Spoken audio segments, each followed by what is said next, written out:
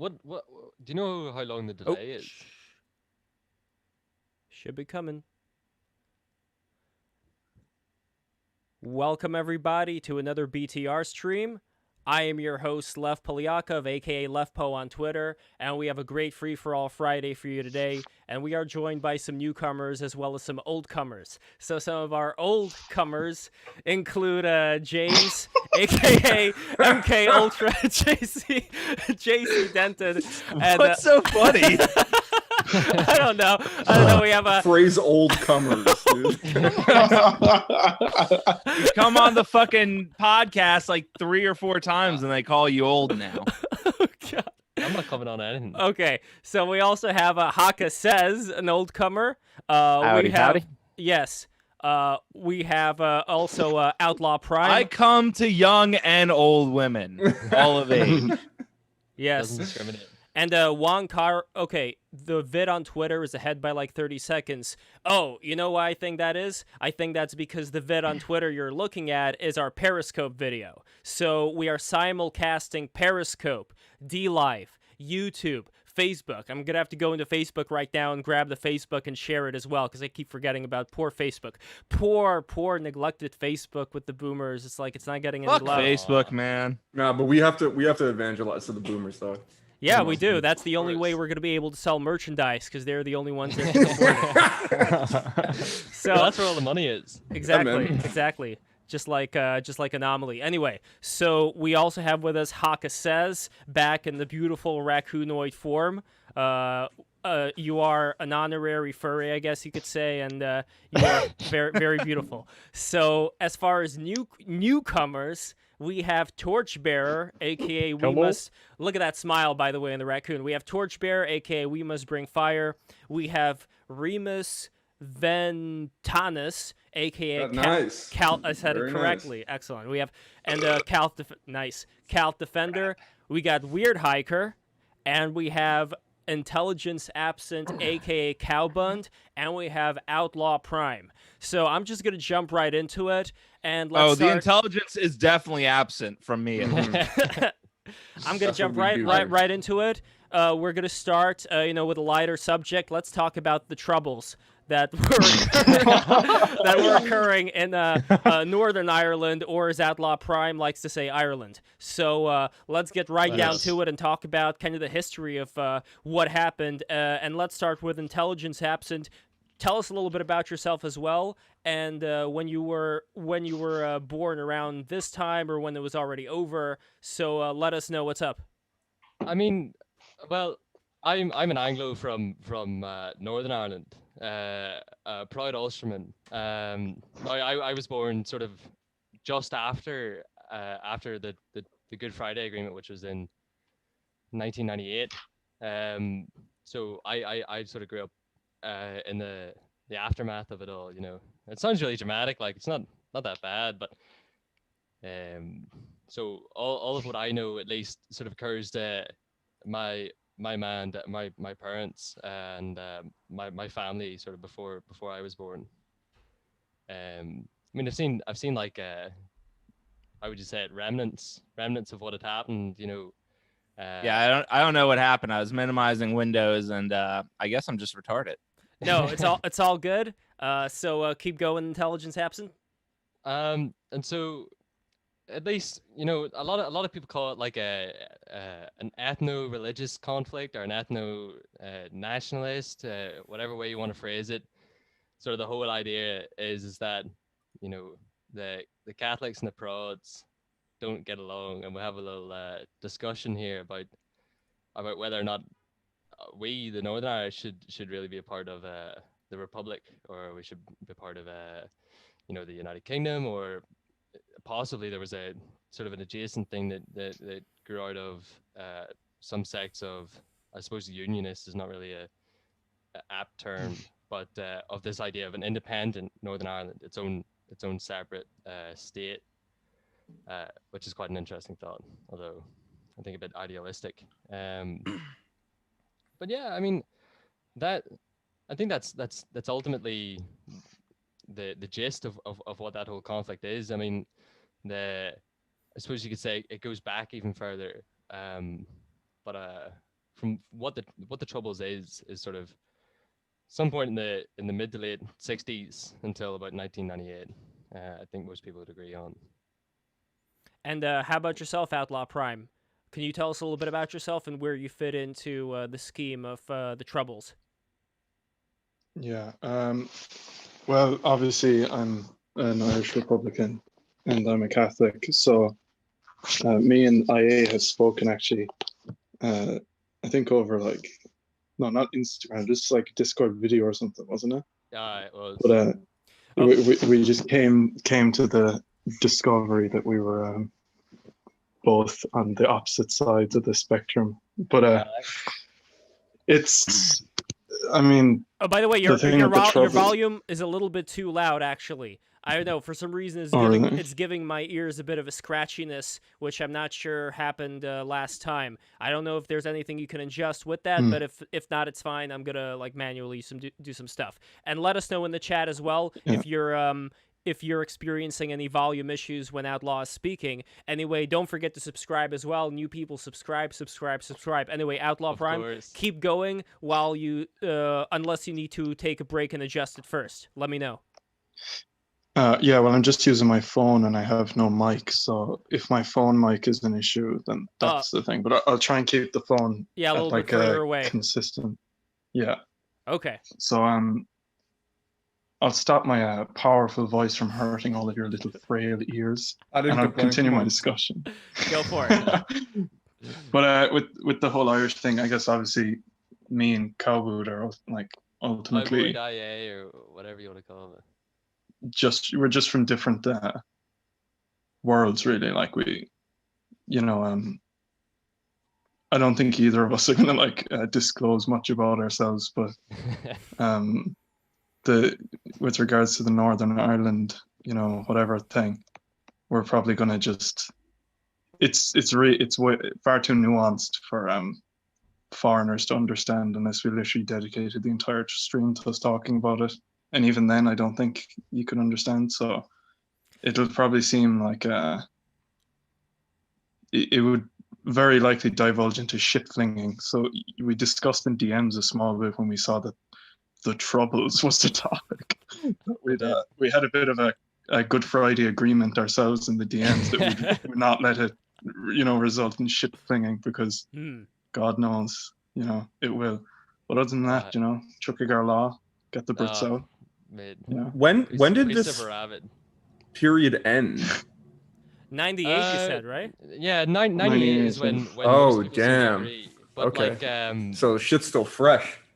Yeah, I mean, you still see bits of it. Like, at least where I'm from is like a real sort of stronghold for the UDA. Which were a paramilitary that were heavily involved in the conflict, and so you still see that like militantism of that, but it's more of just like a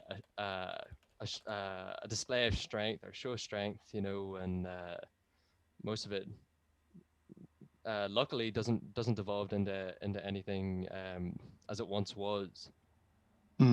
Like the Good Friday Agreement was just like an agreement by the Provisional IRA and the UVF and all the kind of loyalist paramilitaries and most of the Irish Republican paramilitaries came to like a unanimous decision that they'd cease fire because they were basically what are known as tit for tat killings, where it was like one Catholic would get shot dead and then a Protestant would get shot dead and then blah, blah, blah. And of course, that would just mean eventually they'd just be shooting civilians that are just, so it was very brutal. Yeah. Yeah, it was. And, it's very, very fresh in memory, and it's especially more so for IA because he obviously lives in the north. It's very I mean, the murals are still on the wall, the blood are still on the streets, it's, and I mean, if like as of now, the only IRA that's still functioning is called the real IRA, but it's not the IRA. It's just they're mostly just shooting drug dealers and stuff in the north. That's basically their new thing, because there's no war really going on. Yeah. And it's just sort of a weird, but I don't know if IA would agree, but it just feels like it's a, it's just a matter of time before it blows off again. You know, it's going to happen again eventually. It certainly looks like that. Like especially over the border issue that's been happening, obviously because with the Republic, with Ireland still being in the EU and us leaving it, there's sort of a question that's been coming up, which is what's going to happen to the border, because for the last while we've had just essentially an imaginary border. You know, you could just cross it whenever you like, and no papers or anything to do or anything. But now that seems to be looking to change. You know, and I think a lot of that, especially for the border towns around like Londonderry and Tyrone and Fermanagh, I could see sort of stuff maybe kicking off around there. Hopefully, like it doesn't come to it, you know, because. But what is so it? I'm sorry. I just wanted to say I'm somewhat familiar with place names in Ulster, but where's Londonderry? I've never heard of that before. Is that a real place? It's the county where Derry City's in. Oh, Doira, you mean? Oh, Kunte Doira. Oh, yeah. I know what you're talking about. Yeah. In Ulig, yeah.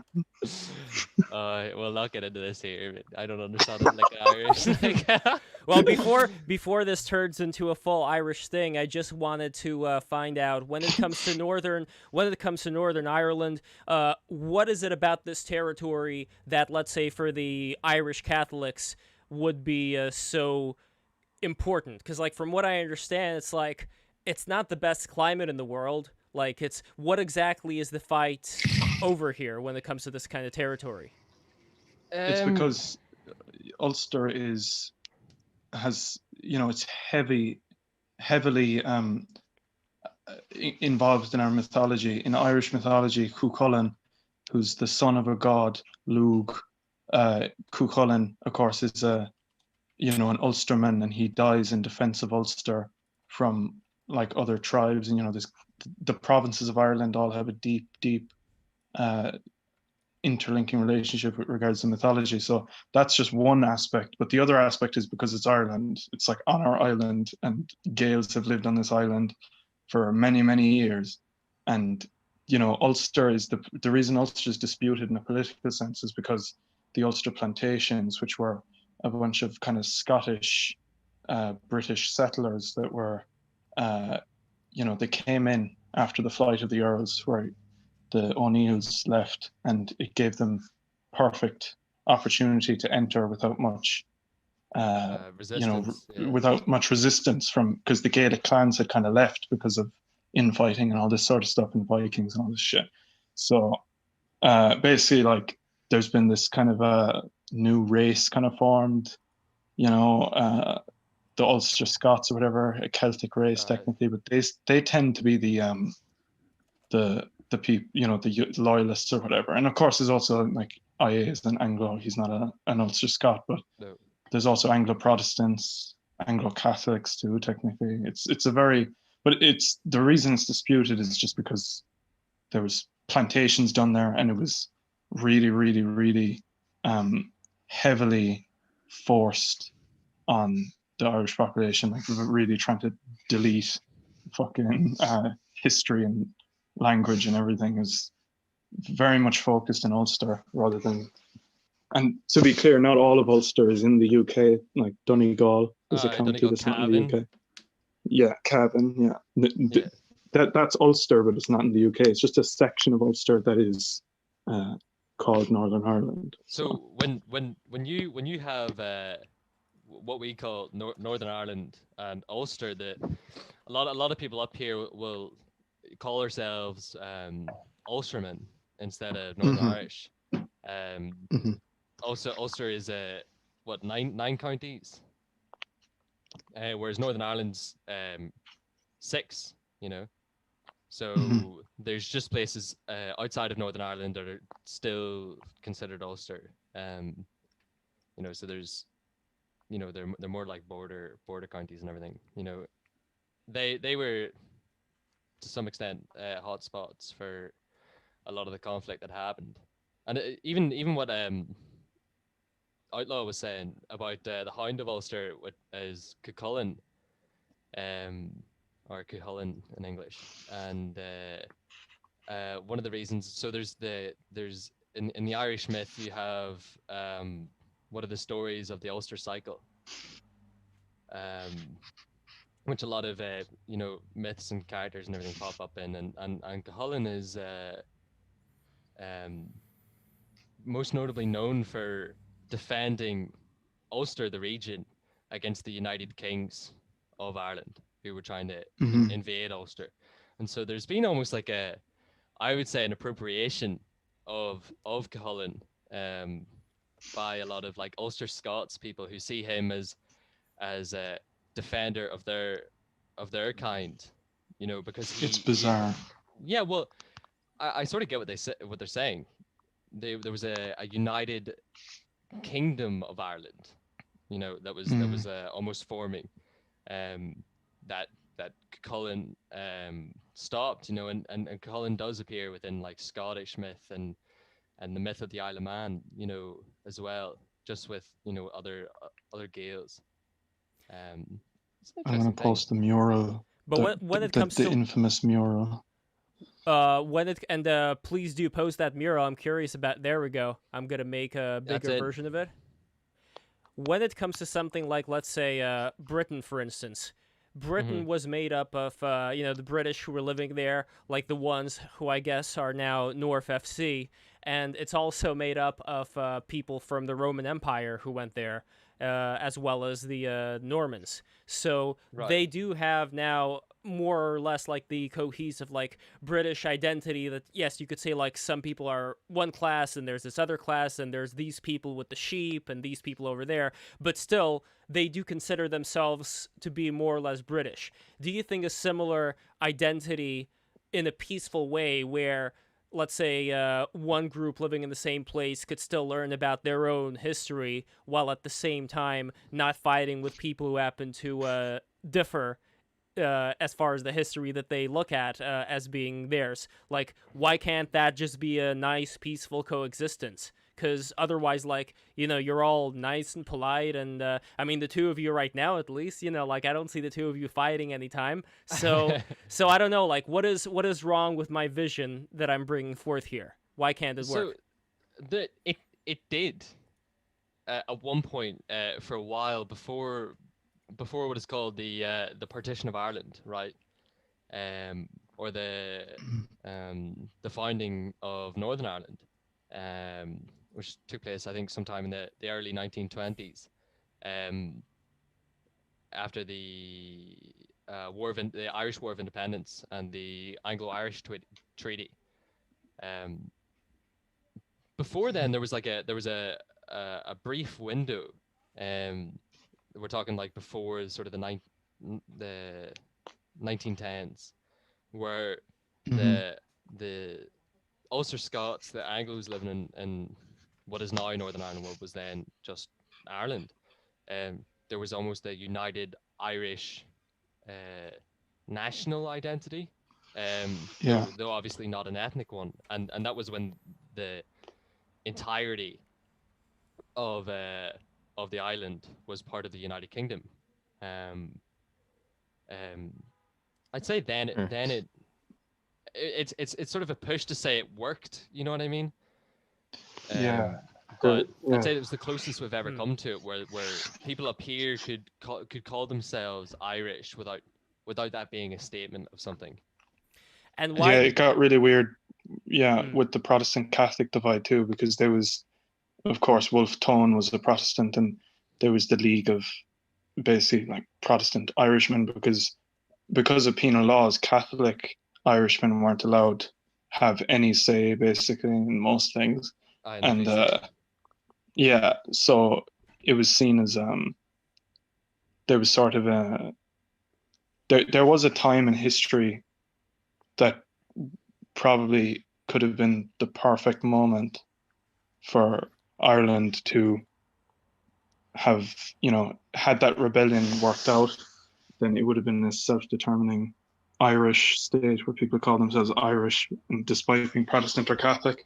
But it all fell apart. Like, the history of Ireland is ultimately just a tragic one, and that's why we kind of tend to be Like, and that's on both sides, you know.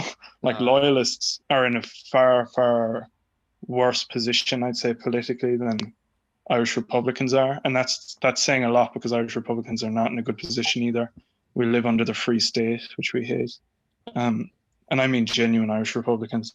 But I mean loyalists are outnumbered. They're being outbred. They're being, you know, the UK just wants to get rid of them because it's such a nuisance, but they can't because they're loyal to a past that have left them behind, really. mm-hmm. And the same can be said about Irish Republicans too, because our heritage and our struggle is not being represented by our supposed government, our supposed Irish government.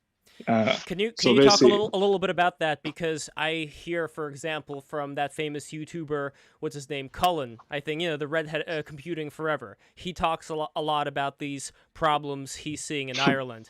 Can you, like, I don't know if you've been, I mean, obviously you're living in Ireland, so you're following it more than any of the rest of us. But can you outline what exactly these problems are?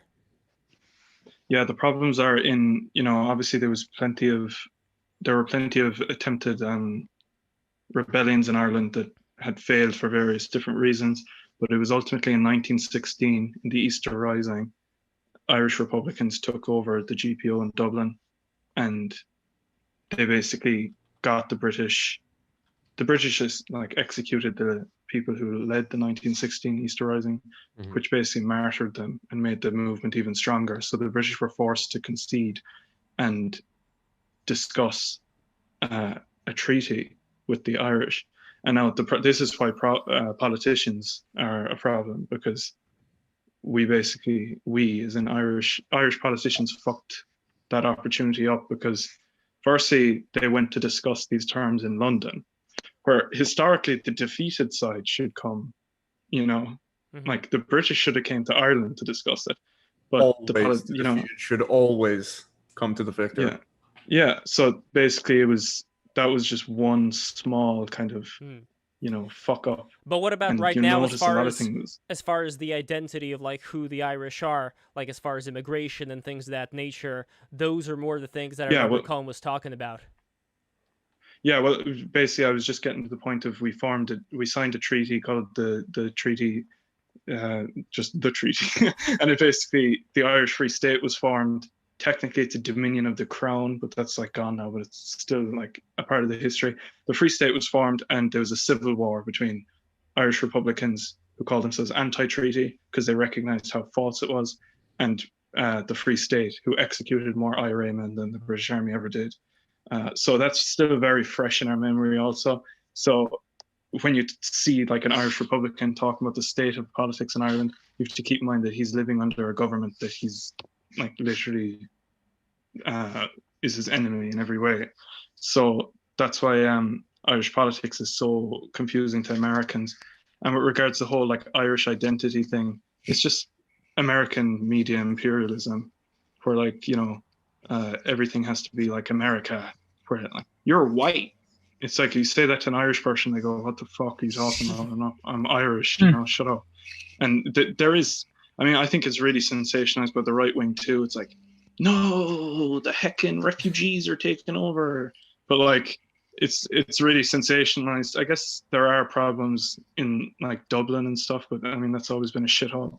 But like if you live in like a rural Irish community, it's mostly Irish people, and it's definitely more homogenous than most European countries. But if you're asking about politics, modern politics in Ireland, it couldn't be more depressing. It's just it is a bit dire. Like even just sitting up here, I mean, our situation's bad. Like, but looking down below, it doesn't look like you guys have got really anything figured out for yourselves. Yeah, it's basically like the Republicans looking up at the Unionists like, damn, I feel bad for you, and the Unionists looking at the Republicans like, damn, I feel bad for you. Yeah, exactly. I guess this is the opposite of the green. The grass is always greener on the other side. All the four-leaf clovers seem to all be just messed up, and regardless of where you turn. Well, I don't think either of us are too envious of each other's situation, like, because after the Good Friday Agreement, which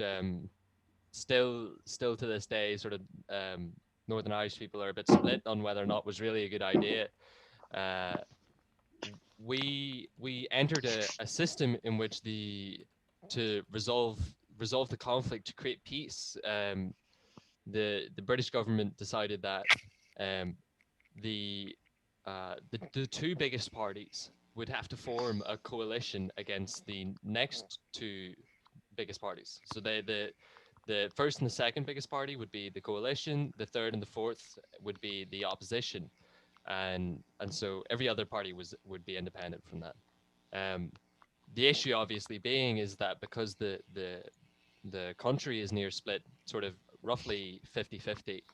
Um, we have the biggest party, which is the DUP, which are a really staunchly loyalist conservative party. And then you have the second biggest party, which is the Irish nationalist Sinn Féin um, party. They have to come to agreements on things if something is to be passed. Otherwise, it doesn't. So imagine if, for instance, with the American election going on, um, even if Trump wins the popular vote, if Biden was the second most voted person, he would become the vice president. Right? Actually, I have a comment on that. Prior to the 14th Amendment, I believe, the original U.S. Constitution, that was the law. So the person who got the most votes would be president, and the person who got the second highest votes would be vice president. Wow. Right. Well, That's that's actually kind kinda of cool. I It like actually it lasted a few times, but basically Jefferson and Adams almost tried to kill each other, so they sort of agreed to change it. Which is Well, why it's good. But that's That's why I interesting. like that it. that actually was how it worked. Yeah, imagine a Right. scenario like that where it's like Trump Biden or Biden Trump. Like Christo. What do you think about that? Would that be an interesting environment to live in? Can you hear us, Christo? There I was think no. he's muted himself. Yeah, there was no response from. Oh, here we go. Yeah, I can hear you now. Thanks for having me on, Lev. This is a fascinating discussion. I'm really intrigued with Irish politics. I mean, I think American politics is complicated and I follow it very closely, but this is really interesting to me. And I'm a student of history too, American history, and he's right about the vice presidency. It used to go to the second highest vote getter, like 200 years ago. But it's an interesting discussion. I had a question about Scottish secession, which I'm aware of. And one of your guests mentioned that Ulster was settled by Scottish settlers.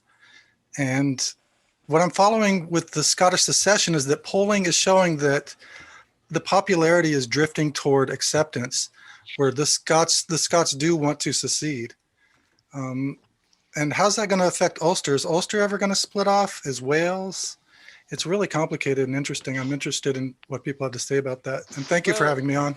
Yeah. Thank you for being here. I'll just see if I can address that one to the best that I can.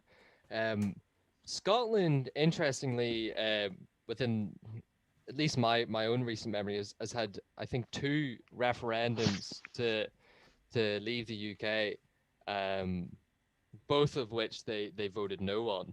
Although yes, it is drifting towards that.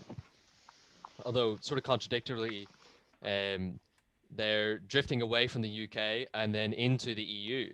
So it's not any idea of Scottish independence. It's just Scottish separation, right? New masters. Yeah, exactly. Right. Now the first time was they. Can you go a little more deeply into that? That is really complicated. I don't really understand what you're saying. Well, I'll go to the best of my knowledge. I'm not Scottish, although my best mate is. So I've just got it off, stories I've heard at least from it. Now the first referendum took place a little while after the Scottish decided that they wanted to make the money from oil reserves that they found up in the north. Luckily, the British basically drained all the oil reserves before they got the chance to have the referendum, and so it was a pretty massive failure. The second time, I think, was a lot more recently, I think, to do with the voting as to whether or not we should the entirety of the UK should leave the EU. mainly it's to do with the popularity of a party within Scotland, called the SNP, the Scottish National Party. But I think beyond that, there's not much I can really tell you. It seems to be drifting towards that, just like you said. I'm not sure how well it's going to work out with Wales. Welsh separatism is very, very small. It was, I think, at its peak with a group called the FWA, which was the Free Wales Army. But that never really got anywhere. So I can't see Wales, especially with the relationship that they've had with England, even though sometimes they wouldn't like to admit it, a very close one. You know, I can't see them sort of succeeding in any way. When it comes to the new master thing that was talked about just now, that's an interesting for me to ask as far as what sovereignty means. Like, why is it that, let's say, a lot of British people, for instance, voted to leave the EU? And what are certain, like, for me personally, I don't see anything wrong with having, like, a unity of nations where it's easy to go from one to the other, you know, if you're a citizen of that. But what would you say are the main problems that people were pointing out in terms of the EU? Fishing. It seems weird. It's the British have like a pride in fishing their own waters. They don't like French and Spanish people fishing in their waters, you know, because they think they mess them up or whatever. I think that was like at least a big talking point when it came to parties like UKIP party, which have sort of fallen off more the like radar. UKIPper party, if we're talking about Right, yeah. The mackerels. Yeah, well, I mean it's true, you know, like I think that seemed to be one of the primary talking points. Another one was probably, obviously, as you can imagine, was to do with immigration and the ability to control our own borders. Because the EU gave every member within it a quota in which they had to fulfill of refugee intake.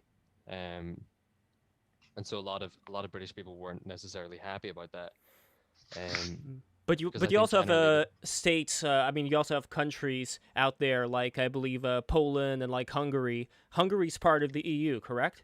Yet they Hungary is part of the EU. Yeah. Yeah. Yet they don't take in the migrants. So it's not like they're following their laws to it. Hungary and Poland are interesting. The thing is that to get kicked out of the EU, you need every member of the EU to agree to it. And Hungary and Poland just sort of like team up together so they don't get kicked out, but don't have to do any of the things the EU ask. It's brilliant. I love the system that they have set up. Like Poland, for instance, one of the main talking points for us leaving the EU is that our net contribution to the EU supposedly was about 16 billion. Poland had a net contribution of minus 16 billion. They had never paid anything. They'd only taken from the EU. Fucking based, dude. Yeah, it's amazing. Extremely based. That's awesome.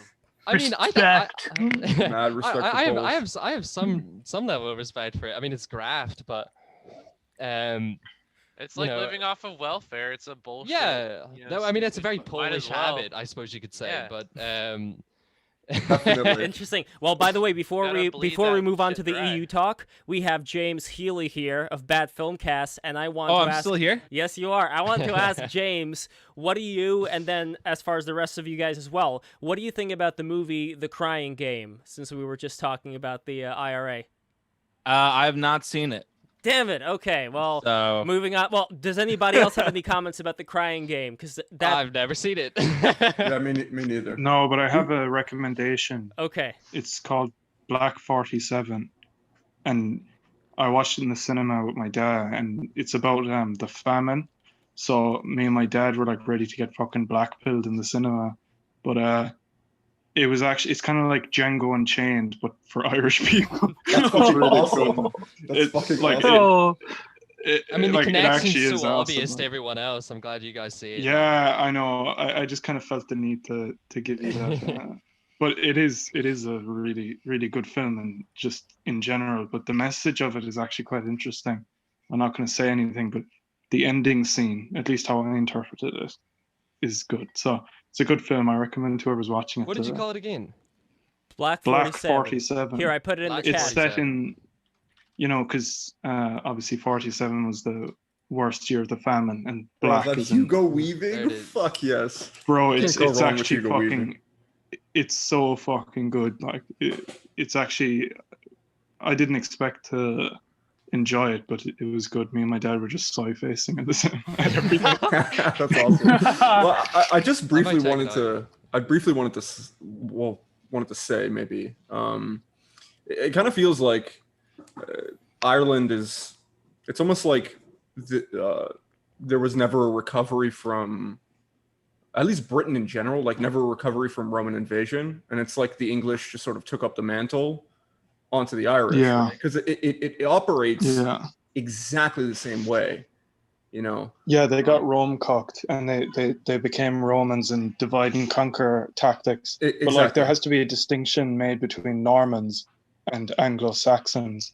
Like, Anglo-Saxons are permitted to exist, but Normans, on the other hand, you know, I'm not saying, you know, I'm not going to Fed post, but it wouldn't be the worst thing if they just, you know, disappeared. You know what I mean? Yeah, they really became. Wait, I mean, they are Roman. Who are the Normans today? So the Normans, they came from Normandy, Danes. France, and They're the Windsors.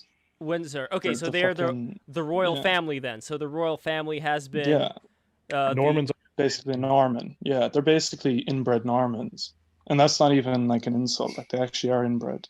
Unironically significantly. inbred. Yeah. And like they're not you even know, British. They're like Germanic, right? They're Germans. Yeah. And the whole- a wee the whole, shout like- out. I'm Anglo-Norman, so I'm loving hearing this. All right. Both on Yeah. both sides. And then yeah, he's heard plenty of lip from me in voice chats and stuff. Like, it's all jokes, but like, it is. You it learn to is- put up with it. Also, you know, the whole like English people have bad teeth thing. That's actually from inbreeding. So Yes. I've wonderful teeth. You remember in the Simpsons? you an must be island. more Anglo than you are Norman then. Maybe. Some of the stuff that happened during the Victorian days were wild. If you read like Richard Burton, he has like these erotic stories about when you mentioned inbreeding. So Oh. yeah, Victorian England. What are you doing reading erotic stories? What's going on there? Well, He's a listen, fucking he patrician, translated that's the what he Kama Sutra, and it may have been bullshit. By the way, the Kama Sutra may have been bullshit. It may have been just Richard Burton's invention, but who knows, right? I love how like the only Roman actual like Italian Roman just immediately starts talking about eroticism out of nowhere. really helping her stereotypes. That was like makes the this thing. one. There was this one documentary about the depiction of Mary in the Renaissance, and I believe it was a Polish critic, Wadelin, and he's like, well, you know, this carving from this German artist when Mary was living in France for 40 years before she died, it's like, you know, she's covered in hair. And they're so fraught about nudity, the Germans. But when Mary got to the Italians, they didn't have that problem, did they? Yeah, not at all. Yeah. No surprises there. But when it comes to the Germans, though, like around the 20s and 30s, there were all these various nudist movements going on, where, you know, they were outside, they were like throwing spears and shit. So Yeah, bro, they're getting a little freaky. yeah. Yeah. Oh yeah. Beautiful. So, I mean, the Nazis, they kind of tried to portray nudity as being this very, you know, only sun-based quality, but at the same time, look, I'm sure some of them may have gotten kind of horny, you know, being out there in nature in the nude, and they probably had sex outdoors. It's not something that you would get from these books, but I assume that's what happened. I don't know. Maybe it's just my own bias. Who's Come on. If you go Why did you outside with no realize clothes on, it's confirmed you get very horny. It happened to me this past week. Yeah. Oh. Yeah, I did it yesterday. I was just standing in the Supposedly there sun. was a pretty strong homoerotic quality to the Mannerbund. I read about about a year ago, which seems to sort of confirm at least what you guys are saying about how maybe it's not just to do with the sun. You know. No, it's It depends though. Like there's a lot of modern scholars who like to like have this projection upon like Volkish ideas that it was homosexuality, and you can never trust like that narrative. It's just the standard modern bullshit. Reinterpreting every things time from they different see male lenses. friendships, they Everything is assume it's gay. gay. Yeah, Everything's everything is gay. gay. Men can't be friends. Everything is gay. That's what that Like that talks woman about. who wrote about Achilles and the Patroclus? boyfriend or whatever. Yeah. They're not actually gay. They're just really cool. Castor and Pollux were gay. They were bumming each other. It's like Also, it's like I don't know. it's like, hey, I can love you without wanting to have sex with you. But I think even the at Greeks some had a very level- different conception of Exactly. Right. Yeah. Greek. But I think there, you can. If your homie puts his thighs together and you penetrate his thighs, that's literally not gay. No. That's not gay. Exactly. I mean, it's I'm not. looking at him, bro. And it's like not, not, bro. but like that's like, but it's like sort of ironic, but it's sort of not. I don't know. Like it's after the hard- gym, like You gotta Uh-huh. share some protein with your Unless- boys. Yeah, you give each other They protein. had a different conception of like sexuality. Like they would, I don't know, they had a Yeah, space it's to not do like this, like, homoerotic yeah. acts, but it They were wasn't. based. And Yeah, it was also- in a very basic way. Yeah, literally. they're based. I think there's room for homoeroticism without developing into sodomy. Hey, shut up! You're the boy 100%. love reader. I don't want to. Well, maybe you know, I have a- maybe I have a I'm bit of probably a bias genetically into this, Greek but- because in southern Italy, the parts that my, grandparents come from Are are you saying very you've two Greekoid. granddads? But at the same Yeah. time, like they're and this is I think this is something that people just so don't like take for granted, especially women, They Oh, do not understand what it's like to have somebody who is your best friend and you also regularly almost die together. Yeah, like, just the depth of male friendship. It's I don't know. It doesn't. like, I haven't it's seen any infinite. parallels. It has no bottom. Yeah. The bro It code. doesn't. There is No, no but- bottom Right. nor top in that relationship. It's infinite. Yeah, It's truly it's unrequited. It's a fucking Truly. Ouroboros of love, of It pure is. love. It I is. feel like this is a Come Town episode now. I I don't know if that's It a good or needed to bad be, thing. dude. I was too bummed out listening to all the. It sounds you were like over in bummed out, Ireland, you guys really have a shit. You got the shit end of the stick. Complicated. Well, I got a man. question about Ireland. if you Everything don't is thing mind. is, we have a like everything's humor. fucked Oh, in wait, wait. America, Humor, but it bro. feels great. Yeah, we I don't enter know. in Wait, and it's Gio, like, Gio, you got a question about Ireland? Oh no, I'll ask it later. I interrupted somebody here, so it's all right. yeah, let's get back to no- the boy hole, please. No, I just Yeah, wanted to that's ask a about better about topic. modern Ireland, like why, like it seems that Ireland they're so enthusiastic to be like a part of like, EU shit livery. Like they have to catch up because of the. It seems they've like totally abandoned their Catholicism from my perspective. I don't know if that's like if it's just like the young people that you see like protesting in the streets and like crying when they like legalized abortion, or I don't know what is it like there in Ireland. I mean, all those people crying because they legalized abortion were like that was taken in Dublin, and like Dublin is. Okay. I mean, Dublin literally never was Irish, really. Like, I mean, it's been a Viking settlement for so long, so we just disregard it. But I mean, like, it is true, obviously, that a lot of young Irish people are kind of, like they were baptized, had their communion and all that, but they're just kind of like agnostic or whatever the fuck. But like, I have the pleasure of growing up in like a real homogenous Irish community and a Catholic community, and it really just shines a light on how the media doesn't represent what's going on at all. Like you can, we're not all like, of course, what you're going to see in the media is people In the being- BBC.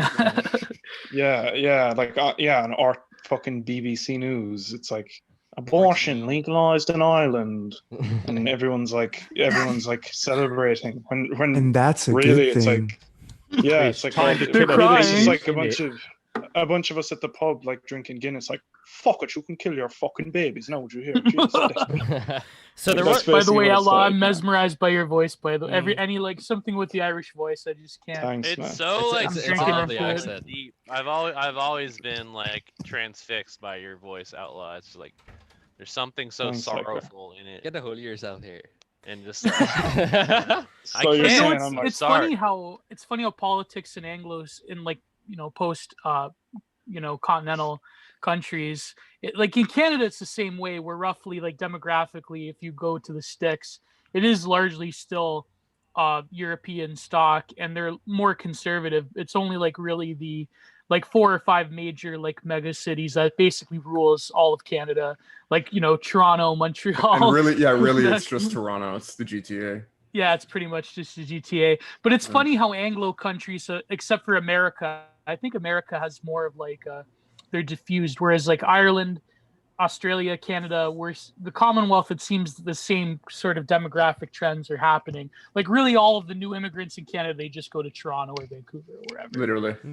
Oh, by the way, I also wanted to mention that there were these German criminal gangs called the Wild Boys, and I remember reading about this a long time ago. So this would not be like a nudist, solar-oriented group. This would be more of just like youthful criminal gangs.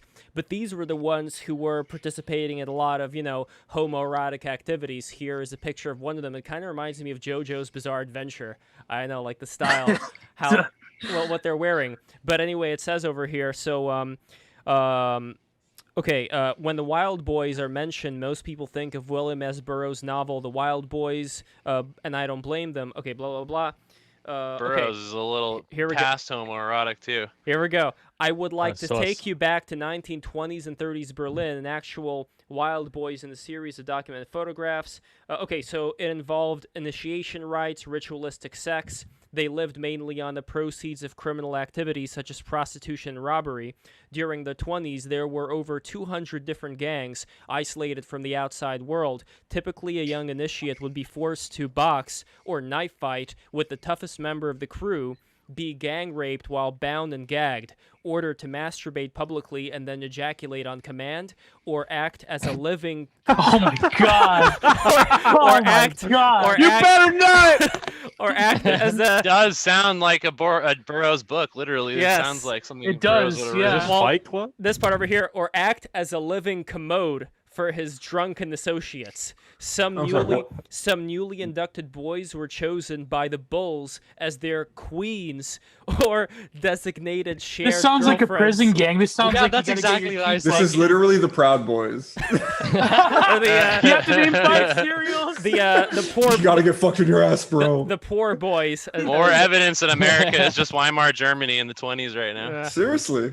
Okay. No, I think that actually comes from. So mom don't issues. you're the mafia, Tony? You go to prison. Oh, you get a pass for that. Don't worry about it. You get a pass for that. So it goes on to say, most Wild Boys sported pirate-style earrings and garish tattoos. See, just like JoJo. While the majority flaunted their ragtag hobo garb, others paraded around in distinctive group costumes like top hats and shabby tuxedos, American trapper outfits, college graduates in mortarboards or paper buffalo hats. The gang names alone testify to the influence of Karl May's North American frontier novels and other staples of German pulp fiction. Fear No Death, Indian Blood, The Forest Pirates, The Dirty Boys, Red Apaches. The poor boys. The poor boys. Yes, there we go. So there was another Twitter post I remember reading about this very gang where it talked about how a lot of them, once the Nazis started like taking power like with the brown shirts, a lot of these gang members ended up becoming the brown shirts. So it's they were in a lot of criminals were in like Strop battalions and the Derwinger group, and they did some pretty horrendous fucking shit throughout Eastern Europe. It kind of reminds me of unscrupulous people. Well, it kind of reminds me of Clockwork Orange, where you had that's what I allies was going to groups, say. and then they became what I was purchase. thinking. It sounds like a combination of a Clockwork Orange and another very homoerotic, almost Nazi gang film called Scorpio Rising, which was directed by Kenneth Anger. In I don't know, I think the early 60s, which is actually what my profile picture is from. Really fantastic film, which everybody should go see if they have the time. There is like this half an hour long. There is like this. I mean, I know it's a controversial take. Like if you like watch films like Salo, it's like there is this ever-present like homo-fash thing going on where the act of domination is like, and I guess Desaad talked about this as well, like the act of, Fetishized. yeah, it's fetishized because it's pure power. Like there's a difference between, and this is what Horkheimer and Adorno talked about with in their chapter on 120 Days of Sodomy, where they talk about how it's not about like what these modern like BDSM LARPers nowadays. They're like, oh, it's a limited experience where we're connecting with each other. It's like it's more about like the body becomes almost like the body in capitalism. It's like a series of holes that you manipulate and you like do your will with, and it's more of like a domination over subjectivity itself. It's not like what the dogs do. Yeah, exactly. It's like this exactly what the dogs do. It's exactly what the dogs do. Wasn't there like a thing? I was told this by Third Eye News from Twitter, a really good account. You should follow him. But he told me about Hitler. He said like Hitler kind of played around with this idea about being like married to the state or whatever. And it sounds so weird to say, but like he was kind of like a sex icon in Germany for a while. Yeah, there's some occult power. There's some kind of real going on. Like Kenneth Anger, he was another filmmaker that was really had like a lot of really like fucked up things going on. Like film, I don't know. There's a whole connection with Hollywood and Laurel Mountain and a lot of these sex pests and. Well, I mean, this is pretty much worn out territory. This is like some Jay Dyer stuff, but it's true. It's got some kind of weird connection going on there. Well, James, since you are big into movies, have you also noticed what Gio's talking about? About what? About these sex connections. Like, how would you describe them, Gio, for the people who don't know? Well, like I know Kenneth Anger, he was a Thelemite. He was a Thelema practitioner, and he would like there's a lot of hidden subtext, and especially of that era in the 60s and 70s. Like a lot of classic Hollywood films are imbued with like a lot of hidden occult meaning that usually has to do with some form of deviant sexuality and some form of domination. Yeah, I think that's just pretty much an all mainstream art that studios, whether it be film or music, all put out. Under the Silver Lake was pretty much saying. Yeah, that's a good example. Yeah. I think an interesting thing about, especially since you brought out the Thelemites, that was Aleister Crowley, obviously. I think the reason why there's such a, how would you say it, like such a sexual nature of that sort of things, especially the people who were influenced either because they were Thelemites or influenced by Thelemites, and its prevalence in Hollywood mainly comes from a story. Well, this is my sort of theory on it. A story I heard about how Aleister Crowley attempted to become initiated within this cult, and he was sodomized. He was anally raped, and they just abused him, and that's what he thought the nature of the cult was. He never advanced beyond any rank other than just to be essentially like a door boy, just to be sexual. A rent boy. Yeah, exactly. Now we're getting into the real fucking interesting stuff. Reverse Kundalini. Right, exactly. Crowley was a super coomer. Yeah, well, he was a super coomer because he was raped by this cult, and so when you look at the Thelemites, because he had his root chakra breach, because especially what Gio said, the reverse Kundalini, that I surely that plays on your mind, Yeah, it's that's really interesting actually that you mentioned that. I think a lot of the time sex and violence have a lot of parallels, and I think you guys don't know this. I'm rather new here, but violence is probably the most interesting thing in the world to me. It's so, even though it can be seen so banal. It's so like man hits man. There's so much at play. There's so much going on. There's so much to violent acts in the same way that there's so much to sexual acts. I think, but just to keep it simple, I think that's a little bit of a manifestation of almost like the, what we call like the manlit rage, right? It's like this idea that you have been either like a lot of people, professional fighters, but just people in general, when they get beat and they get beat bad, right? Somebody, is basically just controlling you and destroying you. The chip on your shoulder that creates is pretty large. And some guys, the chip overtakes, they never go anywhere, and they just fail. But other people, they take that chip and they use it as fuel to just become fucking destroyers. Crowley, to me, is the nerd magic, version of this. This is a guy who was I can't imagine what it feels like to have somebody anally raping you, right? Probably similar to somebody beating the shit out of you not in terms of pain, but the psychological trauma that you're experiencing. Well, it's taking away your power as exactly. It's taking away your power and doing it in a way like I don't know if any of you guys boxed or kickboxed or anything like that, but an incredibly enjoyable thing to do to another person is to utterly stop them from doing anything that they want. Like, oh, you're trying to circle out, it's not going to happen. You're trying to throw that jab, not going to happen. Like you just take away their tools, and you watch somebody just slowly break. That can be done.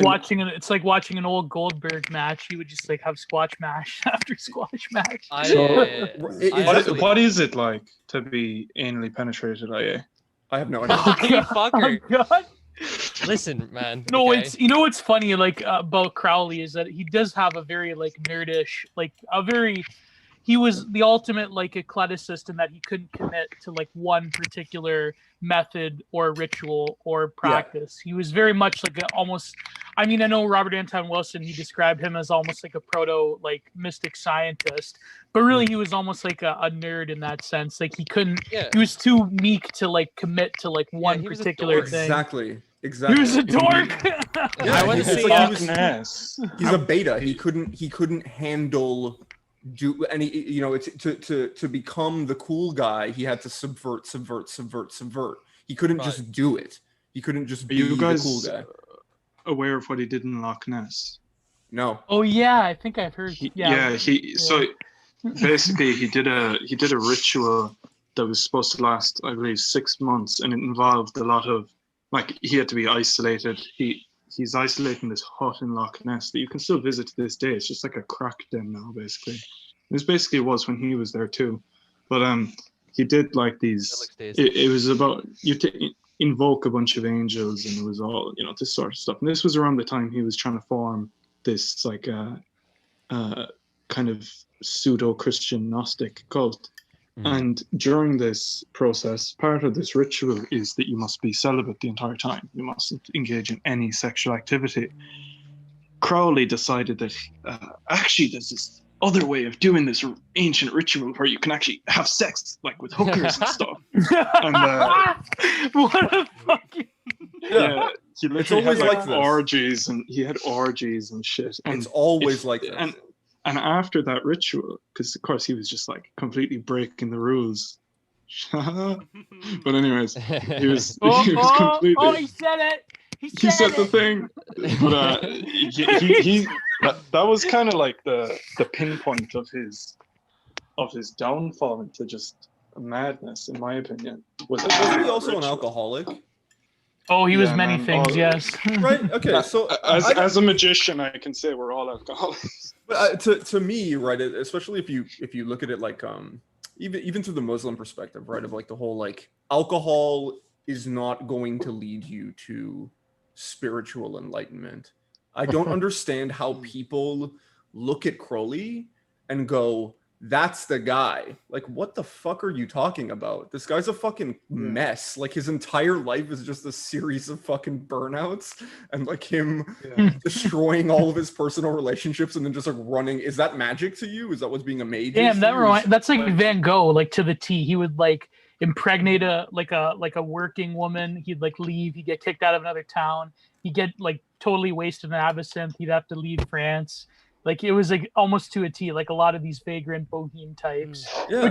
Some people are aren't good at practicing their own preachings. But what's Yeah, but like that's his whole brand. Like his entire. Yeah, that was his whole thing. Well, Crowley was really the ultimate mark for himself. Let's face it. Yeah. But what's interesting is that he had people around him, though, who were very high in their status. For example, he had Jack Parsons. Jack Parsons was a disciple of Crowley's, and he was responsible for one of the greatest achievements in the history of rocketry. And you also had, other and also people. the Babylon working and like getting cucked by L. Ron Hubbard and like That's a bunch another of funny other thing things. that people don't know about, like the connection between NASA, Scientology, and Aleister Elron. Crowley. Dude, when I found out, I was like, I cannot. This is the funniest story ever. While I'm eating someone want to go over it? Yes, while I'm eating this delicious sweet potato. This is the last sweet potato I have left. This is absolutely delicious. So I'm gonna eat Shout this. out to Win Broadcast. What? The thread on This is a mukbang show now. It is a mukbang show. That's right. But I make We need to get Niccolo Avocado here, and he'll flip out and do a little bit. Okay, so Remus, do you wanna say the story about the connection between these three groups? Oh yeah, definitely. Okay, and I'm gonna keep it simple because I don't want to be autistic about it. But wait. Before you begin, real quick, is Lev here? Yes, he's. I think he just left. No, I'm right here. I'm just getting some butter for my. I'm getting some butter from my. That's a very healthy amount of butter. Don't worry, I'll fill in, boys. Just disappears and butter appears. Me and Hiker have to go in a little bit, so like if we could just have in a little bit have our thing. Absolutely. If you want to talk about backpacking stuff. Yes. So 100%. Yeah, I will very briefly say this. Yes. Yeah. You're totally good. Do your thing. Just giving you a heads up. Excellent. Yeah. Okay. So Parsons and Crowley. I think Parsons was Crowley's like underling, but he's like he's like, you're my greatest pupil of all my pupils. Very smart man, obviously. I don't remember exactly how L. Ron Hubbard came into the picture, but he was apparently just a very gifted manipulator, and he kind of pulled. I can't remember the name of the two. What's her name? Queen Elizabeth's court magician. What's his name? John D. John D. Yeah, you know how John D. had the partner who was like fucking his wife and shit. Don't recall. Okay, so the whole John D thing, right? The angels, they summon the angels, the whole thing, and then the guy who's translating for the angels is like, "Yo, the angels really are like insisting that I have sex with your wife, and that you have sex with my wife." And John D was like, "I really want to do this, but okay, I guess." And then they did it, right? So Elron basically did that to Jack Parsons. He stole a shitload of money from him. They were also doing a fuckload of drugs, like crazy amounts of cocaine and shit. So no one was really thinking very clearly. But I think Elron took his girlfriend and a bunch of his money and then just like bounced. And then Scientology happened not too long later. You know what I mean? Yeah. Oh my goodness. That's amazing. See, this is the stuff that I wished was taught in school. Instead, Brooke history is better at that. Yeah. It's so interesting. It's such a cool, like, knowing that, it's like, oh, Scientology makes a lot more sense now if you understand that he's an occultist. Yeah. You know what I mean? You're like, so many. Even if he didn't believe it, So many elements of our institutions, and I want to get into this a little bit later, but so many elements of our institutions, whether it exists or not, that's I'm not going to get into it that much right now, but they are at the deeper levels very much into a lot of this occult stuff. But I want to get into so the backpacking and the adventuring. I would love for you guys to touch on that right now. So we got Torchbearer and we got Weird Hiker. I would love to combine these two images, by the way, and have a man just sit on the giant sloth with the fire. Yes, that would be exactly beautiful. That's more likely than you think, man. More likely than you think. That's we'll actually get to that in a little bit. Yeah. But anyways, I appreciate you having us on, Lev. I've been fasting, no FAP, also, for about 5 days. I've only been consuming Joe Rogan Alpha Brain and Trilobite urine. I busted a nut earlier. Oh wait, by the way, room check. By the way, I just got my Orgonite. I got some new Orgonite. It just came in. Oh yes, I'm gonna open it. Let's fucking go, Orgonite. I'm gonna open it on the stream. I'm gonna open it on the stream. Although you guys may be gone, but after you say what you're gonna say, maybe I'm gonna quickly go and grab the Orgonite and show it off to everybody, and then you guys can go. So anyway, go for it. I've been edging inside of. Oh yeah. Shout out Nikola Tesla. Esoteric joking right now. I've been actually edging inside of an Orgonite cage. Concentrating my real energy. But anyway, so I believe in a kind of hiking vitalism. I think that there's really no way to really know that you exist unless you hike alone for long distances. I'm not a very intelligent person. I'm going to admit this. I took a philosophy class and they basically convinced me that nothing existed. So I went off into the woods until I figured out that I exist. And I will not elaborate on that because I am not capable of doing so. But I realized that everybody needs to go hiking. I hike often. I love hiking. Awesome. Honestly, very good for you. My favorite thing in the world. I actually used to be a rock climbing instructor. That was my job, and so. Oh, that's extremely base. I love the mountains. You know. So have you read by any chance the essays on mountain climbing by Evola? Yeah, that was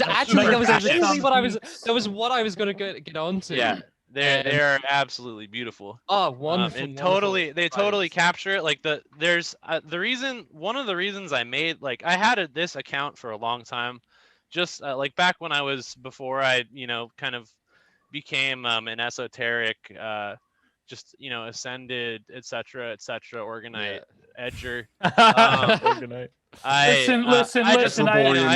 PSA for any woman watching the stream, I think you have to turn the stream off because this man, his Orgonite energy is so powerful it may impregnate you. So please, that's actually good. A really good warning, Gio. Thank you very much for that, Gio.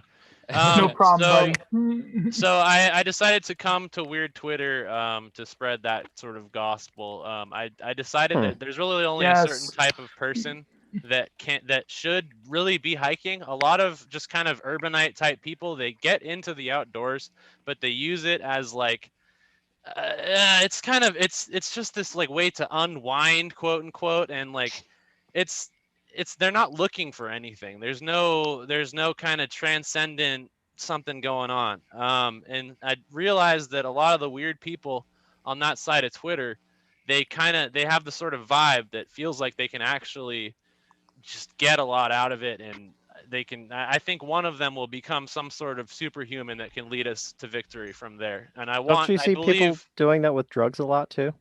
Using drugs for entertainment or recreation rather than, we'll say, spiritual enlightenment? Yeah, same thing. Same argument. Absolutely. I don't think any let's just drop some acid, bro. How about yourself, Christo? We haven't heard that much from Christo yet, so I just want Christo, if you can comment, both on the drugs and the hiking, as far as there being certain things that one can do to ascend to a higher plane of consciousness. Yeah, definitely. Thanks for asking, Lev. And I totally agree with that philosophy. I used to do a lot of hiking. Great to have the reminder. I live in an area that has really great hiking trails in Santa Cruz, California. All the mountains around here. Oh, and yeah. I do a lot of mountain biking, or used to, and I really appreciate the reminder for how spiritual and just fulfilling it can be. Used to do a lot of long mileage hiking, but haven't really done it lately. Got a little out of it during the pandemic. Yes, I hope you get back to that. Torch over here, he's been one of my really good friends on Twitter for quite a few years now, and he just did his first solo trip where he did about 60 miles, I think. 70 miles, I counted it out. 70, yeah. Mostly on than you can give more details, but I wanted to hear. I haven't really heard a whole lot about it from him yet, and I have a feeling he had a lot of really beautiful experiences. So I guess you can give some details. Yeah, I haven't really put it together in a coherent format yet because I've been kind of playing around with it in my head. But it was a wonderful experience. And it's really funny. I hurt myself pretty badly on this trip. Like I'm having trouble walking right now, and my right knee is all kinds of fucked. And for the last 3 days, it was a very painful trip for about the last half. And in a retrospect, like these 3 days of just this most grueling pain that I've ever been in have been like the things I remember fondest. It's extremely bizarre. Oh man. But if you guys want, I can give you a little itinerary of this adventure. And it was very providential. There was far too many kind of syncretic things going on that to just be a trip. It wasn't like an aesthetic experience. It wasn't I'm there to look at pretty sights. It was almost like a battle with myself, and the mountains were just a mode to do that. You descended into the underworld. It was. I came back and I texted my other friend, Daedalus, on Twitter, and Logo Daedalus or another Daedalus? Different Daedalus. Okay. Different, he's a smaller account. Daedalus. No. lugubrious. Less Daedal. Very lugubrious. Lugubrious. But I texted him, and I was the night of high pain is what I called it. And he posted that exact, hero's formula with a little arrow in the death part. And he said, "You're here right now." And that really helped. So I guess with the first night, we drove there and we got there 4 hours late. And we can't find the trailhead. It's me and one other guy, but he bitched out. And it's funny because this one guy, I've known him for a long time, but I've kind of played maybe a second fiddle to him for a long time. He's always been the head of the group, you could say. And we went in this trail, and the map says it's about 4.8 miles, and we've got a little app tracking it. And it's pitch black. We're going uphill. We're carrying these very heavy packs and totally out of shape. And this first night was the biggest opportunity to quit. We could have turned around. And we decided to keep going, but we had kind of sussed out that we'd been on the trail for far longer than 4.8 miles. And by the time we eventually arrived at the campsite, a bunch of uphills, we had gone 9.4 miles. The map was entirely wrong. And it was a very strange battle sitting out there. Both of us kind of pressed up on a ridge, staring out, and every tree looks like some sort of Wendigo or witch out there, and you're kind of not really sure what you're doing. But it was a cool night because I laid down in my bivy sack, which kind of symbolically looks like a coffin, and I just passed out. It was wonderful. That first night was tough, but a kind of saying came to me in the middle of it, which I've been repeating a lot, which was the uphills only suck when you're on them. And it's true. Like once you're done with them, when you're done with them, it was funny because we got our first uphill, I'd say or downhill about 5 miles in, and I felt so good from coming off the uphill that I missed the uphills. It was totally bizarre. It was I just longed to go back on the uphill. Once I got to camp, all I wanted to do was sleep. I didn't want to do any more uphills, but it was a very odd feeling. The next day was a little easier. It was a big downhill. But the biggest message from this one was I had to make my own path on this. So my friend wakes up a little earlier than me, and we get our stuff ready. And he's a little annoyed because I woke up kind of later than him, and he is like kind of urging me on to set out, and no big deal, eat my breakfast and go. But we're going down hills mainly. We're descending into this valley. It's very rocky, and he is just plowing on ahead. And there's something kind of, there's this urge the whole time that's just pissing me off being behind him. It's just like this perennial urge to want to at least keep up with him. if not overtake him, which I mean was not possible. And I fucking hurt the hell out of my ankle. I was going down because I'm trying to, match his feet steps and not paying attention to where I'm going. And by the time my ankle had kind of swelled up halfway through, and it was very frustrating because it almost seems like I'm giving it, what I got. I'm going at your pace. I'm not going at my own. It felt like I was being dragged along for the trip. It wasn't like my battle. I was a surf boy, I was a servant. And it hurt going down that mountain spiritually. It didn't hurt physically. It was relaxing physically, but it genuinely hurt my spirit to do it. And I don't know why.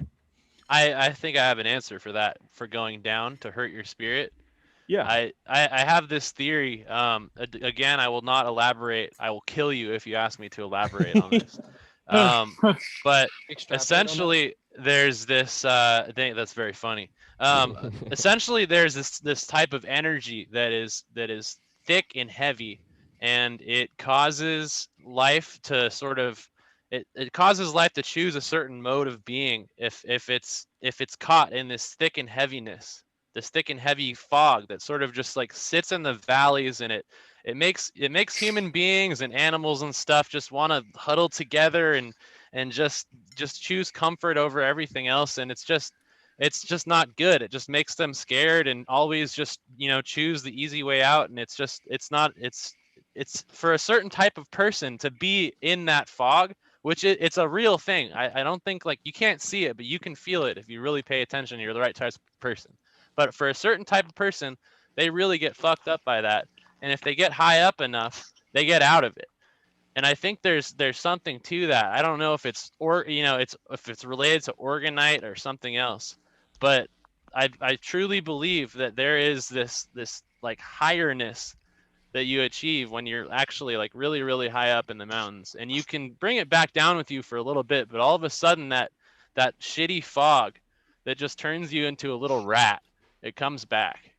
Well, it's funny you should say rat, because rat, it's like beyond survival. The pleasure principle. Well, pleasure principle is beyond the rat principle, which would be more of a survival principle, like the first chakra, as it were. So, in a way, I also see this ascendance beyond material needs and even beyond the needs to have sexual gratification, going to somewhere higher.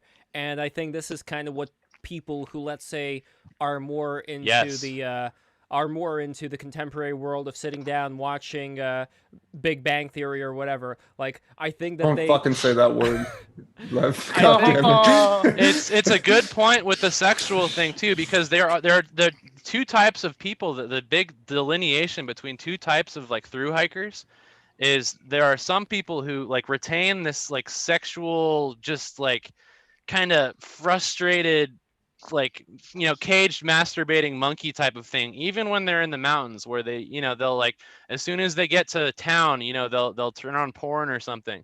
And there are other people who, they might struggle with that when they're in the fog of the lowlands, but once they're above that, it just never ever comes to thought, for days and days. They'll accumulate, this no fat power. And I think that there's a big, and I'm not a big believer in no fat, by the way. I think that you should masturbate, but when you do masturbate, you should think about like military dictatorship, like, you should think about like grandiose. You should think about Michael Jackson, but like ripped with like 60-inch biceps, and Michael Jackson is in a like this garish, outlandish alien attire. And he's commanding ranks of legions. You just have to picture any panel from Grapple Baki, basically. Yeah. So that's true. Yeah. Anyways, I lost my train of thought. You have to like masturbate to an Arno Brecker statue. That's probably acceptable. By the way, that's. While you guys are talking, I'm going to quickly grab the orgonite. I will be right back, but please carry on. Oh, excellent. By the way, that's crazy though. Like about hiking, like to do anything when you're in pain as well. Like fighting or hiking or something physical. Like me having like struggled with sciatica for a long period of my life. It's very difficult to like actually do some, even just like minor things Like it's, you know what I mean? Like to fight through that pain is another. My wife has, and this is one that nobody ever talks about, but I find interesting. It's called endometriosis. It's like imagine you know on the inside of the uterus, endometrial tissue is like the layer between what would essentially be the like where the baby is sitting the and placenta? the actual tissue. Right, but it's not the placenta because it's not endometrial tissue isn't necessarily used during pregnancy in the same way. It's essentially the layer that is shed during menstruation. So endometriosis is that growing outside of the uterus, right? And many women, like millions of women, have this. And basically all of them, the way it works is their menstrual cycle is like immensely painful, like way worse than normal, way worse than normal. Now it gets the lowest end is some women with endometriosis, their period is just like a little worse. But on the far end, it's like excruciating. Never mind, it's beyond pregnancy. It's beyond labor. It's beyond just completely debilitating. It's basically considered one of the worst pains that human beings can experience. And my wife, right? So I deal with her every single day. I'm seeing her every single day. I'm watching her every single day, and she has endometriosis, and it's quite severe. Like she's in shitloads of pain all the time. The fact that she can even like function at all is such a Herculean task. Like pain is so debilitating. Pain controls everything. It takes over. Like it just sits in the front of your face, right? It's like a fucking face. You're thinking up after a while. Your thought process. Exactly. Everything gets it takes a toll in basically every way. And the people, like there was some conversation on Twitter about chronic pain earlier today, but the people who can manage to keep going, you know what I mean, throughout this type of situation, like the hike is a like that literally happened to you, but it's almost symbolic because it finishes, right? There's an end. People who are dealing with that every single day, right, which is something that it's on my mind because I always see it. It takes such a. Most people they just fucking kill themselves. Like they just give up. They can't. They literally can't handle it.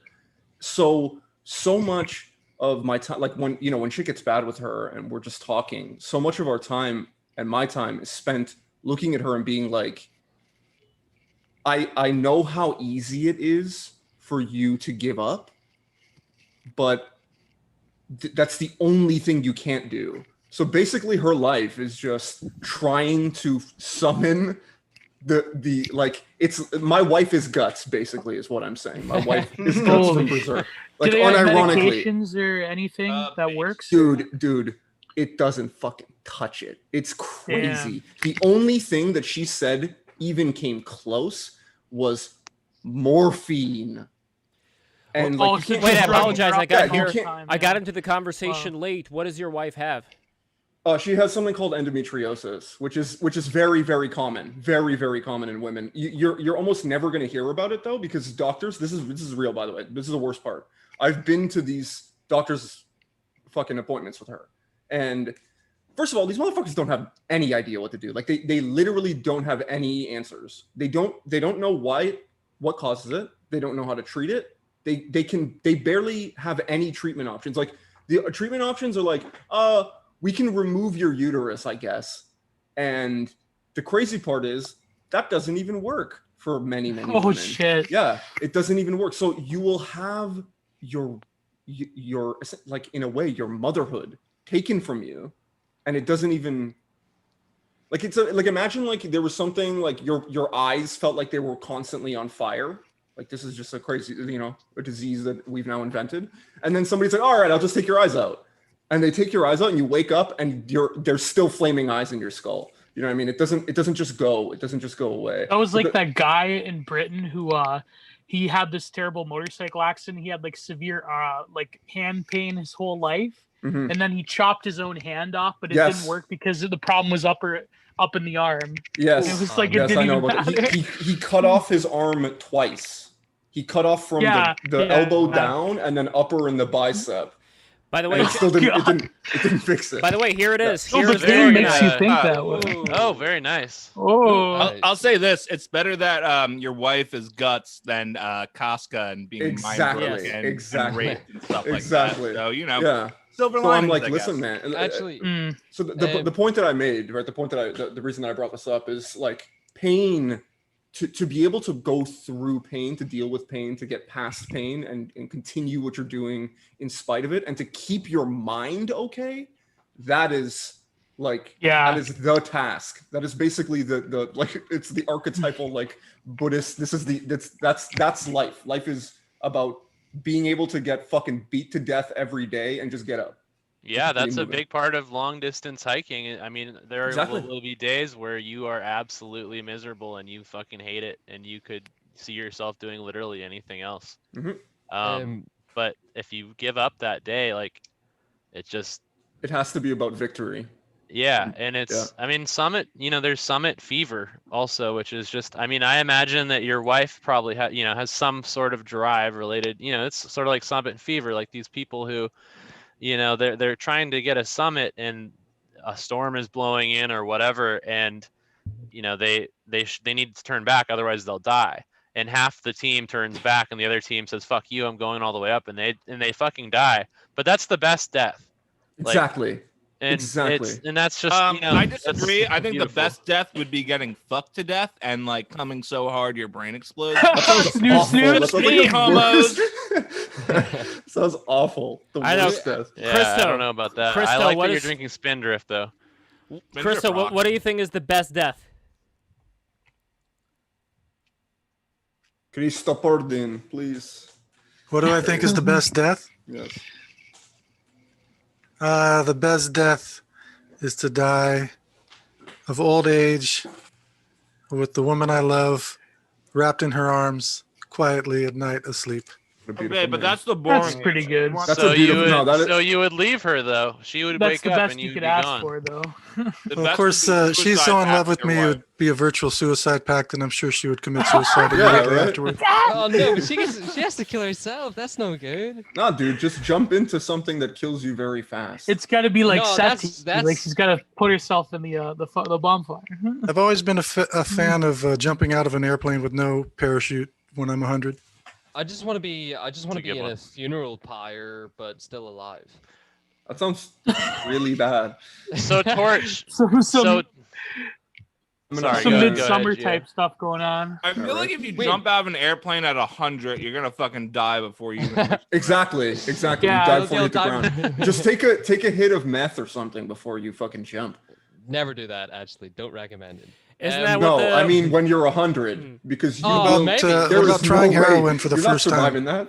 But that's Overdose what on the, heroin. Take heroin for the first time. That's what the I don't know, Japanese. I feel like I would do morphine instead, but Well, this is what the Japanese troops did in World War II. The suicide bombers. They took a lot of meth, and then they drank some sake, and Exactly. yeah, then they went for And then it. kamikaze, man. There's Kamikaze. a really really good film called Sans Soleil, in which the narrator of the film talks about a kamikaze pilot. Right, so the whole film is based upon this world traveler who writes these letters and sends them to this woman, and she's reading them, and that's the film.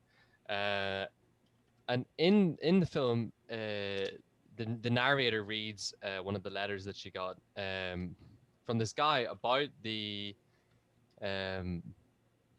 kamikaze pilots, and I thought it was really really interesting. Let's see if I can find it exactly for you, and I'll post it somewhere. I'll read it out. it's on Criterion. I see a great comment on the YouTube chat, by the way, that has me want to ask Torch a question, but I don't mean to interrupt your thought. Go ahead. So Martin K says hiking hard separate men from boys. I have seen so-called strong guys, members of national hockey team, fall into despair and uncontrolled crying from hiking the mountains. And like the crying thing in despair, especially like the first few times you go totally alone and you realize like all of a sudden that you're 15, 20 miles, whatever, from the nearest human being. if that's the case, or sometimes you're even closer. But that feeling of aloneness is extremely profound, and a lot of people just, I don't know, like it's horrifying for some people. It's horrifying for everyone, actually. Yeah, but I I've think that's noticed a that, human yeah, quality. You don't like but being some alone. people have this addiction that they gain, and I don't know. I don't necessarily need expect to hear about an addiction thing from you, Torch, but like I mean, I would like to hear about any time that you fell into like a deep despair, you wanted to give up, or you started crying or whatever, because I'm sure it happened. I mean, it's Yeah, happened to most me certainly. before. I'm just weeping, you know, like I get to the most beautiful lake, you know, I run into a herd of elk and they run up the ridge, and all of a sudden I am just so tired and so alone in the most beautiful place, and all I can do is weep. And just for like 2 hours, I'll just cry, and then I'll feel better, have a little vodka and Skittles or something. But like, that's actually very beautiful. When you say vodka and Skittles, do you like soak the Skittles in the vodka, or? I've done that. It's better if you separate them. But anyways, Torch, I'd love to hear if you. Yes. So on my trip, I had a few times of crying, but interestingly, it wasn't as you described. I'm sure it's always different. The last time I cried, this year, my grandfather passed away, and that was the last time. And on this trip, before my one backpack trip I'd tried before, me and the same guy, when we just finished high school, we had attempted to go, I think it was like 50 miles on the Appalachian Trail, and I was borderline anorexic and he was out of shape, and we only went for 2 days, and we had to give up, and it was heartbreaking. But I got my grandpa this hat that had a Appalachian Trail on it. I got all my family members like a little trinket, and he loved it. He wore it till the day he passed away, and he didn't even, it was a shitty hat, but he loved it. So I took that hat with me on the trip, and that was it was like my totem to carry along with me. It kept me going. But for the crying, it was interesting. So I never cried in despair.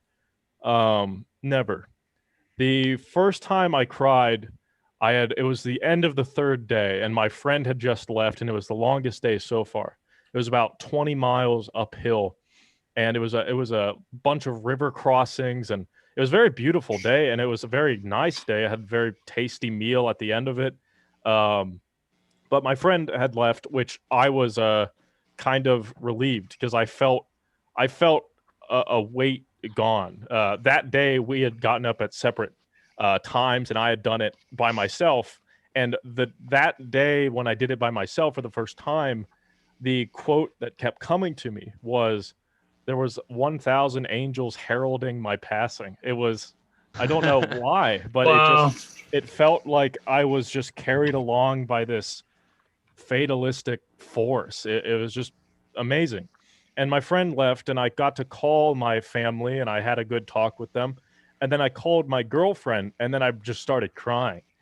And I've never cried in her presence before. And it wasn't I was just happy to hear from her. We didn't say anything consequential, but I don't know why. It just made me really tear up. I was just so happy to hear from her. That's beautiful about your grandfather. Like I'm wearing my grandfather's cross right now. Yeah, but, that's awesome. Sorry to hear that he No, passed. Yeah. That my grandfather's death, it's interesting.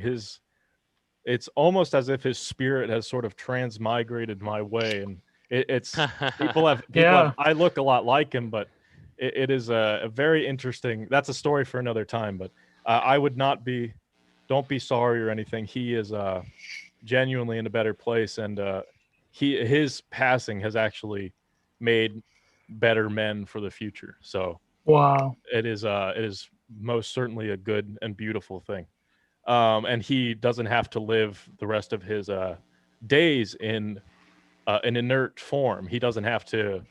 He was a very not trapped in his body. Not trapped. Yes, exactly. So if you guys want, I could read a passage from Metaphysics on the Peaks here. I got. Oh, I love that. I actually had a couple highlighted too. I was thinking about maybe reading, but I don't think I will. So this is from. And then I can read the Kamikaze books right next to me. Actually, yeah. Then we'll. Yeah. Then I have all the Ebola books right next to me. I'm such a fucking nerd at it. So anyways, this is from 60 to 61. It will be brief, so don't worry about no it. problem. Moreover, I have personally verified the curious phenomenon whereby as soon as I train to stop for just an instant, a strange force that was almost beyond my control immediately urged me onwards. The inner act that activates the second wave at the precise moment the habitual energies are depleted can hardly be described and taught. Each person needs to find it by himself. However, I can hardly be understood by those who have not learned to divide their souls into two parts, one being used for absolute commanding, the other for unconditional obeying. This is the second page. When this phenomenon is actively assumed and actualized, mountain sickness is replaced by a sense of light, by lack of tiredness, and almost by an intoxication that does not dull the senses by which bestows lucidity, a sense of impulse to action, which is the same that in psychic training always accompanies in a particularly lively and characteristic way every ascent, almost easing the perception of time. I will conclude on this note. In the example I present previously of using breath in climbing, I only meant to hint at the limits of certain possibilities. Again, I wish to repeat that there's no way do I intend to suggest these climbers ought to become like the Muslim fakirs. After all, even in the East, the fakir, those who are busy producing prodigious feats, are regarded by the higher castes with no more respect than we regard illusionists. This is not what I'm talking about. Even the desire of being able to climb the mountain at fast pace is a questionable thing. So I guess Yvol is saying that even mountain climbers have more of a different experience than a lot of sadhus and holy men that do like these parlor tricks. Like a lot of these, they charm snakes and they walk fire.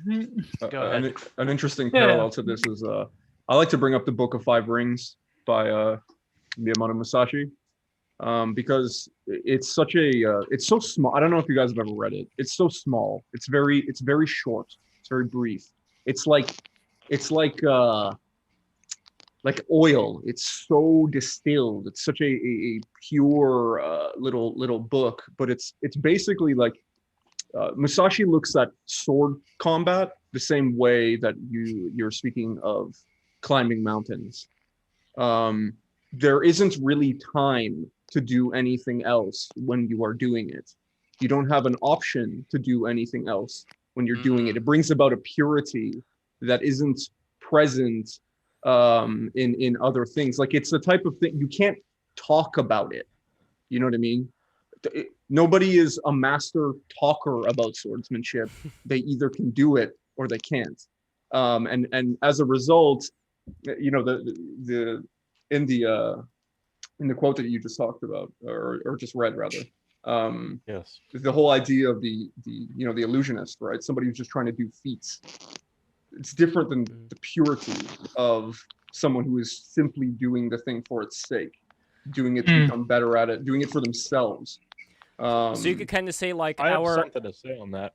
I do too. Yeah. It looks like we all have a thought. So guys, start, and I'm gonna be the last one to say the thought, but say your thought.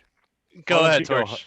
Okay. Yeah, sure. Yeah, go ahead. So yeah, it's there's this. I have this belief, and I've really tried to I tried religion a few times, and I've really tried to make it click. I haven't given up on it, but I've always been trying to kind of find something higher.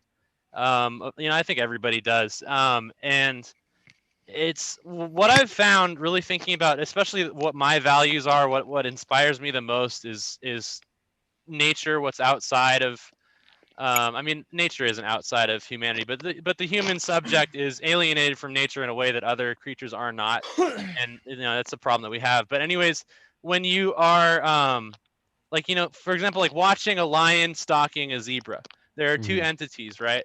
And then all of a sudden the lion goes after the zebra, and there's this instant where the lion pounces on the zebra and the lion is killing the zebra, where all of a sudden there's this new entity that is really briefly trying to push its way into reality. And it never really makes it in there, but that split moment where the lion and the zebra are like one synthesis, is like kind of like the highest. It's, in my opinion, it's kind of like the highest good. It's like the biggest example of something beyond reality, beyond like just the natural. And I think that also happens in love making. All of a sudden, these two humans who are in love, they they connect, and there's all, for a brief moment, at the climax, there's this force trying to push through. And I think that that force is trying to create the possibly the perfect life form, or maybe it's something like that. I think natural selection has a it sort of comes out, it manifests in that way, where it's the opposite of entropy. Yes, it's these two forces coming together to determine what's best. And I think that is that really climactic, or is it not anticlimactic? I mean, it doesn't fulfill itself totally within reality, is like what you were saying. It's a good question. Makes it, Well, I think that in reality, you get the lion. The lion will then eat the zebra, and it'll get to feed and pass on its genes, etc., etc. So there's this thing that's pushing forward for excellence, and all of the natural creatures are obeying this force. They're trying to survive and whatever. Even the raccoons, the raccoon over here is probably sniffing out some trash about now. Even the raccoons. And I think that really distinct feeling when you're going over a mountain pass, when you're heading for a summit, you all of a sudden everything that's you drops away, and there's just this force pushing you forward, trying to just be more excellent, be better. And that's like art in a way. It's yes. See, this is I sincerely believe. I think that Evola really was onto the same force. There's just something that just wants you to be better. Well, it's like in particular, it's like plein air painting, because it's the immediacy of it, or I guess music, like any type of music, any type of evanescent form of art, because you have to chase the light, and it's like you have this feeling like, oh fuck, I don't want to finish it, but then you burst through it, and you get the last little drop before the shadows change, and then you do it. I love that. So is it that like turnover? Yeah. And intelligence agent, this is something, by the way, that you said that this reminded me of, where you were talking about how fighting, fucking, and dancing, it's that was me. Oh, that was you. Oh, yes. That's like the thesis of my life. Yeah, it's fighting, sex, and dancing are the same. Beautiful. They're the same act. Yeah, they are exactly. Ballet is a combat sport. I've been telling this. Exactly. I used to do ballet, by the way. I used to do ballet in 2003. Yeah, really? but the fight is with yourself, right? It's you're not fighting someone else. You're fighting yourself. You're fighting your limitations. You're fighting your weakness. You're fighting your inability to get where you need or where you want. Right? It's art is the same way. Yeah. Music is the same way. Do you think that there? I think. Yes. What I was going to say is that I think the reason I find fighting the most compelling, because it's the most exciting in a way, but it's the easiest it's the least esoteric in a way. It is the most. No, I think it's the most esoteric. That's interesting. That's interesting. Yeah. Coming from the inside, I think less, because I know it so well. But I think that's an interesting. Yeah, it's built around fainting and it's almost like you're both dancing your own dance or singing your own song and attempting to impose it upon the other, forcing them to dance your dance. Right. I think it's the most esoteric, because I think that it's the most primordial of all sports, is like one-on-one combat. It's the most primordial of actions, almost. It's like exactly. It's the original thing that all creatures. It's even the Hegelian recognition. Yeah. Even the sperm are competing. They're fighting to be who to have one at the top, right? Like that's like how sperm, like how it's a mild. It's like a mild, what do they call it? Antigen. Like it's a mild immunosuppressant. So like BAP has this theory that if women, never mind. But no, keep going. Yes. We need to so give BAP has justice. this theory that if women that like take it orally instead of like where it's supposed to go, they tend to age quicker, because they're drinking this immunosuppressant all of the time. I don't know. It's fucking that kind of makes sense. Makes sense. But it's no, one of those about things fighting that I would never look into, but I could probably do. You know what I mean? Two things. One would be that I think it's interesting you say that, because George St. Pierre. I remember one time he had this thing Yes. where he said, GSP boy. GSP boy. He said he doesn't actually like the feeling of fighting another person, but he likes the feeling of training and being ready to fight and being capable of fighting and possibly ending somebody. Exactly. And yeah, I think GSP is one of the archetypes. There's two types. There's the GSP is the quintessential. He is the karateka. He is the quintessential karate, like martial artist, like purity. You know what I mean? He's trying to better himself. He's trying to become a better version of himself. He's trying to shave off what is not necessary and become more perfect.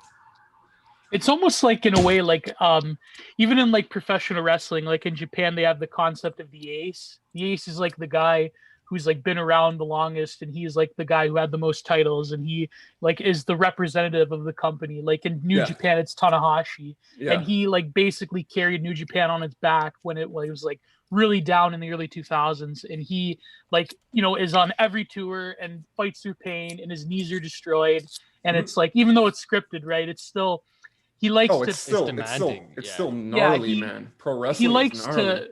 Oh yeah, definitely. And the way he structures his fighting, his matches, it's very similar to Japanese no theater because it has a set storytelling structure. And if you look at a lot of great Tanahashi matches with certain people, like with Shinsuke Nakamura, it follows like a particular logic that is very compelling and very. Whereas like when he fought Kenny Omega last year.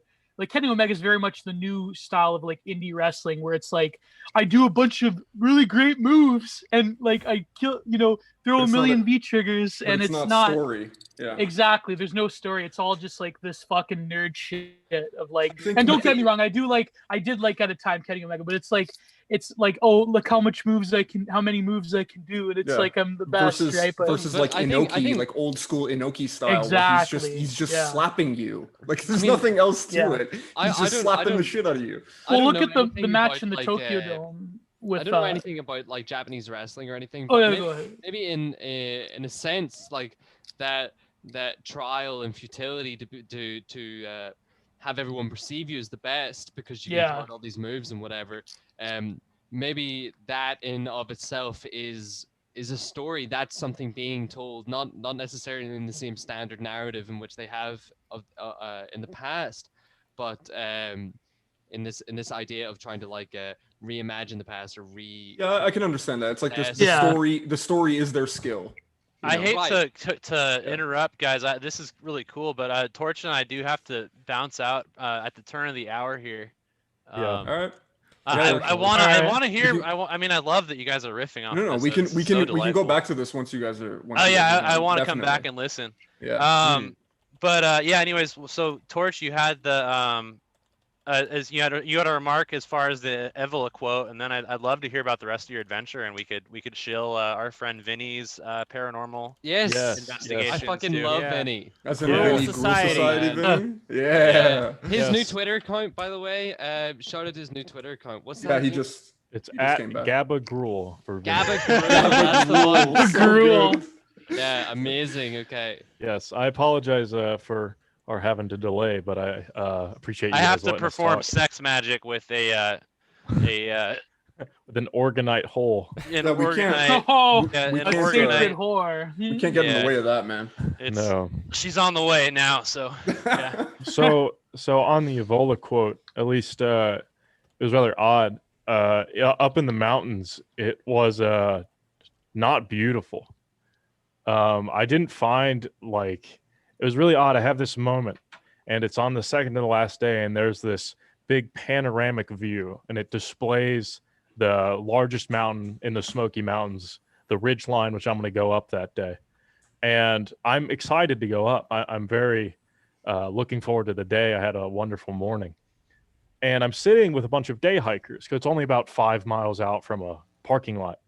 And the perception is everybody's sitting around and they all have their phones or they're taking in this sight, and they're all oohing and awing and saying, how wonderful, it's so beautiful, it's I've never seen something like this before. And I just felt totally alone in it. I was staring out, and I didn't find that it was particularly, seeing the sight, it didn't blow my mind. And I don't know if that's because my dopamine receptors were so burned out by the world or whatever, but it felt like all of that was, external. It kind of just was secondary to Maybe a lot of things are like that, though.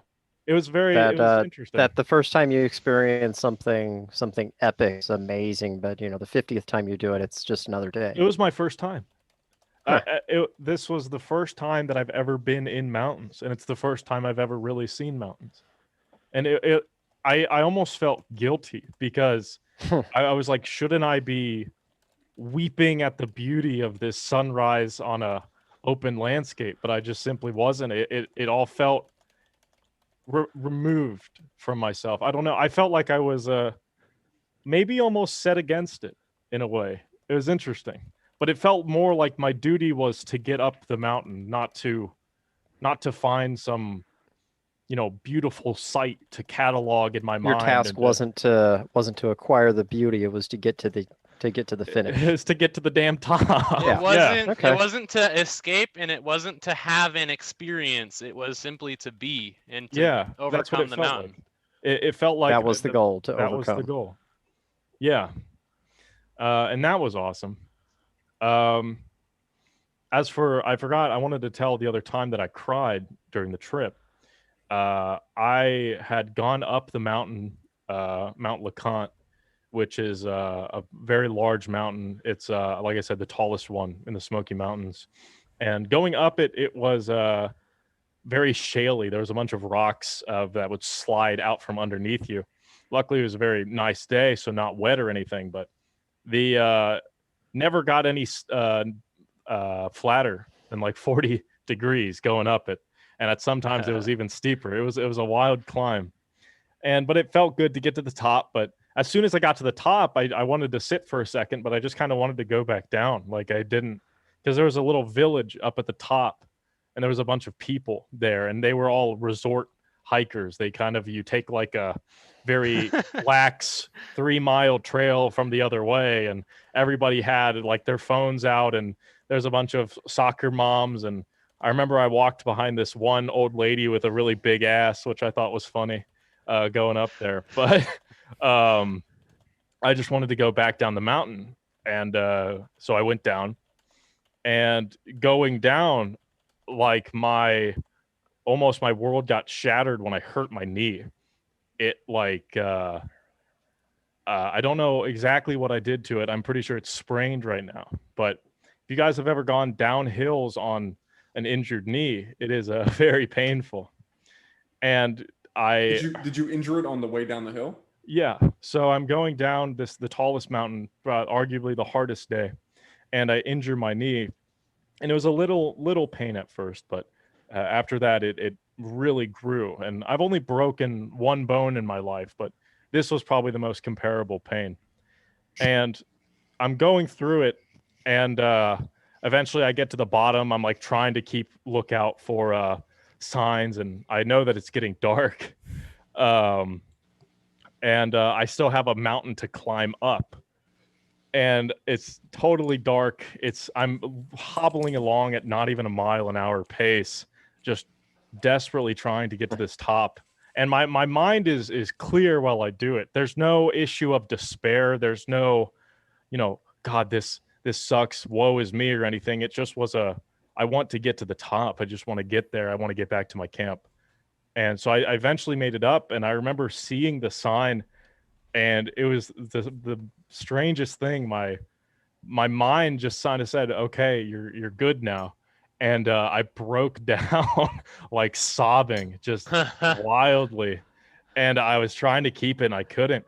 And I remember this was really funny because there was a bunch of thru hikers who were set up at that campsite. And after about 10 minutes of staring at this sign and kind of just collecting myself, I came in. I felt totally empty. I almost felt used by the world was the word that came into mind. I felt like it had taken me and spread me over something very thin. And I sat down next to these thru hikers, and they all were talking and being very jovial, and then they all stopped, and I'm there, and I picture myself as this like husk creature. Were they slumped AT over. through hikers? They were. They So were. they were like probably a trail family that had already known each other. And Yep, they were coming For back. sure. I figured out in the morning they were coming back for just a section hike of the Smoky Mountains, but okay, it was a. Appalachian Trail? I'm sorry. What? Is this the Appalachian Trail? Yes, the Appalachian Right, Trail. okay. It was a wild time. I'm sure it was. It's so fucking bad. Holy shit.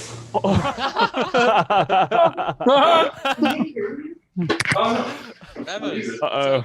Somebody didn't mute his mic. Man, give me tendies. But yes, that was the other time I cried on the trail. It's probably muted for him. I told you, I'm on the Embarrassing. How embarrassing. I think that might be his missus. I don't think it's his mum. But... I'm gonna pull Dark Side Philbin on purpose. domestic life. So that was your second to last day, right? That was the second to last day, and that was the also I called it the high night of pain because I laid down in my sack and I went to bed, and it got to 9 degrees that night. And that was without the wind, I was told. My sleeping bag was rated for 40 degrees minimum, and my sack only added about 10 degrees.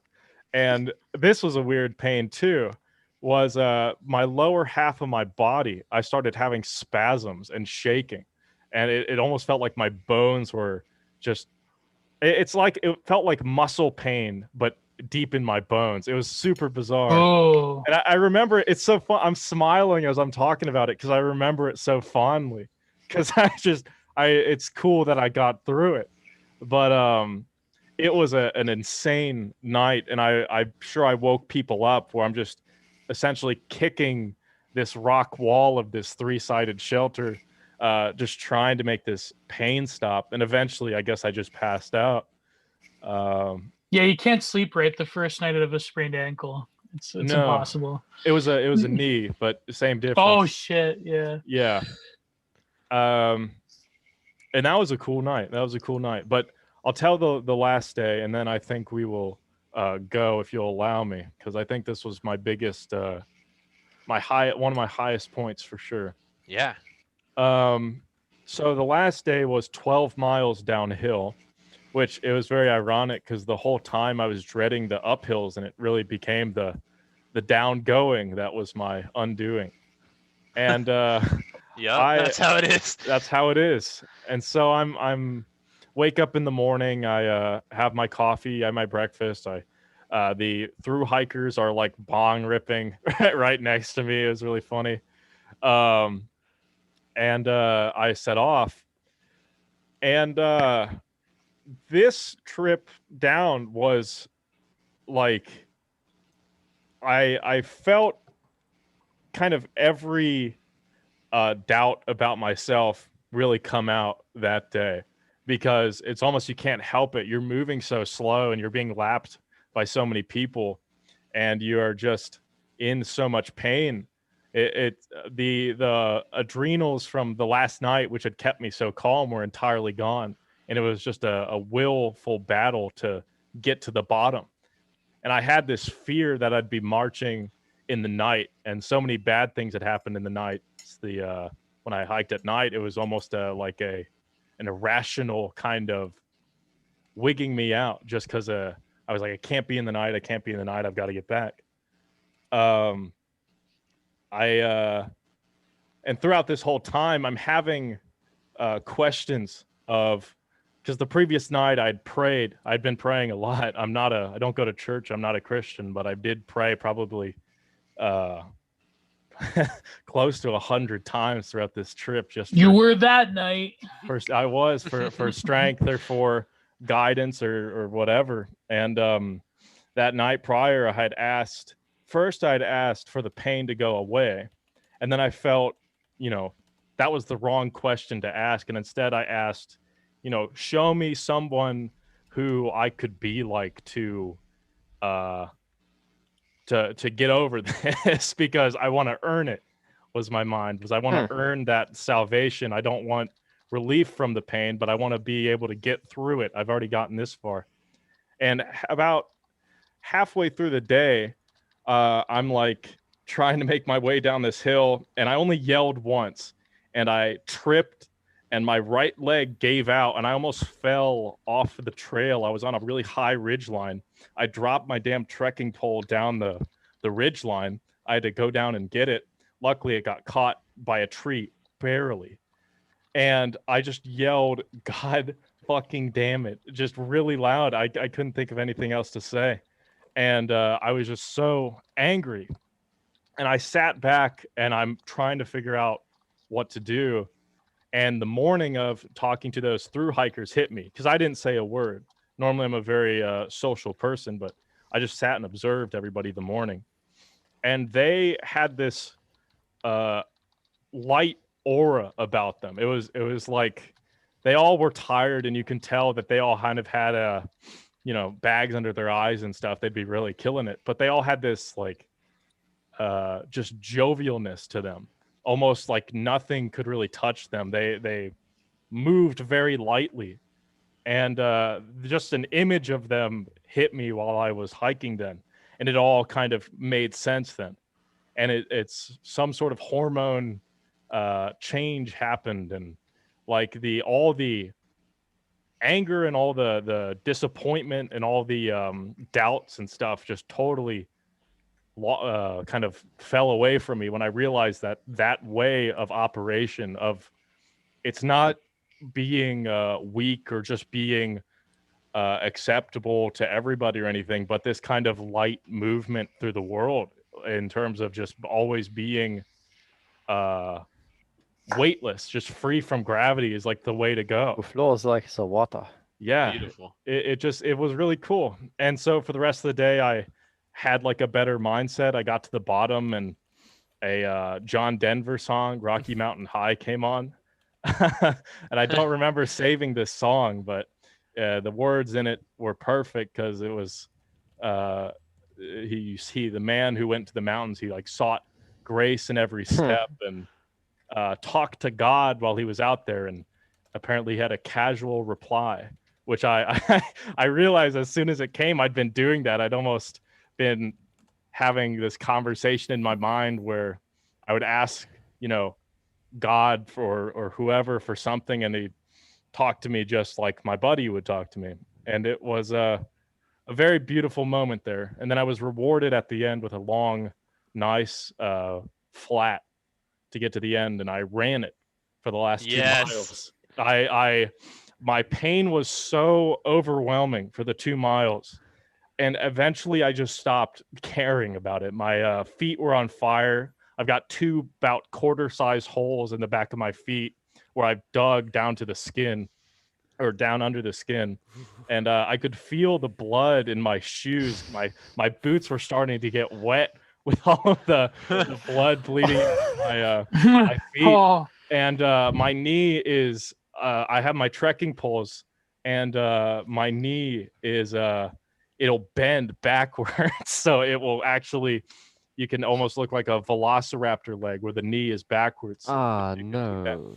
And for the last 2 miles, because the sun set at 7, and I saw the final sign that I had, and I wanted to make it so fucking badly that I sent it pretty much. And I hadn't thought about that saying that the 1,000 angels herald my path since the 3rd day. And it was there then, once again, just saying it once, and there it was. And I remember pulling over the last hill to get back and getting to my car, and I saw myself for the first time, and I just looked fucking horrible. Yes. I looked like a homeless man. And these really clean cut people walked by me, and they were smiling. They had this little tiny dog, and it was really bizarre sight to see, because they looked just normal. And they asked me if I just finished, And I remember I couldn't get the words out. I couldn't say yes. So I just like really slowly kind of nodded at them.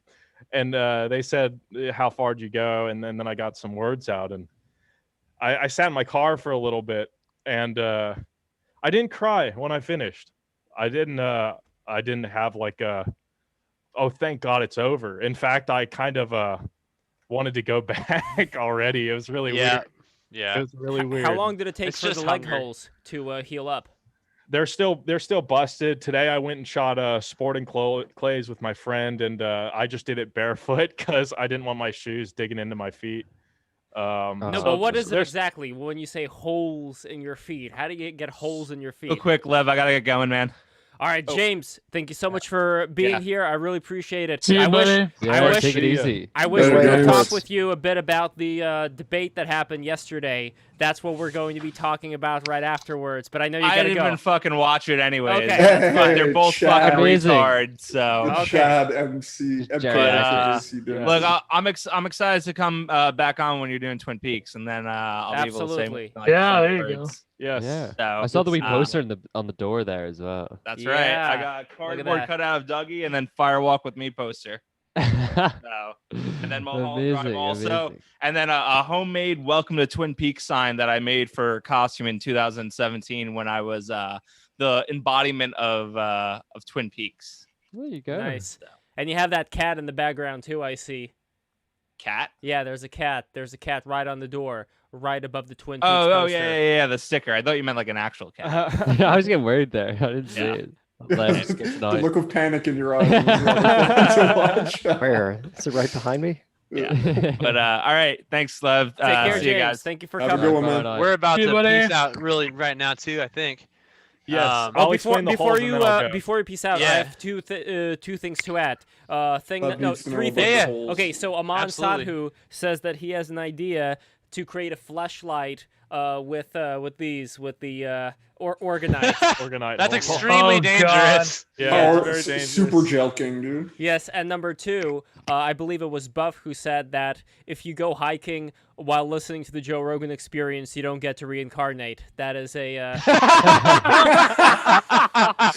is I a mean, no-no. maybe if you're Buddhist, that's desirable, I guess, right? Yeah, right. That's what you Yeah, want. You want to that's it. escape some sorrow. Yeah, it's full I have a enlightenment. feeling. Nah, Thanks, I Joe. like the Makes idea that Thanks, Joe. That's how Powerful enlightening his Joe Rogan. podcast is. And number Yeah. three, Now I have an idea. I should like paint a hiker in the woods and he sees like an angel at night, like the Wheels Within Wheels angel. That's should so definitely fucking paint cool, that. that's a dude. good idea. And the last Yeah. thing that I wanted to ask is, when you guys are hiking, have you ever had the experience that the trees around you seem to either communicate with you or have, like, despite not having any people around, like, you do feel some kind of a presence?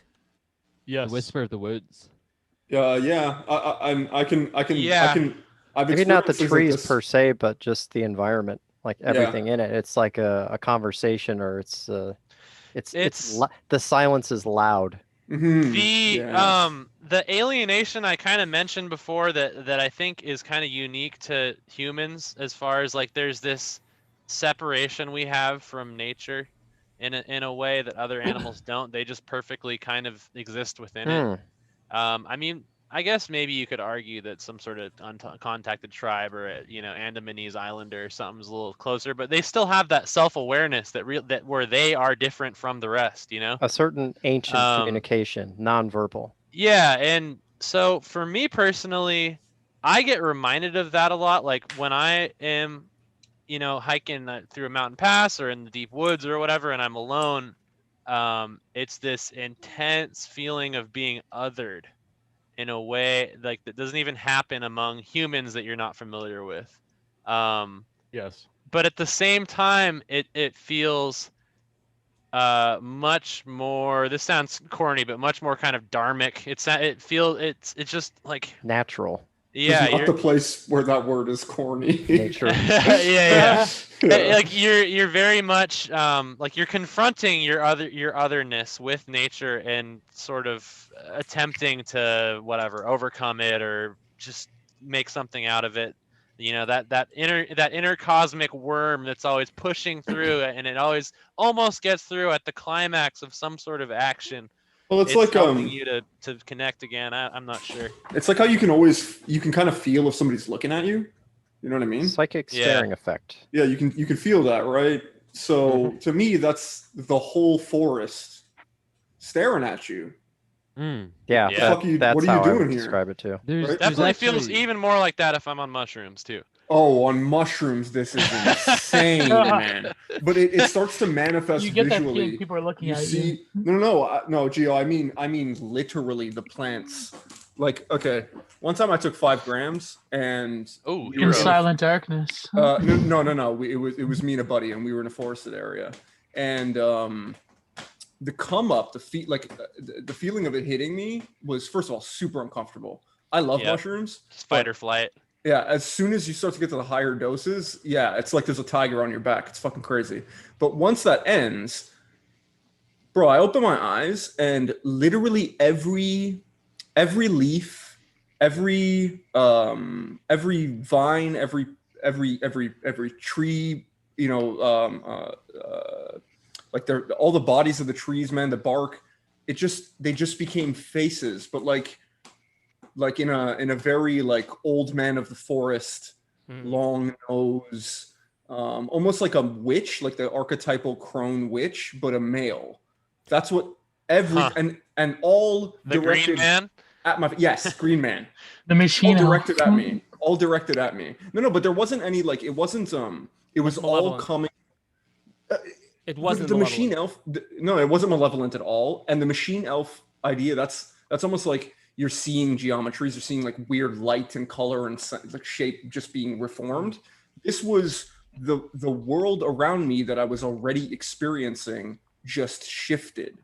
So all of a sudden it was like everybody opened their eyes. Like, I don't know how else to describe. Like, imagine if there were people color, you know, that shit where they color people and they're the environment around and all of a sudden they start moving and you're like, whoa, what the fuck? There's like 80 people here. Yeah. Right. That, but with the trees. It was very strange. No, that makes a lot of sense. And when it comes to these patterns, you see just one thing to leave you guys off with is that when it comes to even our faces, the more I look at the structure of the human face, the more I see that it's the same kind of growth out of the center, out of the third eye, where you have these lines of the nose, like it's like a triangle that comes out of the third eye. You have this triangle that comes out of the third eye. So it's like growth, like something is growing out and it's expressing itself exactly as this human face. And I think the same principle applies to everything in nature, where we are in a way like anything that's alive, anything that's growth, it's just like a letter, just like a language, just like any kind of vibratory function like that, especially in this form of the human face or the faces that you see in these trips, talks about the sense of being alive and communicating with yourself in a way, because you are the universe that's communicating with itself. It's almost, but it's the primordial face. It's the understanding of one's like of the communion between the two. Like we're kindred. It's just that I was ignoring you for a very long period of time, essentially. To me, that's where the whole like sort of like otherness comes from, because like the forest, you come into the forest and the forest like, bro, you never been here before. Like it's like you're walking into a ghetto. You know what I mean? I disagree. Oh, okay, interesting. Do you get like some sort of nostalgia for it? When I went in, the forest told me, not by words or by shapes or by sights, but by action and the way it laid itself out to me. It expressed kind of, come, you as man, come and conquer me, but you have to earn it. It was, and it, whenever I'd earned it, it was rewarding. And I never ever felt like an intruder. It always felt almost like you're here for a trial. You're here for not even a trial, but maybe it actually didn't even feel so formal. It didn't feel like I'm being initiated into some arcane truth or anything. It just felt like here you are. Well, you could have both. You could have nature being accepting, and yet it's a foreign territory. You're not in Kansas anymore. It's like a woman giving you a shit test in a way. Yeah, exactly. It was like a woman giving you a shit test that she wants you to succeed. Yeah. I think that's a good way of putting it. That's beautiful, dude. They exist. Yeah, it's almost like it's like you have to prove yourself. They do exist. I've experienced them. They know you, but it's like, hey, it's been a long time. let's see if you can still do this thing. Yeah, let's what I see. mean? Let's see how much of a man you truly are. And I really Exactly. think that the conflict that's going on right now in the world is the same thing you mentioned, but in the grander scheme of things with humanity. Yeah, I could. Oh, look, the Alex Grape painting we have in the chat. That's amazing. Yeah, this is That's an one of article. my favorite ones. This the is an Tool article that one. my friend Michael Scotto sent to me today. Are we all multiple personalities of universal consciousness? Bernardo Kastrup, I've heard his name before, proposes a new ontology he calls idealism built on panpsychism, the idea that everything in the universe contains consciousness. So anyway, I'm Yeah, I gonna believe I that. love how these guys Yeah. try to claim that this shit is new. Yeah, panpsychism in academia, it's like the closest academics can get to a metaphysics nowadays. Well, that and The object question, I guess, is ontology how do they can you get. start building experiments and testing for this? You know what I mean? How do you measure the consciousness of a rock? Because even if it go hike exists, it. you may not be able to Yes. understand. It may I not absolutely speak a say language that. that you can understand. Exactly.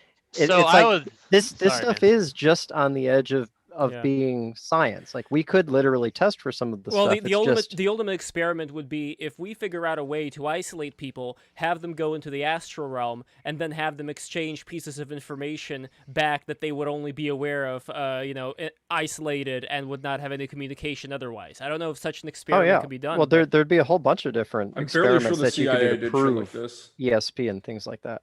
So my whole I mentioned before sorry I interrupted before, by the way. I get really fucking energized when I think of something good, and man. there's this fucking I just get fired up. But Sloth has to act when it can, you know. yes, exactly. I'll forget. I will forget. My brain is the size of a fucking walnut.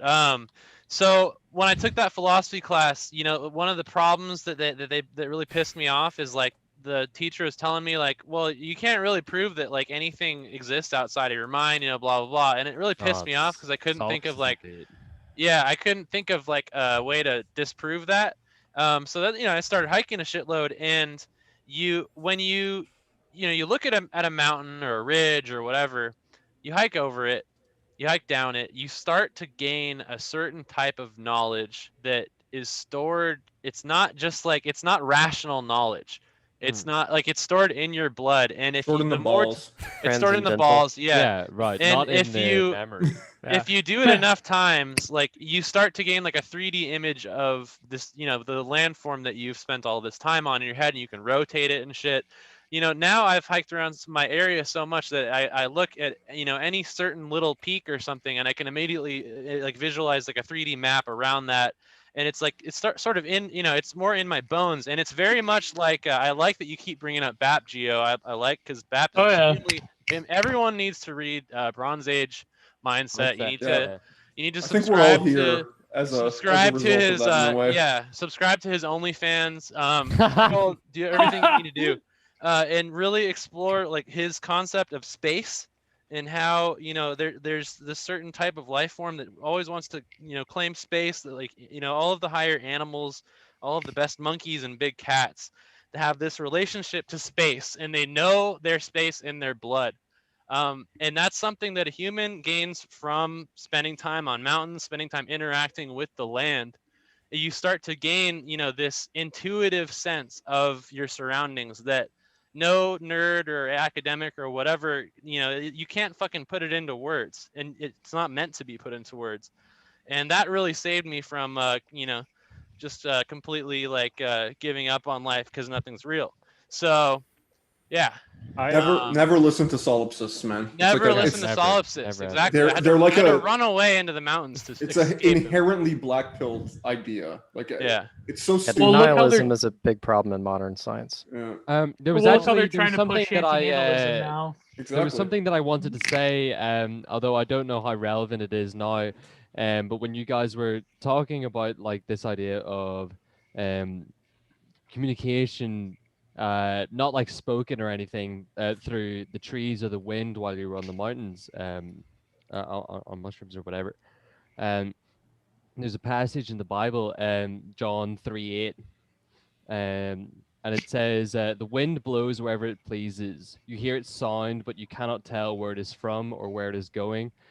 So it is with everyone born of the Spirit." Now it seems like maybe it's nice or whatever, but it seems like quite a simple sort of passage, but in Greek, there's a pun that doesn't translate very well into English, and that is the word in Greek for wind, which is I'm probably going to butcher the pronunciation, but I think it's pneuma.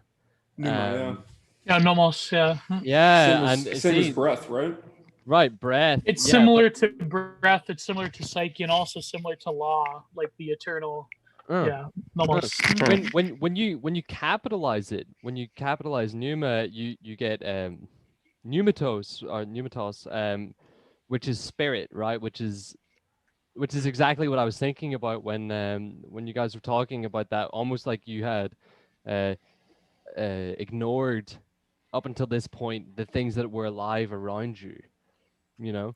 And we all do. Can you repeat that? Can you repeat that short quote again?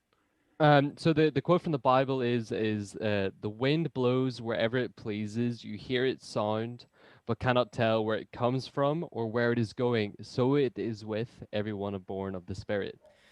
Sounds like the Tao Te Ching. There was one quick thing I wanted to add there, which is also the breath of Brahma that creates matter, solidifies, and then it breathes back in. But one other thing is that when I do the breathing technique, I'm also noticing this, that I am charging up with the breathing this energy that comes out like a shock wave. So from one center, something comes out, something comes out, something comes out. So it's like this is a pattern that we see all over nature, something emanating from one thing, be it a flower, a blade of grass, whatever. And that is the pattern of the universe, I think, that expresses itself in all these different ways. Yeah. And even in like the... Oh, by the way, I was wrong. It was not related to nomos. It's pneuma, but it is related to spirit and soul. I remember Jung had this like etymology passage on it. So thank you, modern hermeticist, you fucking nerd. Thank you so much. And by the way, you guys remember the Numa guy? Yes, I do. What happened to him? Yeah. That's the first thing I think whenever I think of any of these people is what happened to that guy. Like, just, you know what's funny? You know what's funny around this? I don't know why, but when you were describing like the forest experience, I don't know why, but I was thinking of like Donald Trump describing that. It's like, well, you know, I took 5 dry grams. And I saw the forest. I saw the faces in the trees, and incredible. It's a miracle from God. That's exactly how I felt. It's one of these that. One of the replies I got from my tweet the other night about the like Lev, he's like moderating the presidential debate. One of the replies, shout out to Taurine Dealer. He said this amazing reply. He goes, quoting like President Trump, goes, "I have such a good record on handling tulpas. We've handled so many rogue tulpas in Irgagoras these last 4 years. Nobody can astrally project like I do. Not since maybe President Roosevelt. And I've made so many friends on the Akashic Records. They'll tell you I'm the best, truly." Amazing. That's awesome. So before I go, I just want to shout out my good friend Vinny.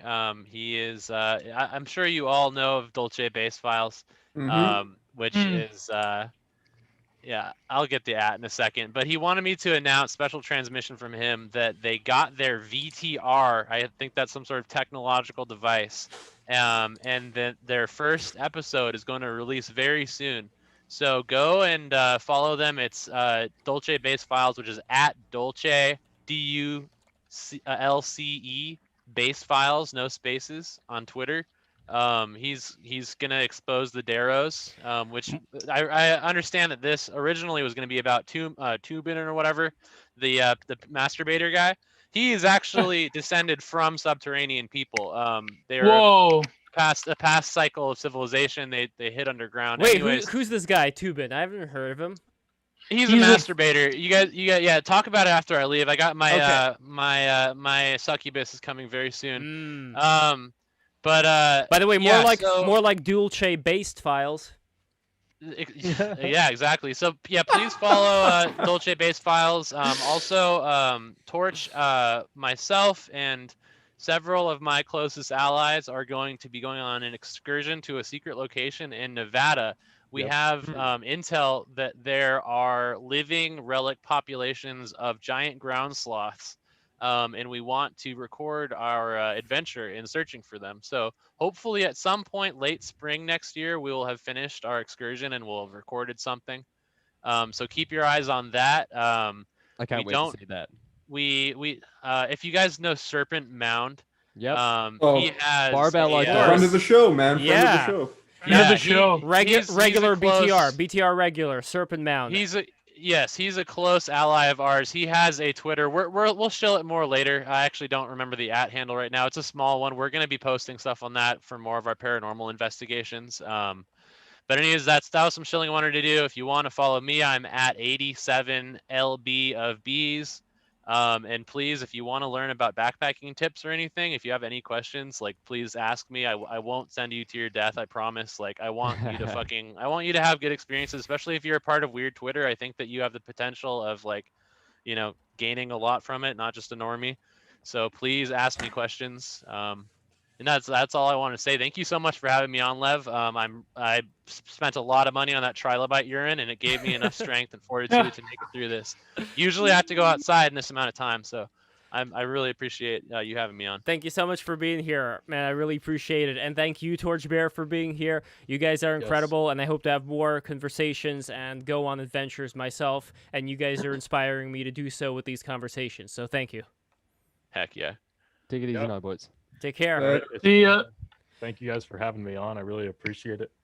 It was a good time, and thank you for listening to my story. Wonderful story. Somebody commented. Somebody commented when you were telling the story, storyteller, and I've always told you you're a storyteller. You fucking beautifully tell stories. So I appreciate it, and also shout out to the people in the comments. I saw some very kind words there, and I do appreciate it. And my wife, you made my wife cry. So. Oh, well, that's good. Yeah, no, she cries all the time about everything. So it's fine. Well, you touched her in her heart. All of the best people cry readily. Yes. Oh yeah. All right. Well, bless you all. Bless Have a you. good day. Take care. Bye. Yeah. Take care, guys. On the flip side, boys. Later. So before we get to this masturbating guy, I want to introduce a newcomer to BTR. We have with us Neko Girl. Neko Girl, how are you? Can you hear us? Can we hear you? I can hear you loud and clear. Excellent. That's a man. That's a man? I'm joking. Okay. I'm joking. You're going to do... I'm joking. Okay. I was being Jules. Okay. So... Yes. So... Not playing favorites. Okay, so Neko Girl, I love your avatar on Twitter, where it is a feminized, bimbified, perhaps, version of Mao Zedong. So for those who have not seen it, I'm going to put it in the chat right now. Here we go. This is the bimbified, sissified Mao. I've just seen it. Oh my god, dude! Wonderful. I can save her. Would. You really could. Yeah, I know. By saving her, you're also saving how many millions of people? Exactly. 70 million people. Yeah, it's all about the aggregate. Yes. Right. So, Neko Girl, tell us a little bit about yourself, how you come into this world, and just go for it. Well, I came in this world the way everybody does, right? Okay, good to know. And how did you come into the world of, let's say, the internet, weird Twitter, whatever you want to call it, whatever you want to call the community that we all happen to kind of be in one way or another? Oh, well, the first time I saw the internet when I was a child, and I didn't have any friends as a kid because I was a very strange and autistic child. So my dad got me a 56K modem, and from there, that was the wild days of the internet where you could see pretty much the rest of humanity, within the click of a button. So, I've seen it all. I've seen pedophile websites, I've seen porn, I've seen manuscripts that you can only imagine. I've seen all of that, and I was only 12 when it happened. Man, yeah, the internet was a very different place up until, let's say, 2000s, mid 2000s. It was that a million different islands. Wild West. Everything was still decentralized, declustered, and there was no standards or anything. You would find GeoCities on sites on whatever. And also the normies weren't really on the internet at that time. Yeah, it was just tricky enough. You couldn't get like morons on there yet. Yeah. Or Yeah, to children. earn being on the You internet. had to, it took a little bit of skill to get on still. Yeah. And It also, filtered out the kids, which was nice. and also, FODcorp talked about when we're talking about like the internet aesthetics. Now everything's so flat, so streamlined, and back then, like Monolithic. If you want videos, it's YouTube. yeah, but not even Like Yeah. there was no Google. You had to take your pick between Yahoo, Lycos, Alta Vista. Hotbot, Alta Vista, Oh. Mama. You guys are Dude. making me so fucking nostalgic right Dude, now. Alta Vista video search, man. That's where I became a man, son. Are you kidding me? The amount of times I wrote boobs into Alta Vista videos. Single site shock sites. Oh, You guys are way too old for me, man. I didn't experience any. Get of out of here, Zoomer. This is only for us. I think this is great because like FODcorp, we talk about me and him. We have a similar thing where there was almost like a hauntology to the internet. Like there was so much potentiality in Web 1.1 in terms of individual expression and creating a society that was within a society. But nowadays, the corporations they rolled in, they made everything quote unquote neater, and it's a consumer model, and it's like your It's like basic. there was a template. month when there was a certain month when ads showed up. Yeah. Like before a certain point, there were no ads on the internet. There were no pop-up windows or whatever. There'd be a couple little things in the sidebar, but that was it. Yeah, I remember. Well, And there then all was of a there was the sudden- monkey ad. Do you remember? Like you have Oh, to God. smack the monkey. Bonzi Buddy. No, this wasn't Bonzi Buddy. Although I do remember Bonzi Buddy. This was like no, I think it was Shock the Monkey. Like you had a monkey that was going left and right, and you had to shock it. You had to electrocute that poor monkey, and then you were supposed This is to. the beginning of the monkey torture. The monkey torture on Yeah. YouTube video. On YouTube, that's where this That's started. perverse. Yeah, poor monkey Like man. that sounds like a Newgrounds Flash game. That was right around that era, yeah. Hmm. And I still keep in touch with a lot of the people from Newgrounds. I went to the office party in Philadelphia back in 2016, got to meet a lot of the OG Newgrounds people there. And that same kind of energy, it's like I'm trying to see where the majority of people have drifted. So on one hand, we have people who are talking about getting their lives back in order and going hiking and talking about vitalism and perfecting their own body. Then we have people who are into whatever genres, be it anime, video games, like they just fully commit to a particular thing and that just becomes them. I even see it in Twitter where people post a lot of fan art. Like all they're doing is like posting art and retweeting other people's art, but it all it all kind of looks the same. It's really well done, but still, it's like I can't even tell the difference whose art it is. It all just looks like the same replications of the style. So that's another way that I see people going who are, let's say, more into drawing. But then as far as where do most of the people who kind of came into the internet with social media, where are they drawn to? Because right now things are really political, like people are drawn to either like the pro-Trump boomer MAGA Q Twitter, or they're drawn to like resist Twitter. And I guess, Christo, I'm not really sure, like, would you say that you're more in the kind of like anti-Trump, resist Twitter category? Like, I don't want to frame you in a particular way because I think you are way more than like any kind of label that I can just put out there. But as far as like what communities you seem to personally resonate with online, and also just tell us a little bit about your journey coming onto the internet. Like, were you here from the very beginning? Did you see the same things changing like we were talking about? So you have the floor. Yeah, I definitely saw the same changes that you guys saw on the internet. I've been on the internet since the start. I'm actually 52 years old. And Whoa. Yeah, I'm an old man. I've seen all this shit. But when Trump got elected, it kind of bummed me out because I didn't want him to get elected. And that's when I decided to get on Twitter. And I said, well, if this guy likes to be on Twitter, I'm going to get on Twitter too and fight back against him and give him my opinion.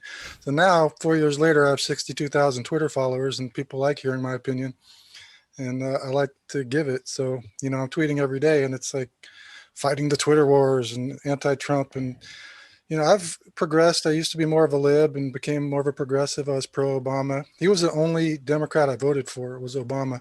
Other than that, since 1986, I voted Green Party every single time. It doesn't feel like it's accomplished anything. The Green Party hasn't moved anywhere, but I am a progressive. But more than that, my philosophy has definitely evolved from being on Twitter and consuming more of the Majority Report is one of my favorite shows. Well, Hassan every Piker idea gets challenged on Twitch. Twitter. It's Yeah, and so it's sort of a yeah, it fight does. You club. really have to analyze your thoughts, especially if you have a big account and people want to challenge you. Every time you have an opinion on Twitter, people want to challenge it.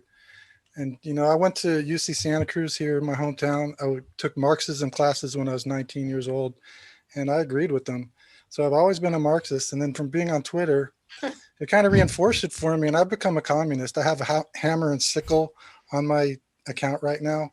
I changed my name from Strictly BLM to Strictly Vanguard about a month ago because I'm a fucking communist and I'm not afraid. The radicalization pipeline right here. Yeah, it worked. I'm more radical than I was a year ago, and that's how Twitter works, man. Yeah, and I feel like, great, we're gonna get a Biden elected. I'm probably gonna vote for him. I might, you know, I'm still not decided. I might vote Green Party again, but I live in California, so it doesn't really matter because of the Electoral College. Biden's gonna carry my state by 2 million votes probably. But as soon as, you know, I'm good. I'm glad Biden's going to get elected. He's way better than Trump. Fuck Trump. I hate that asshole. He's a racist motherfucking prick. And that's my opinion. He's racist as hell. And I can give you 10 examples if you want them. But you know, Biden's going to get elected, and I'm all for it. But once Biden gets elected, I'm going to lay into him just as hard as I've been laying into Trump, because Biden's a Democrat, and they're two sides of the same coin, in my opinion. The duopoly is really the problem this country has. If we can't get a real workers' people's party out there that's going to represent the people and the workers, then we're just going to keep kowtowing to the corporations, and this country's going to keep going downhill. That's my opinion, and there you guys have it, and that's enough for right now. How much do you think it was the things that you were kind of exposed to in your youth that also contributed? Like you talked about attending Marxist classes back in California. I can imagine that was an environment where, you know, you were going to find a lot more Marxist classes than, let's say, you know, Santa Cruz, or UC Santa Cruz. It's a liberal bastion. It's a lot of socialists. And you're not going to find a lot of those in Alabama. We were one of the first towns that had a socialist mayor, Mike Rotkin, who was also my Marxist professor at UC Santa Cruz. He was voted to be the mayor of this town 4 times. It's a very liberal town. Now you're seeing people are starting to move out of California. And do you notice like any connections between certain policies that, let's say, may have been more progressive and also kind of taxing a lot of the people, causing a lot of people who have like small businesses to start moving from California to Texas, kind of voting with their wallets here? And if the same thing happens in Texas, wouldn't that kind of I don't know, make you think about a certain pattern that maybe certain decisions that under more of a progressive socialist communist system will have people want to get away from it more as opposed to being it? Kind of like why when you had East Germany and West Germany, more people were wanting to go from... It's a crappy analogy. Tell me why. Because California's not East Germany. Well... I'm sure it's not East Germany. East Germany was run more efficiently than California. No, you guys don't live here. I've lived here my whole life. California is not perfect. There's, you know, I've traveled the country a lot, and California is doing a lot better than most of the country, and it's because we have really good government here. But if we if you have good that said, and that's people... reality. I don't really want to argue about that. A lot of people are moving to Texas. Joe Rogan, Ben Shapiro. My best friend of 34 years is moving from California back to Texas in Austin, his hometown, because his mother is going through Alzheimer's. But yeah, sorry to hear that. But yeah, well, the thing is, California is not progressive. The whole country is moving progressive. Texas is about to become a blue state. You can't deny the reality that this is a progressive country becoming more progressive, and all these right-wing conservative assholes are about to lose. I can't wait to torment them for the next 4 years. I didn't say it was a racist hellhole. Those are yours words. What is it progressing towards? We have a racist hellhole of a president. No, wait. Let's break it down. Was it not the American people that elected that president? Wait, hold on. One at a time. Okay, so Haka says you asked, what is it progressing towards? What is it? What are we progressing towards? I guess is the question. What Hopefully is full communism. What does progressive Hopefully full mean? Communism. In America, never. I'm not America's satisfied with already a communist progressivism. country. I was satisfied with Barack Obama when he was in office, but now, 4 years later, I look back at Barack Obama and I say he has promises unfulfilled. He was an imperialist, droning motherfuckers, and I don't like him that much anymore. I want somebody way more progressive. I want Bernie Sanders. I want AOC. I want some real progressive motherfuckers in there representing the people. But when you say representing the people, it's going to be the government that's going to be making decisions for the private lives of people. At least that's how it was in the USSR, where my family and I came from. So it's not so much a dictatorship of the proletariat, because in that system you still have to have That's a not hierarchy. the kind of communism I want, and I don't think the Soviet Union was a good representation of true communism. What would be a good representation? It wasn't real communism. What would be America's already a communist country. I don't think okay? we've seen it. I don't think Venezuela is a good example of it. I don't think we've seen a good example of socialism or communism, the kind that I'd like to see. It's going to be a lot more closer to what Norway has. Then why do you want it? Than what Russia had. Then why do you want it? Because if you look at Norway, they have a much higher quality. The people in the Scandinavian countries have a much higher quality of life. They don't even say that they have a much higher. The average American does. They don't even. They don't call themselves socialist countries even at all. They completely Democratic deny socialist. that label. I'd be satisfied with the democratic socialist America. No, but Chris, right now I'm Chris, pulling for full communism. Hold on, their but Chris, rates aren't even nationalized. Yeah, you're talking about the Nordic race. countries. The Nordic countries, they hate the label that Americans say, like, "Oh, you're socialist." That's fine. I don't really care what they. No, but that's think of the not label that we what they give are. them. What I really want is for the workers compared to to have America, they're control probably- of the means of production. That's what I'd like. That's what The you'd workers like, for but the question- nationalized industries. But Chris, that's what you'd like. The question is that the result that ends up coming about when such a system is institutionalized? I don't think we've seen a good example of it. The kind of education that would require and the political will for the system that I want to have happen, be So you're like talking about educating magic. everybody. So you're talking basically. about magic here. You're still Well, talking about somebody I don't coming think in it goes here against human like nature, but I like think a it messiah, require like a some- massive education Well, campaign. I think the problem is that the new true communism thing. Again, this isn't my line. This is BAP's line about how in the Soviet Union, they had essentially, what was it, 70 years or so to perfect communism.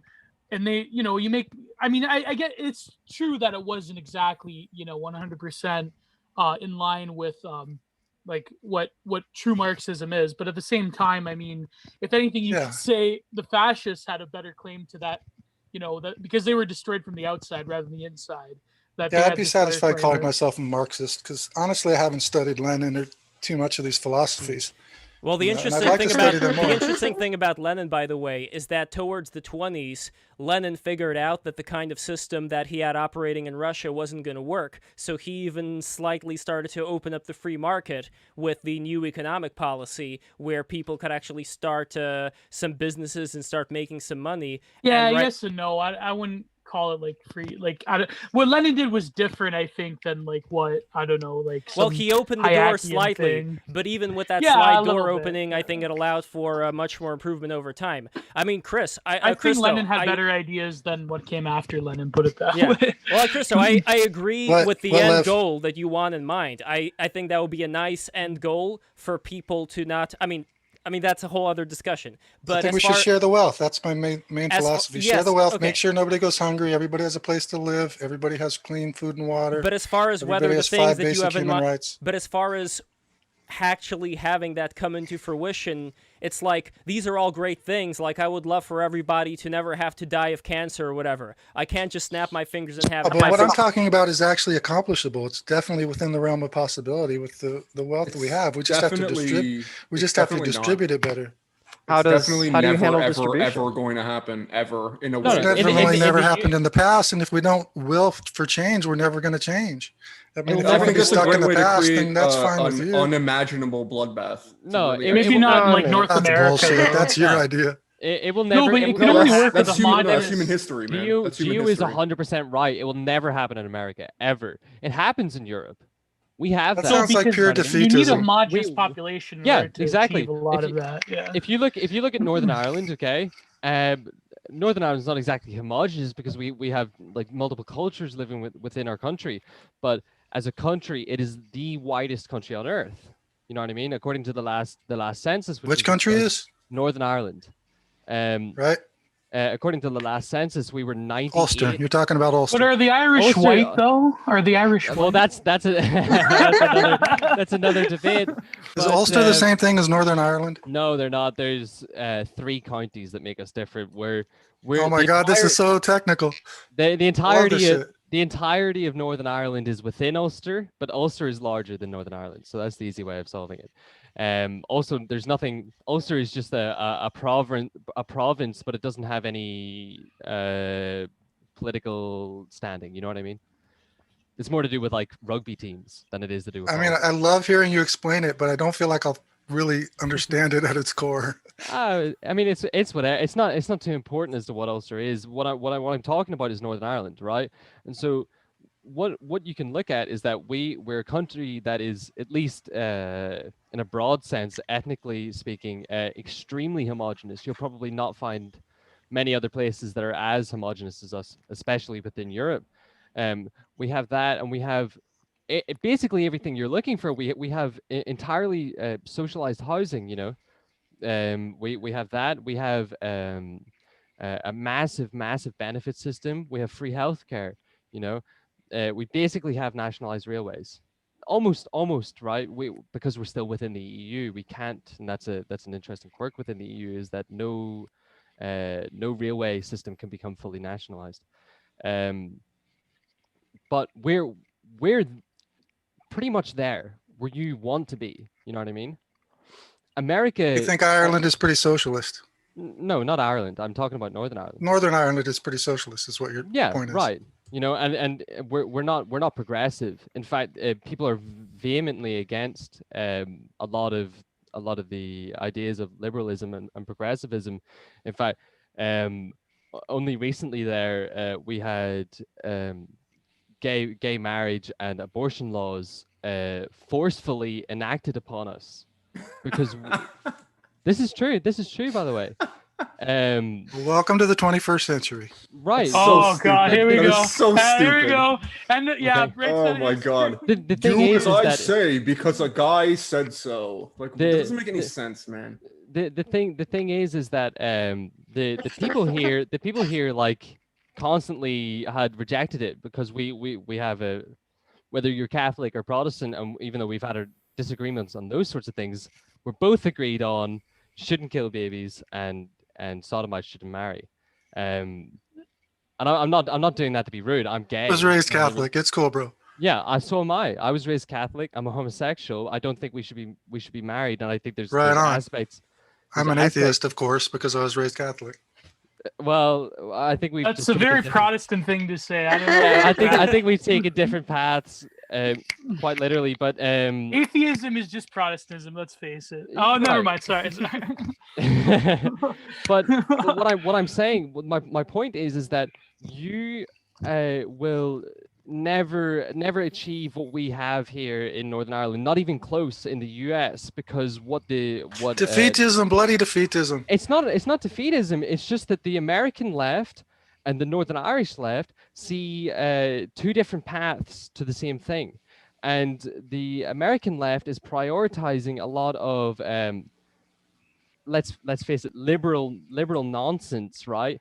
As some weird some weird like trajectory towards the socialist utopia, when in fact you have to head the opposite direction, which is what is shown here, right? We're here, and we've had none of the things that a lot of the American left desires, right? In this idea of the How did you get to where you are?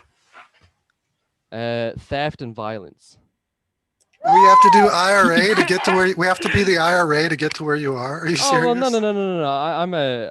I grew up in a very loyalist background. I hate the IRA, you know, but yeah, to some extent. Of course you do. I'm based blue pilled. No. I'm not unbased and blue pilled. My family was murdered. Don't hate me because I'm Antifa. I'm a Catholic. Okay? Right, I have to impulsively support the Yeah, IRA. well, listen. You're North American. That's why you have to impulsively support the IRA. Yeah, that's true. It's a romantic North American. exactly. But yeah, of course, this idea like that you can somehow just gradually get to something. No, of course not. You know what I mean? Like for a dramatic change to the structure of your nation requires a dramatic push towards that. And this idea of like voting for Biden or whatever, and then I'll reel on Biden when Biden gets elected. Of course, nothing's ever going to happen that way. You know what I mean? And I'm not being a Elitism. defeatist. They pulled No, LBJ left. Listen, They- listen. I'm not being a defeatist. OBJ left. I'm not being a defeatist. I'm trying to compel you to action. You All know right. what Well, I mean? what's your What would be the blueprint? What's your strategy, I blueprint think, would be for his better getting question. toward the socialism that I envision? I You think and I we are have to probably on the same side. differentiate. And as a weird tangent, intelligence. I'm not sure what to call you. Intelligence absent. IA. You Are can call you me, yeah, IA? whatever. Are you a practicing Catholic and also a gay man? Did I hear that? Yeah, Right? yeah, I am. That's kind of odd. Yeah, I'm sure Maybe it in is. America. But it's Oh, they're like two Andy aspects. Warhol was a trad cath, and he also was gay, and he was celibate his whole life. Right? Yeah. He was more Catholic than most of us. Exactly. I mean, I definitely see it. It's just not. It's unusual. Yeah. Well, I wouldn't say I'm strictly celibate. I just there are certain things that I don't engage in. I don't have anal sex, which is I think the clear and easy way of putting it. Okay, but I mean, Catholic dogma says homosexuality is, against canon. It's against Catholic doctrine. Yeah, It's and the world act. history says communism isn't possible, Okay. but we don't care about those things Well, at this the moment. DPRK might disagree. It's No, not, but in all fairness to Christ, though, World I think we have to history. differentiate between like what is No, socialism, you're right. right? Like what is actual socialism and what is like radlib ideology. You know what I mean? Right. That's I think what the main content. Like in terms of economics, I kind of like I think workers should have some level of ownership and like you know what I mean. But when I think when it comes to a lot of these anarcho-communists and anarcho-capitalists, if that's really a thing, I think a lot of people, when you get down to it, agree on a lot of the same problems. On the same exact issue. If you ask people across party lines and political spectrum, they all agree that low wages in America are a serious issue. Everybody wants $15 an hour. It polls like 76%. yeah, but would you consider yourself an ANCOM or are you more of like? I mean, the labels are pretty tricky. I just go with Marxist, basically, and I would settle for social democrat. I'm kind of a lib, I'm kind of a lib. I would settle for tanky and personally, but that's that's No, I would settle for exactly- tanky sometimes. I go back and forth on some issues. I'm kind of a tanky. I don't the think most Stalin was a based great and guy. red-pilled socialist. that what do you call it? That's Basically, exactly what I was about to say. I took was, a political spectrum test and I was on the very far corner. I'm very libertarian and very liberal. But the only problem that seems to come in my mind when you say you're very libertarian, and at the same It's time on you the test. The other side of libertarian, the other side of the spectrum is authoritarian. So I'm 100% anti-authoritarian. But if Oh, you're no. but if you're- Hold hold on. on. But if you're communist, Wait, if you're intelligent communist, friend and, had a point though. one second though, if you're communist, then how would you be able to enact all these things without the government forcing people to do them? Thoughts and prayers. I don't know. I think maybe more of a anarcho-communist model where you have Soviets, little communes and stuff. Okay, but Co-ops. that's different. Is than, that let's something say, you could experiment on a smaller level? Yeah. Yeah, I think people are experimenting with that. I think there are places in, the Well, West Coast. the Oregon, idea's been around for a long California, time, where so one these would communes imagine exist in if it places like was Portugal and Spain and stuff. I don't hear a lot of success stories, I guess. I mean, the On a larger small the group- scale. On a the small lar- scale. Yeah, exactly. On a small scale. That's what I was talking about. Oh, trying to that talk you just about think was it's that- a scaling issue then, basically. It Like, is. It can't exist Yeah. beyond a certain People want to population argue, level. and I appreciate arguing with people. Yeah, I mean, I don't have all the answers, but I feel like I am a communalist. Not so much an individualist as somebody that's a collectivist. I think we should If I share. could, But when it comes I to could- this, yes, Neko girl. if I could butt in here, Mm-hmm. I think you sound like a very nice guy. You're at the age of my father, so Let me guess. You grew up in a socialist country. Well, I grew up in the Netherlands. I think that qualifies. I don't. Go ahead, make your point. I'm I sorry don't to think interrupt. so. I don't think it qualifies at all. I mean, the Dutch really pioneered selling humans as property. So I don't think that necessarily counts. Whoa. But I Is think that your point? Yeah. Go ahead, make your point. No, I think you're a nice guy. Some points take a while.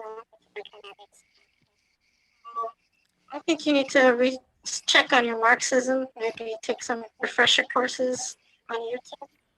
Because what you're really missing here is that Marxism is all about stages of history, stages of development.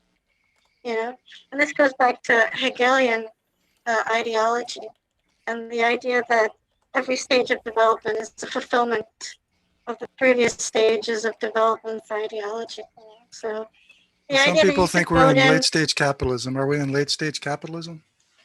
Well, I mean, if you're waiting for it to happen, anytime is late, I think like a lot of Neko Girl, that's a great point. But I know that a lot of modern Marxists, they were really after Louis Althusser, they sort of like got rid of a lot of the like latent Hegelian stuff. Like I think a lot of ANCOMs in particular, they're sort of like they don't really abide by the orthodox like Marxist dialectical materialist history, which I mean is kind of like, I don't know, that's a good debate within itself. But yeah, I mean, you can say you're not affected by the wind. Yeah, you can say you're not affected by the wind, but it doesn't mean that you're not affected by the wind. Yeah, exactly. Yeah. Everyone. I mean, if we talk about, like in what stage of the country is gonna, suddenly are we gonna become communist or socialist? I think that's a very kind of simplistic idea. The entire world has to abandon capitalism for socialism to happen. And the only way that's going to happen is if private property goes away. And whether that takes 1,000 years or 10 years, I think is a question. You're fading out a little bit. Can you come close to your mic? I want to hear what you have to say, but you're fading. I don't know really. It's the vocoder. Saying that, it's Can not you a just talk vocoder, into your mic? It's a changer. It's an integrated microphone. But I'm just saying that, the question of how, are we going to vote this thing in, or is it going to happen, or when is it not going to happen? I think there's a kind of missing point. The point is that communism is inevitable. And of course, it's going to be bloody and violent. Communism is inevitable. That's what you said? Well, yeah, either that or barbarism. Communism is inevitable. I agree with you. I agree. Barbarism is inevitable. He said barbarism is inevitable. Well, the two end up meeting each other halfway. Barbarism is not inevitable. The inertia of this thing is going to continue for 500 years. What are you talking about? Like, where are you interpreting this information? Like, what makes you say that? What makes you say intelligence?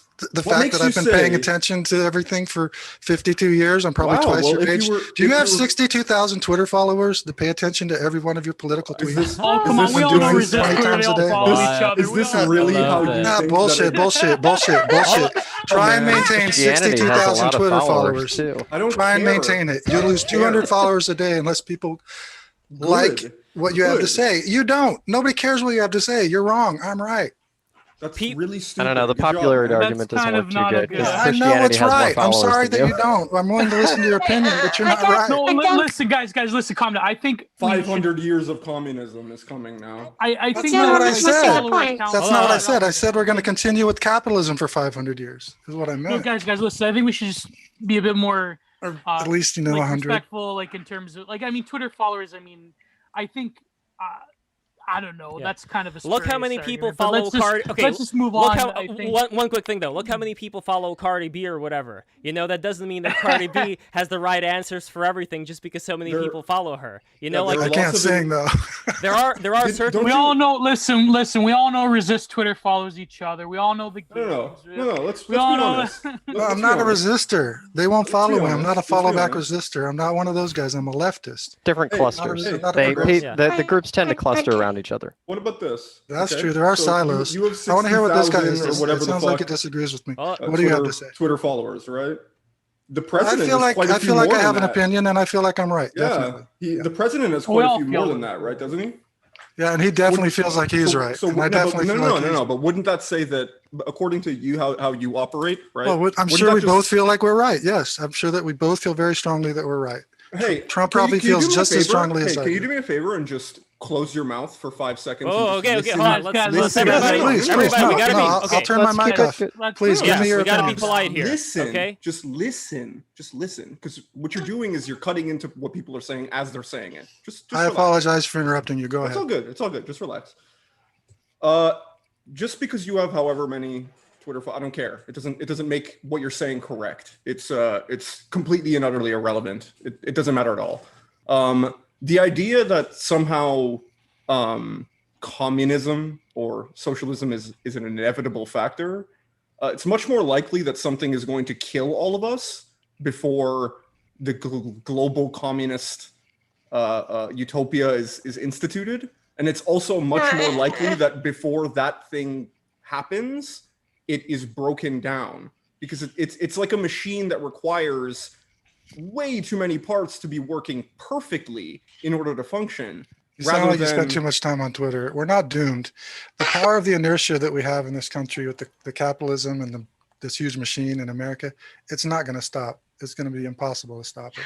You got to maintain 60,000 Twitter followers. Don't you spend a lot of time on Twitter? Again, I spend way too much time on Twitter.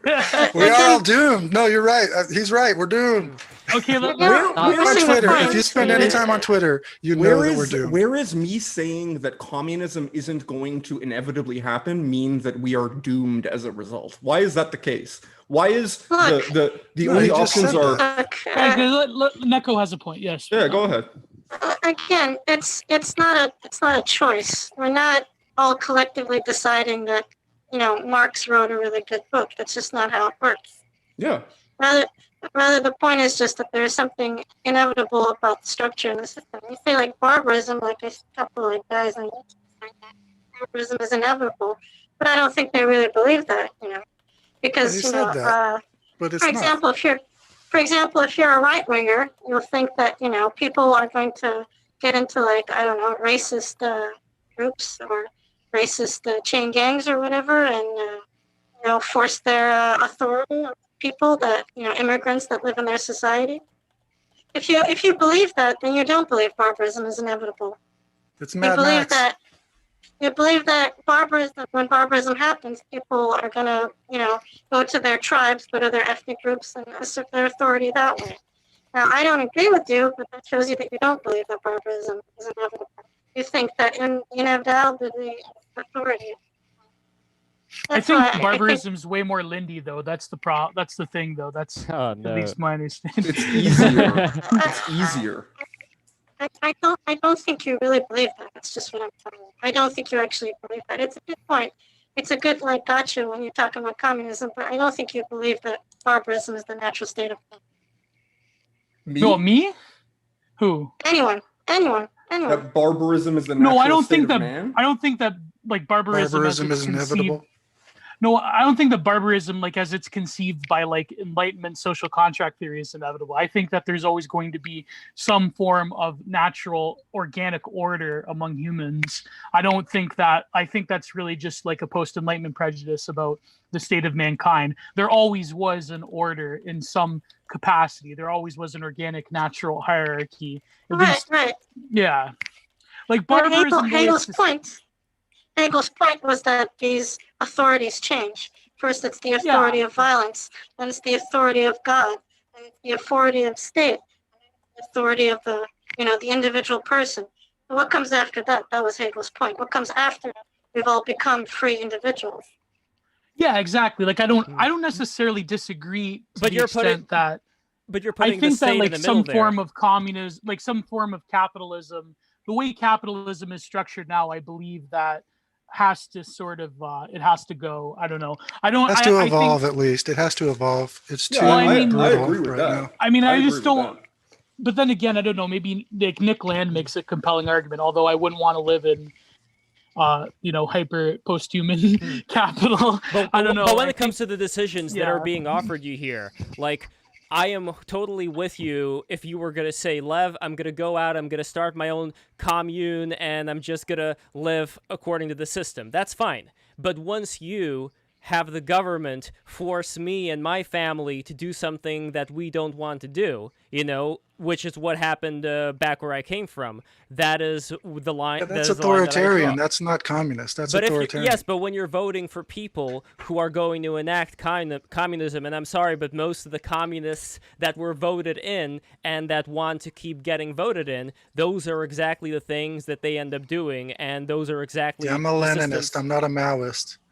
Lenin instituted the same things I don't know. in the beginning. I think so that the way doesn't you're mean much. conceiving. Did he? Yes, Did he did. Right before he ended up sort of reversing with the new economic policy, he and Trotsky and the rest of them, they started putting up signs on the wall of the town square every time they had a new little law written there. Every day another law gets added, less freedom gets taken away from the people who were there. No, but Lev, They're forced to listen, do Lev, I things that think they otherwise wouldn't do. Yeah. I think here's the problem I have. I hate to disagree with you because you're one of my best friends ever, but I mean I think the way that we're conceiving of rule is different, at least from like a reactionary perspective. I think that we're talking about like freedom and rights and like you're forcing my family to do this.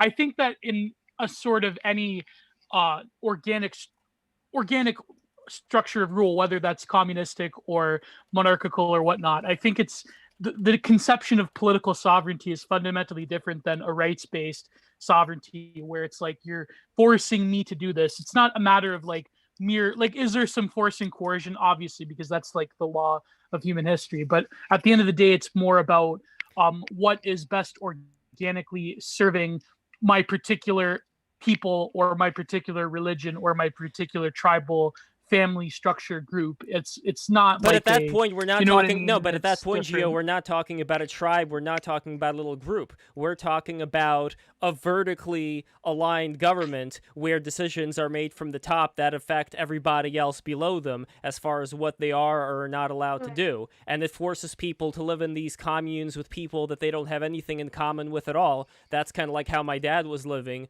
He was living with multiple families in the same house. You weren't allowed to get out of whatever area you happen to be living in unless you made an appointment with a commissar who had to, like there was so much bureaucratic That doesn't sound glut. cool at all. But that's what the situation was. There's so much bureaucratic glut that ends What up country being was forced this down. in? This is the USSR. Russia? Yeah.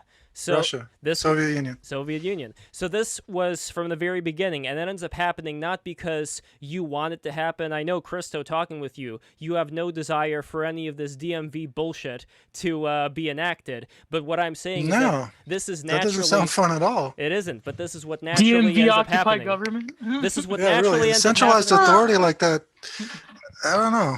It's kind of like the Chinese model too. They have a centralized authority, just like the Soviet Union. Let's just be clear that what we're talking about is not the economic system. What we're talking about is forms of control. Yes. Was the Soviet Union any different than any other economic system on Earth? Well, the Marxists will obviously say no, because the entire world is still in a capitalist phase. But no, it's true. They did. Yeah, they're. But let's face it, America during the Cold War, it pretty much was a command economy in a lot of ways. Although it wasn't communism, but it was, I don't know. Moldbug is kind of right. America. It was a very centralized government. It was a very centralized government that controlled the economy. Mm-hmm. Yeah, like that's not. But again, it's like to what extent? That's the other thing. Where you remember, for example, in Chernobyl, and that movie, by the way, the HBO movie. Right, I watched the Chernobyl documentary. It was a great documentary. Well, that movie was not a documentary. It was more of like, I guess it's sort of like in between, right? Because like they were saying Hollywoodized, dramatized documentary. Yeah. I guess you could say that. But anyway, in Chernobyl, when my parents saw the movie, they had relatives who were living around there, and they were talking about, these were the same things that were going on where if you have people who are in a vertical system of control where you have one commissar that has to answer to a higher commissar. Yeah, everybody's trying to cover their ass exactly. and not get in trouble. Exactly. And that's what ends up happening, unfortunately, in the system where you want perfect equality, because someone is going to have to be in charge of this dictatorship of the proletariat. And eventually whoever is going to be in charge is going to be the thug. That's just what ends up happening in the natural hierarchy. Oh, yeah, they're going to be the bad guy. Exactly. So that way, but there was a lot of but there still was a lot of patronage networks in the Soviet Union. There was a lot of nepotism and definitely, and it's all about who there you wasn't. Yeah, like I could understand where communists nowadays, like they say, well, that wasn't real communism. But then again, that's, I don't know. No, but also economically speaking, you kind of have to say it, and it's very convenient. One I other. don't think the Soviet was a good example of communism. Well, you're okay. honest, Here's another. Yeah, Before we get to Theodore, honest. My God. before we get to Theodore, and Theodore, thank you so much for joining us. One thing I wanted to make clear about the Soviet Union, and this was even before we had oil problems, as Chris, so you remember, because you're much older than us, so you remember what ended up happening in the 70s. But even before that, the Soviet Union. Yeah, I remember the gas lines. Yes, the Soviet Union was a superpower. And you would think that a superpower that would control so many of all these different provinces, like they had, all these Middle Eastern countries, and they had a lot of land. And a superpower like this, you would think that the capital cities, like St. Petersburg, I guess you could say Moscow is the capital city, but St. Petersburg's kind of like an honorary capital city, right? So it was the old capital before Moscow. Exactly. So you could say that these very renowned cities, at least they would be able to afford like basic necessities like toilet paper, yet nobody in the middle class could get any toilet paper. And the Soviet Union had shortages for a lot of commodities. Exactly, and it's not the CIA, it's not anybody coming in there. So it's just, this is what happens when this is the way that the economy ends up working. I mean, I know Theodore. You could argue, the argument goes that it was really the problem was the centralized authority and the corruption. And how do you stop that from happening? That's the magic. How does it that's even the $1 million question. Corruption seems to run rampant under most communist governments that I've seen. It's literally any humans. Corruption might be human nature, but I want to say that human nature doesn't argue against communism, since the central tenet is the idea of sharing, and sharing does seem to be basic human nature. But that's the mask that these thugs end up wearing. In the in group.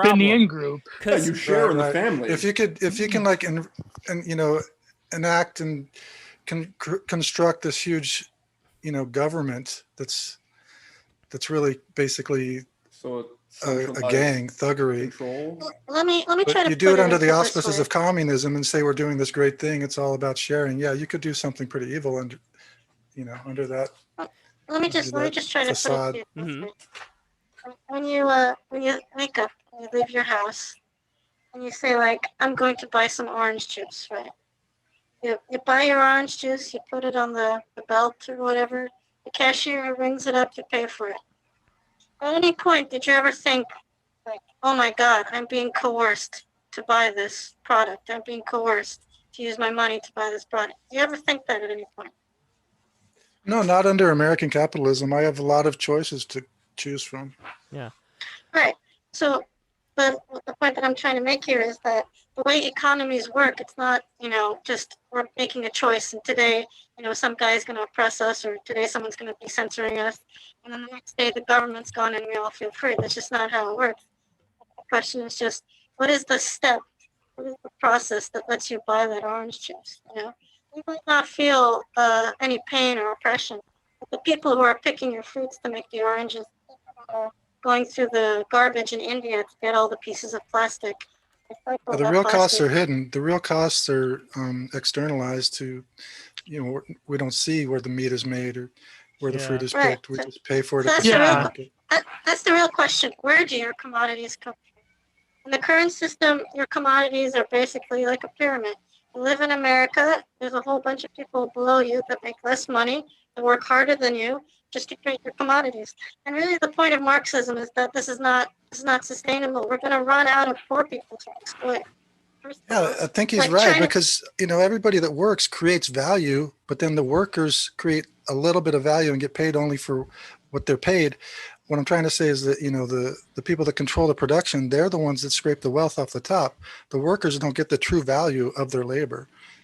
How is the value of labor defined if we're talking about, let's say brute force, like from strength, versus coming up with, I don't know, like more of a what's the right word here? Coming up with a plan on how a certain task is accomplished. So if you have 100 people who only know how to move something from point A to point B, and like 5 people who know how to move it in such a way as to build a structure that would be useful for all 100 people, then who's to say? That's really complicated. whose I don't have an value answer is for higher? that one. No, but the reason why I'm bringing it up Value-added tax, something like a value-added tax. the reason why I'm bringing There's it up, not going to be any value. Communism, there won't be any value.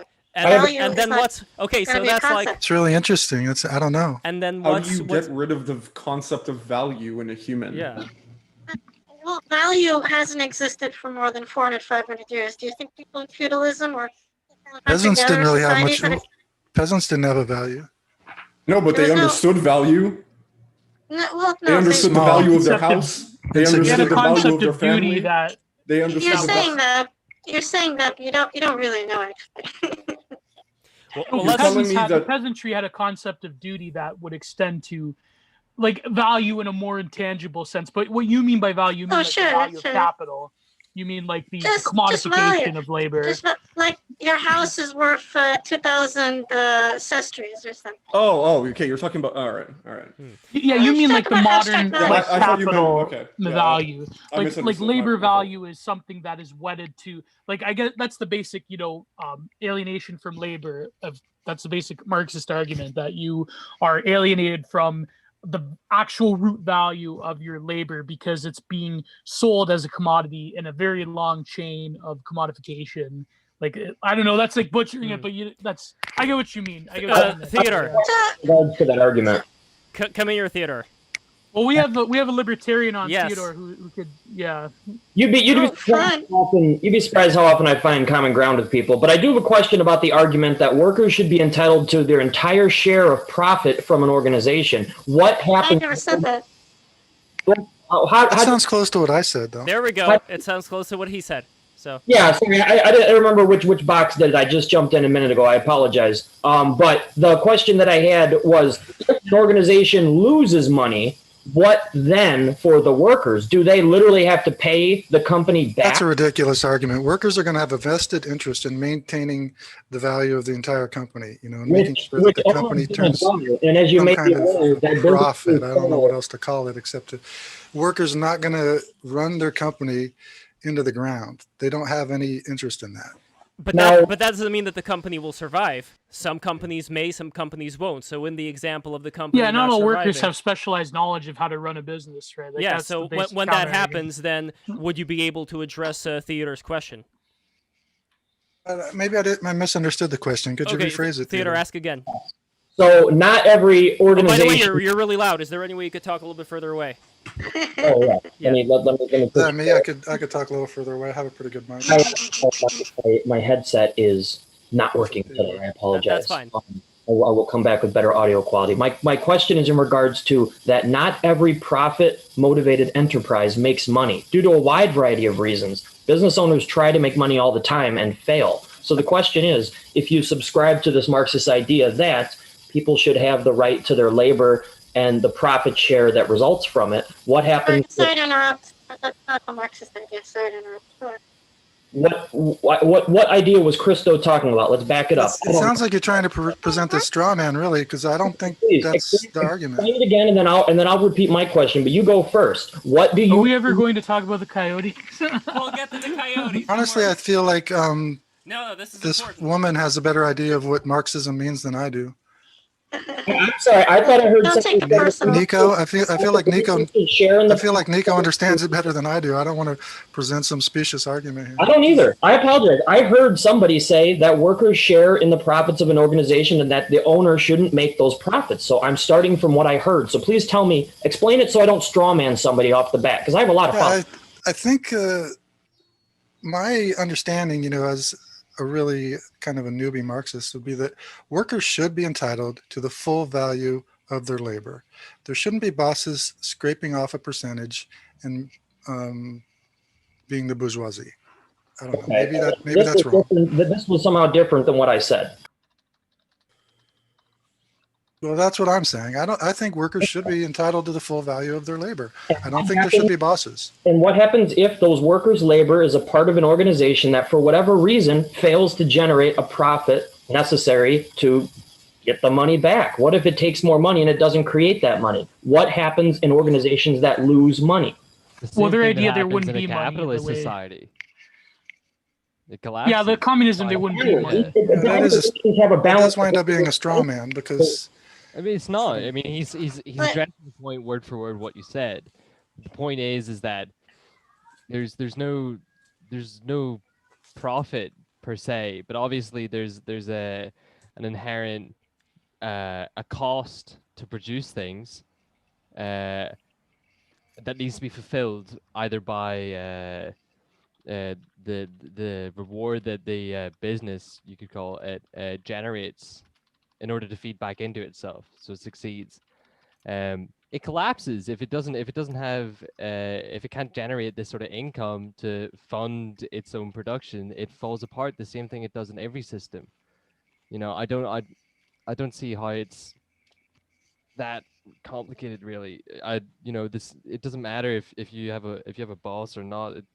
I don't care if some CEO is taking whatever cut of the wages. You know, if you can't generate a profit, his business collapses. You know, and I think the less money. That's true under capitalism. Right, sure, but then there would be no reason for it if it doesn't make any sort of impact to the society in any positive way, economically speaking. Then it's true for every system. You know what I mean? Why have it? It's not exactly positive. You know what I mean? Well, here, listen, folks. I won't be able to listen to any sort of response to that. It's nearly 1:30 in the morning. Oh man. I've been on here. Oh damn. Something like 3.5 hours. Man. I'm very, very drunk.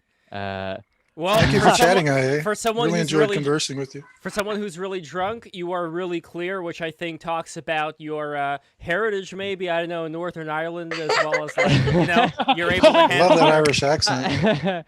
Irish accent is too I'm good. like 9 vodkas in. I fucking need to go to bed, man. I'm so tired. Go to bed. Have a great night. This was a lovely conversation. I really enjoyed having you on. Thanks everybody for See you, man. Everybody's been really, really pleasant. Follow me on Twitter at twitter.com/cowboyd COWBEUD. Bye, folks. Bye. See ya. So that was nice.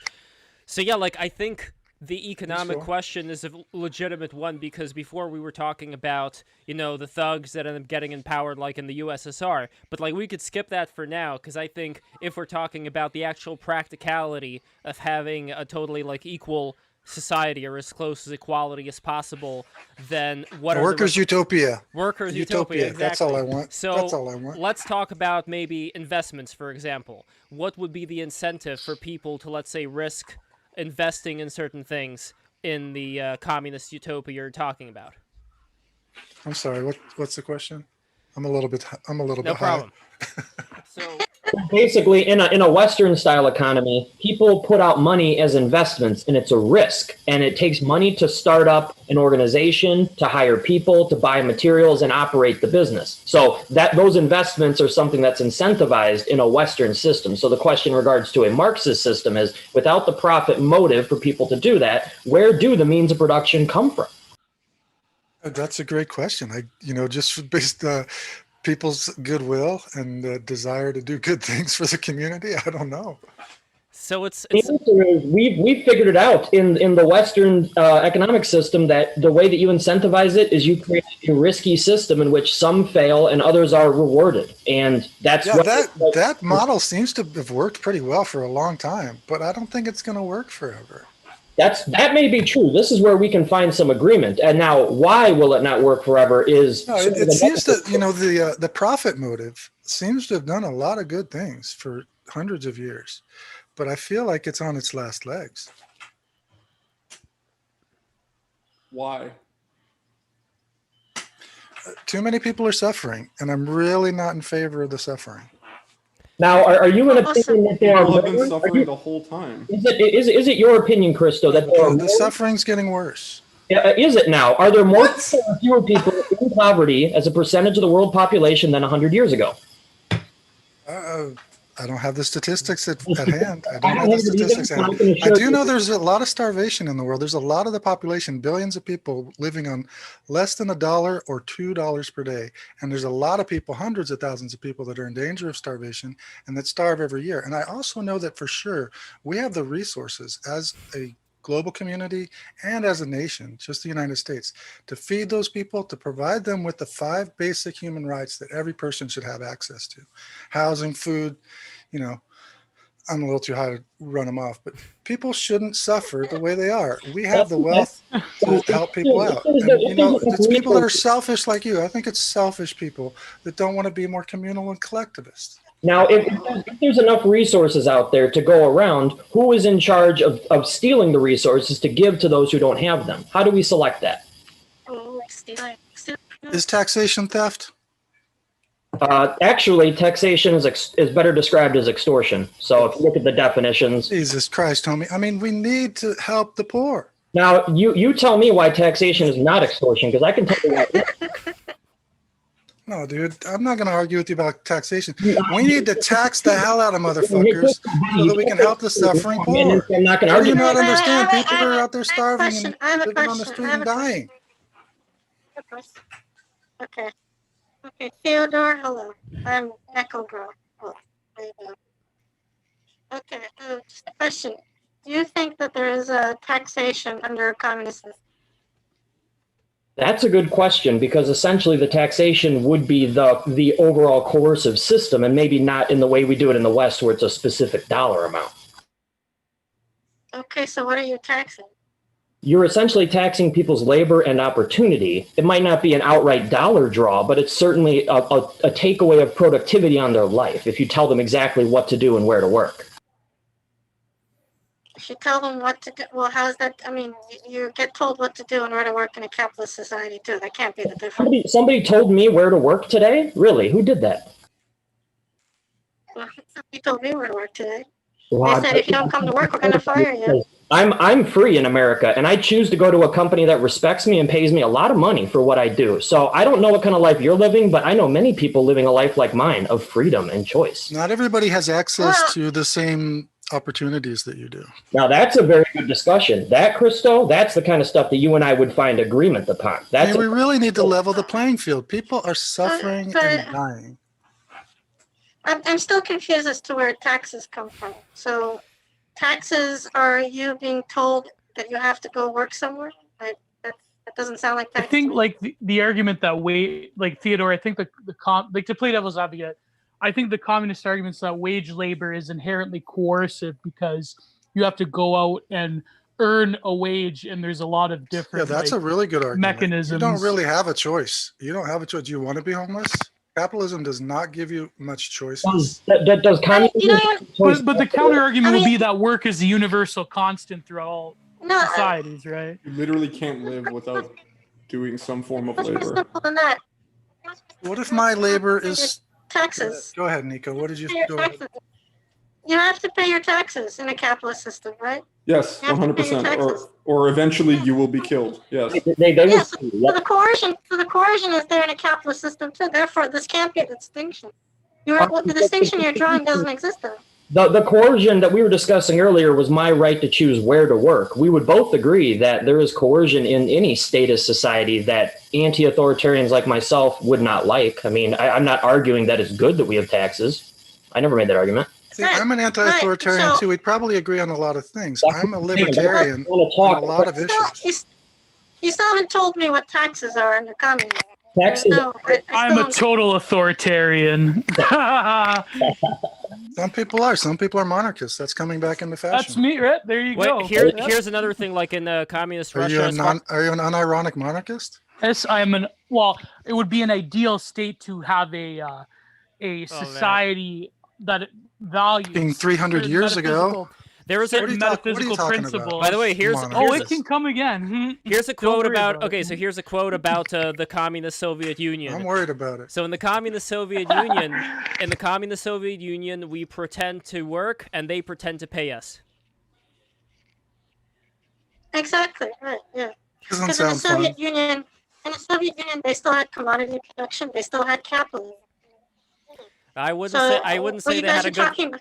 I wouldn't say they had a good version of either one. I mean, as Can far I as ask a question here? go for it. Well, it depends on what you think is a good society. Well, Okay, can I ask a question real quick? Sure, but wait, Just one real second quick. though. Yeah, Okay, go okay, left, no, go go left. for it, go for it, go for it. I'll say Well, my piece no, later. this is a rather large question, so go ahead. Okay, so before you ask your question, I just want to say that under Soviet society, and I feel like okay, my apologies for the chat. I know I'm a broken record when it comes to this stuff, but anyway, my parents, had a lot of friends who were, they were taken into mental institutions. They were force-fed pills to screw around with their brain because they said certain things against the government.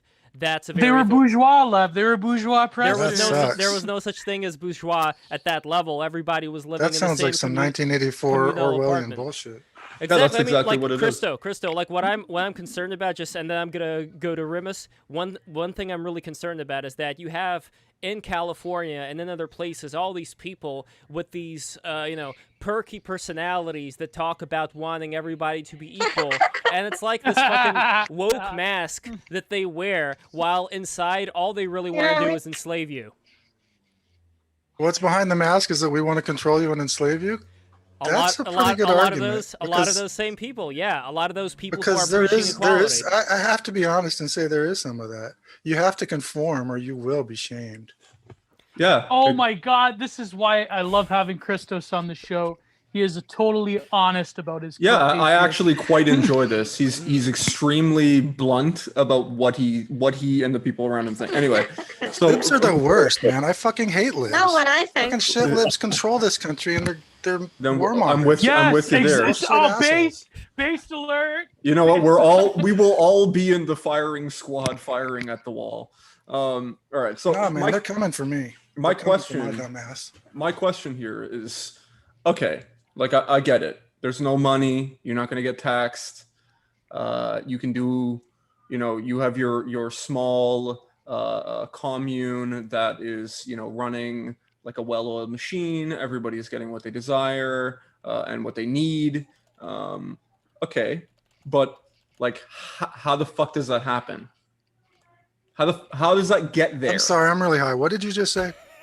How are you going to institute a society in which there is no money, there is no need for coercion? Dude, that is beyond my pay grade. I don't have an answer for that. Exactly. Shit. Well, actually, Remus, could I interject, because I don't want Christo to get beat up over this point, because I'm a believer that there shouldn't be taxes and we should voluntarily crowdfund government. However, whenever people ask me how to get to that, I have a similar. Is there such thing as a libertarian anarchist?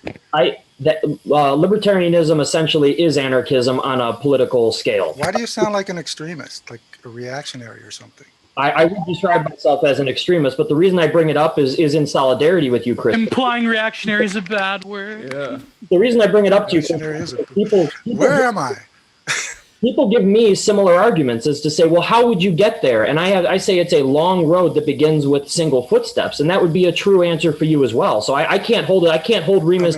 Oh, you have these little cards you pull out of your wallet and you deliver, and you're doing it too fast. I can't follow along. What is your point here? What? The libertarian needs to speak more slowly, because I'm really dumb. What is his point? He's gone. He's saying that it can be done. It just would be done very slowly, which is like, yeah, okay. But how do you avoid it becoming China or Soviet Union or... I don't know, man. I want it to be way more like hippie and communal and green. Then do your hippie. We reach consensus on every issue. Then you can do your hippie thing. Anarchist model. But Christo, then do your hippie thing. I love the fact that you're going to do your hippie thing, but don't get the rest of us involved through electing these fucking politicians that are going to put us in these re-education camps like a fucking Weather Underground. You will eat your granola and you will like it, Lev. Yeah, but it's also like it's also like, okay, but what happens if one of these other communes decides, yeah, you know what? I don't care about this bullshit anymore, and just does what they do. Let me just stop you right there. I talked about the orange juice for a reason. Did anyone decide one day to stop doing hunter-gatherer society? No, I guess not. Maybe there's no way to tell. No, well, I mean, it's pretty obvious that they didn't. Did anyone decide one day that feudalism was not going to be how society was going to be? Yeah, that's a great point. How do we No. evolve if we don't dream about the Nobody, future? none of these things were done in very uniform, large Well, that's scale. what I was. Yeah, you have to muster the political will. That's what we're trying to do. Feudalism's Like Twitter, different because a lot of one tweet at people a were time. forced out of I'm feudalism. going to freaking radicalize you. I'm going to pull you guys to the left as much as you try to pull me to the right. Right, but that's the point. It's that there is a kind of systemic change. It's never somebody deciding we're going to be communist or not. What happens is that simply the political and economic system that you're in stop working. You know, hunter-gatherer society simply I don't couldn't work think it's anymore. that simple. Couldn't work I think it's often violently coerced. Well, I know that it's not as simple as like, oh well, it didn't work anymore. Who's in favor of violence? Well, I didn't say anything about being in favor. Yeah, nobody's in favor of that. I'm in favor. When you read Marx, when you read Marx, but it doesn't matter. Go ahead, Nico. At no point, when you read Marx, at no point did anyone say it was going to be a peaceful revolution. At no point does that happen. Yeah. Of course, millions of people will die, and the quality of life won't necessarily get better. That's not the point. The point is that it's going to have to evolve, because the system that we're in, capitalism, is inherently unstable. Now, if you disagree about the system being unstable, that's one thing. The idea that somebody, is going to choose to become communist, or they're going to vote in to be communist, it doesn't work, and that's the reason Russia failed. Russia wanted to become communist, but it realized, hey, actually, we're still in this capitalist system. We have no option. So what they did is they tried to do like a quasi kind of communist state. And of course, what happened is they became a central authoritarian state. It's not that it's a simplistic explanation. It's just it's an obvious reality, which is the capitalist system fails. There's a question of what happens when you go after the capitalist system. For Marx, what happened is the capitalist system withers away, and communism becomes the only option. What other options are there? When you're talking about that's what I mean. That's what I wanted to jump off of. For how long would that communism be the only option until that also fails? That's the part that I don't really get here, because it seems like you're talking about a very robust, a very anti-fragile system that you would call communism that would then be the only thing left once everything withers away. But how long do you expect this kind of system to last before it also withers away? If we could educate everybody to the really high level that that we are on, political junkies, people that think a lot, I would be sorry for complimenting us, but I would almost be in favor of an anarchist model, where everybody has some autonomy and the ability to come together and reach consensus on any decisions. I like the anarchist model because it still allows for patchworks. Yeah, and also it still allows Genghis Khans to happen, which I think. What? I'm not sure I'm in favor of anarchism. I didn't say I was in favor of violence. I said they're essential to life. Marx made it very clear that there's no point to a state. If there's a communist economic system, then there's no reason for a state. That eventually will become a stateless society. Yes. Yeah, Marx. There's no state because there's no value to protect, and there's no taxation to make on value. There's no land to hold. There are no borders. So why is there a state? And you say, what comes after? There are ethnicities. There are families. No, but this is what I was going to. Well, no, because for Marx, ethnicity is part of social being, which is itself informed by capitalism. So when you talk about ethnicity, ethnicity is always historical, and you can't disagree with that. Of course, ethnicity is. Wait, Gio, what were you going to say? No, but this is, I guess, unless Remus wants to jump off, I was just going to say that it's the possibility of what comes after capitalism that is for contention. But in terms of this is, I think, the fundamental break with a Marxian worldview and a worldview of like the political right, at least a traditionalist right, in that what happens in terms of like what we're saying about a stateless society, there's no like intrinsic capitalistic like use value or labor or like commodities or whatnot. There, to Marx, it will disappear eventually because the logic of capitalism is inherently self-defeating. Like there's something to that, but I think that like what Remus was trying to say is that there are things that are more primordial and that are more like constant that inherently, and this is again comes from more like a Rousseau like leftist type of worldview of like there's no intrinsic value, there's no intrinsic like ethnos or religious metaphysical ideas or whatnot. I think that's where we're going to fundamentally disagree. But in terms of like this transitions between modernity and like feudalism into modernity, I think that it wasn't as a flowery picture as people think, that we're just going to like progress into a new mode of being. There is fundamental breaks in the epistemes and the epochs between different eras, and the transition between feudalism is a good example, because a lot of the peasantry were basically forced and starved into urban centers and conditions that were totally alien to their ways of life and their ancestral practices, and you know what I mean, of labor. And Marx welcomed that, yeah. And that's the problem I feel, is that there's a fundamental derooting and deracination that happens when you transition into any newer mode of labor or existence as such. And I think this is the reactionary worldview. This is like what people talk about, at least in our circles, is that there's a primordial order that's fundamentally being disrupted by modernity.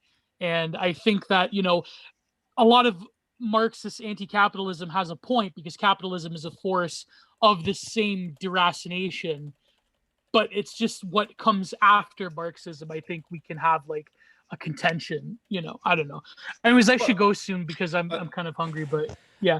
Remus, you want to jump off on that? Yeah, I got you. I think something that's kind of lost here is based on what you guys are saying here, because listen, I'm not a fucking commie, I don't care, but I understand. What would you label yourself as, Remus? Me? Labels. A godly paradox. That's what I would call myself. Labels. You identify as an attack helicopter? I identify as I don't care at all about any of this shit. What I would call myself Anarchist. is, I swing from Definitely like anarchist. extreme anarchism to extreme fascism by the week. Sometimes I think the best thing he's to a Mad do, Maxist. Yeah, sometimes I think the Armageddon. Sometimes I think the best thing for all of you would to be forced to do things. How many guns do you own? That's not. But I know How many that's guns? not How many correct. guns? How many I don't guns own do a you single gun. Okay, me either. I don't own a I like single you more. gun. I have a lot of blades though. All right, I even like you more now. Yeah, Go ahead and make your point. I interrupted you. I like the old ways, man. See, this is me. The old ways. So you and the other dude, Gio, you guys are probably like monarchists? I'm not a monarchist. He is. If I can kill you, you're not. I refuse for you to lord over me. I don't care. It's that simple. So, if I can, sounds like barbarism. Libertarian. So if I can beat you to death with my hands, Anarchist? I refuse to have you tell me what to do. Like I just. Yeah, but you probably sound essentially like you don't really like capitalism either. Monarchism right there. Yeah, you're not really a fan of capitalism either, then. Exactly. Look at Buff in the chat. He studied the blade. I did study the blade. I we can find common ground. You and me, Remus, we can find common ground. Buff, you're my boy. No, I'm. I don't know about this other reactionary Geo, but you and me, we're cousins. Listen. My thing here is. No, Geo's based. Geo's based. He will always be based. My car. Sounds cool. But I think, from what I'm understanding here, the natural world fulfills both of these things, like these worldviews. It's both communist in that there's no labor, there's no fucking taxes, there's none of that bullshit, because it's not necessary. But also there is a very strict hierarchy that still operates within a larger web. Like, the thing doesn't work unless the whole thing is working, much like communism. But at the same time, there is still a bottom and a top. There are still things that control and things that are controlled. They all just act upon each other in a way that is maybe taken for granted. An interesting philosophy. It's a little alien to me. I think it's the case. Obscure. Like, Sure. There's sure. a more primordial order to being. We than, definitely do obscure here. Yeah, there is undoubtedly a primordial order. It's not even. The last time I came on the show, we spent half the show talking about gun rights. Yeah. And gun control.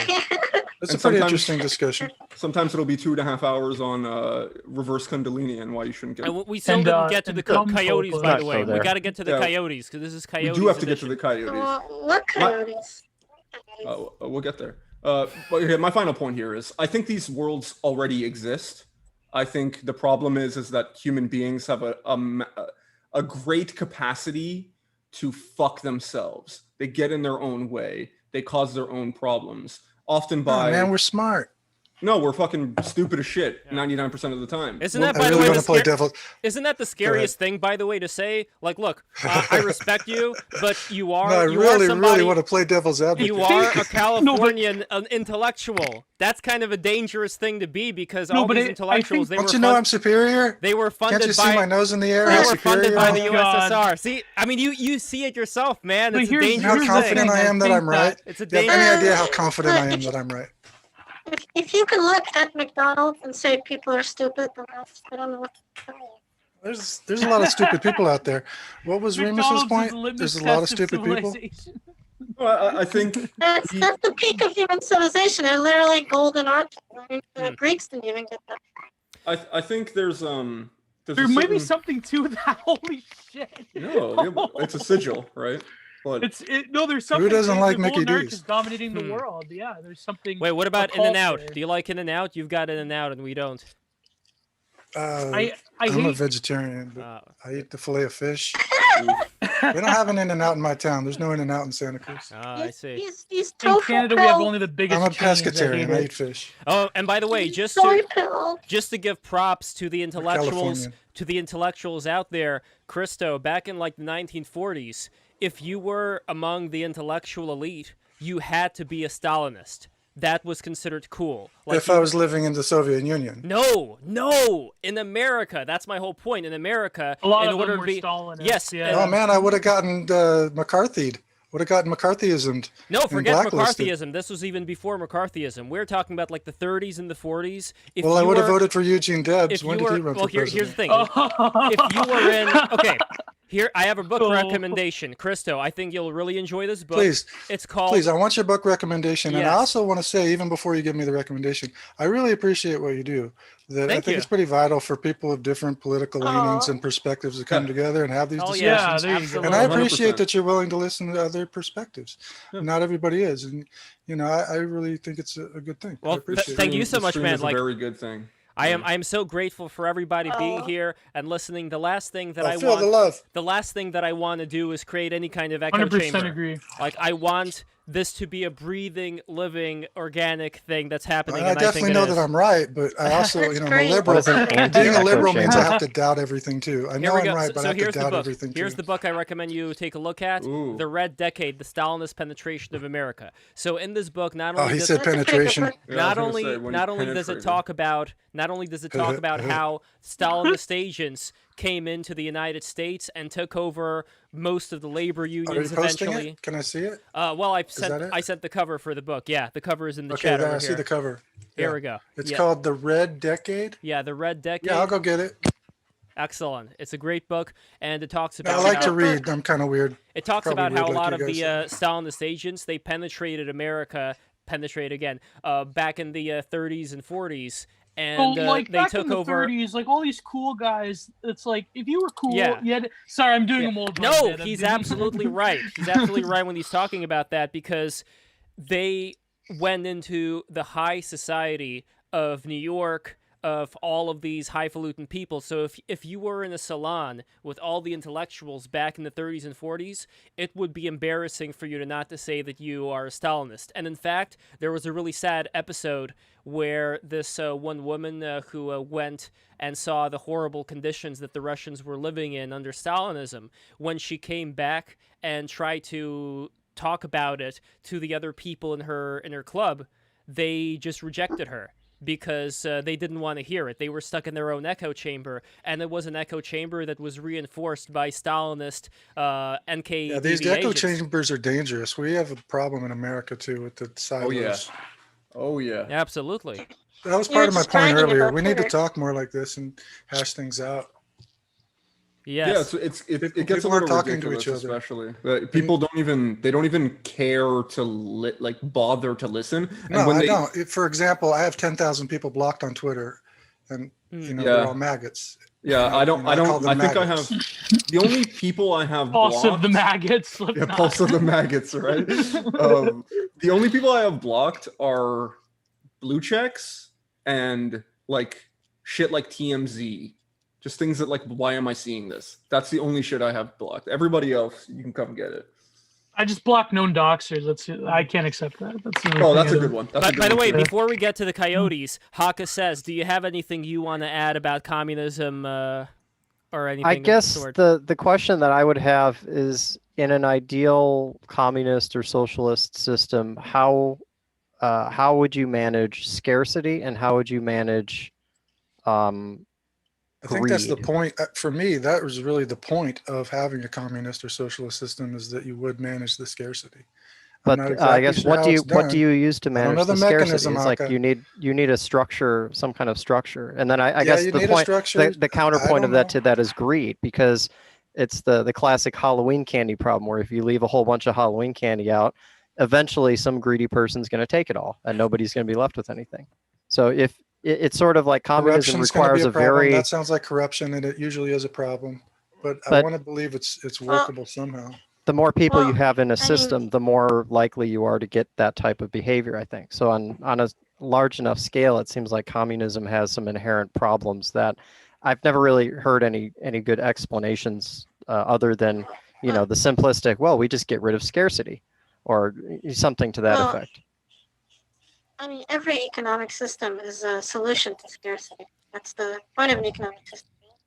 That's a good point. Well, the current What's the system, point of having an Right. the economic common system system here is we use if currency. it isn't we to use generate wealth money. for the people?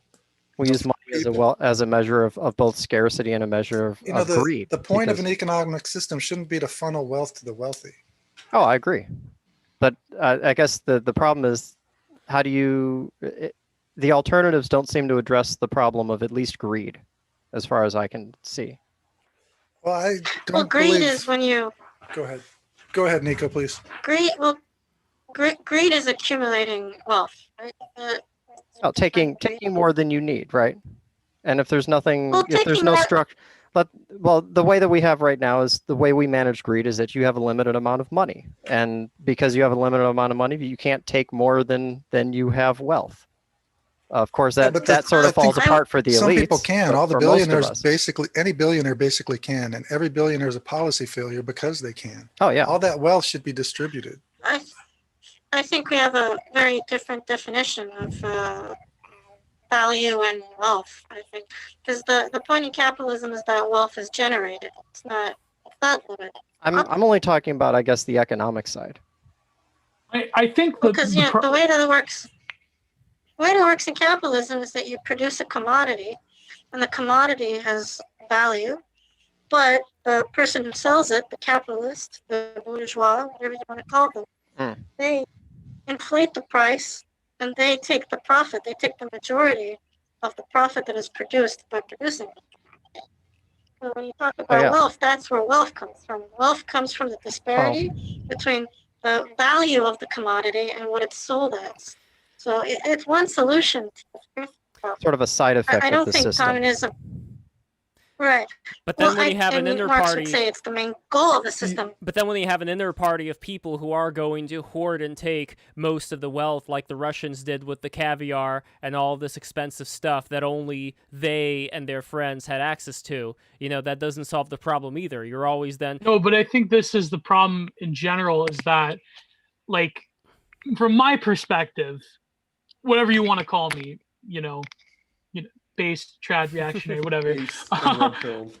Based in red pill, yeah. You're just a guy to me.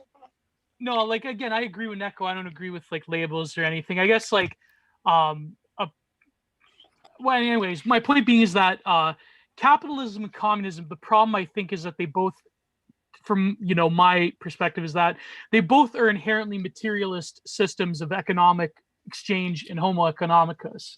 And so I think that absolutely. Yeah, and they share in that similarity in that when you define things purely in terms of a materialist history of either capital accumulation or a dialectical materialism of transcending capital, but ultimately arriving back at labor and material concerns being the engine of history.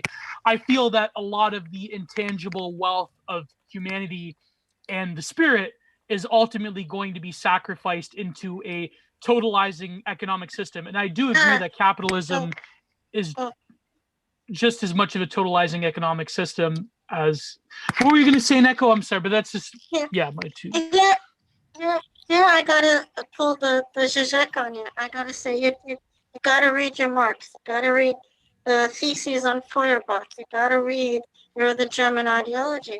Because what Marx says is that it's only when communism is here, it's only when capitalism withers away, that man can fulfill the ultimate potential of the spirit. Only when capitalism withers away, that religion can reach its true potential, that it can truly become part of the human being. He even calls it the species being. He says this is And the he said that less intrinsic than to nothing, humanity. right? Yeah, I haven't read all of Zizek, but I love stuff of Zizek. I fucking spent $90 fucking dollars to go to that debate with... Yeah, no, but M. Marx too in the German ideology. I spent fucking $90 in that debate with him and Jordan Peterson. But anyways, I agree. It's interesting when Marx, he said that within the German ideology. I think that in some ways I agree, because I believe that if anything, modern late capitalism has been, I would say, even more effective at destroying true metaphysics in the Western world than any sort of like communist command society through a variety of mechanisms. That it's more nihilist in a sense. Exactly. Yeah. And there for a variety of reasons. Just the fact that the commodification of all life itself is a grand dissolver of the ethnicity and the religious sentiment and the really primordial being of a people, right? So that's my perspective. Well, Buff in the chat, Neko Girl is logo dead atlas. I don't know about that. Neko, are you logo? It's true. I am logo Daedalus, yes. Oh wow. I knew logo it. Daedalus. I fucking said it right away. I fucking knew it. I'm screaming. I'm in the background while Kantbot's screaming. Yeah.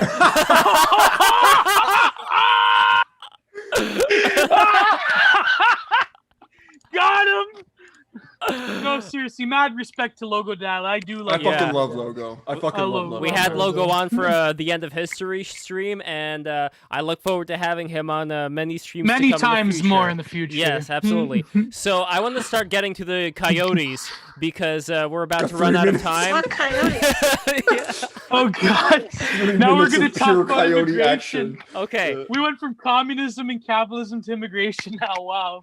Yeah. Okay. So this is What's up another. with the Coyotes? Giving me whiplash. Okay. So I wanted to have someone. What happened to the libertarian? Sorry. Okay. What happened to Theodore? Where'd he go? Okay. I don't know. So Theodore He got blown the fuck out and he left. Yeah, Theodore. He had to go. I mean, from what I understand, defeated okay. him. Here's what he wrote. So I'm gonna tell you what he wrote. One second. Okay. Lev, what was the name of that book again? It's The Red Decade by Eugene Lyons. So here's what he wrote. Thank you. About you actually. He wrote tell him to come sober or not at all. So that was just a little bit of Anyway, I think he likes you. But he wrote about Neko Girl. He wrote, yeah, I liked her pathways. More fun to be had in the future, but I can't repeat myself every argument. Catch you later. So there we go. Thank you for crowdfunded Guff for coming in. And as far as talking about the Coyotes, first I just want to ask your basic opinion on Coyotes in general. Not the drug Coyotes, but the animals. Like, do you guys like Coyotes? What's your stance on the Coyotes? No, I don't, because they're like here libertarian dogs. they cause a lot of ecological problems for other native species here. I don't know. I'm more of a wolf person. I don't know. Coyotes are all right, I guess. I like Yeah. coyotes because they're like the trickster spirit and they're kind of cute. And I Yeah, like there you go. Yeah. Did Yeah, you like the I'm the same. coyotes that I In terms had of on? persona. Did you say persona or fursona? Persona. We In had the terms furry of street. persona, I'm not a racist, but definitely the coyote persona is below the wolf persona. Yes, Yes, 100% agree.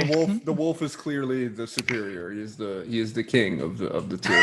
Of the personas. Yes, but yeah, coyotes I think they're really Not being cool racist. animal. I love coyotes. It's just that like many animals, they are rather Animalistic. oh no, they're just they don't give a shit. Which you know what one? I mean? Which one would you pick out of these 5? Which one is your favorite? The golden god of all. Golden one. Okay. Anybody I else? think we should do a study where we take the personas of people with wolves and the personas of people with coyotes, and we should compare the pedophilia rates.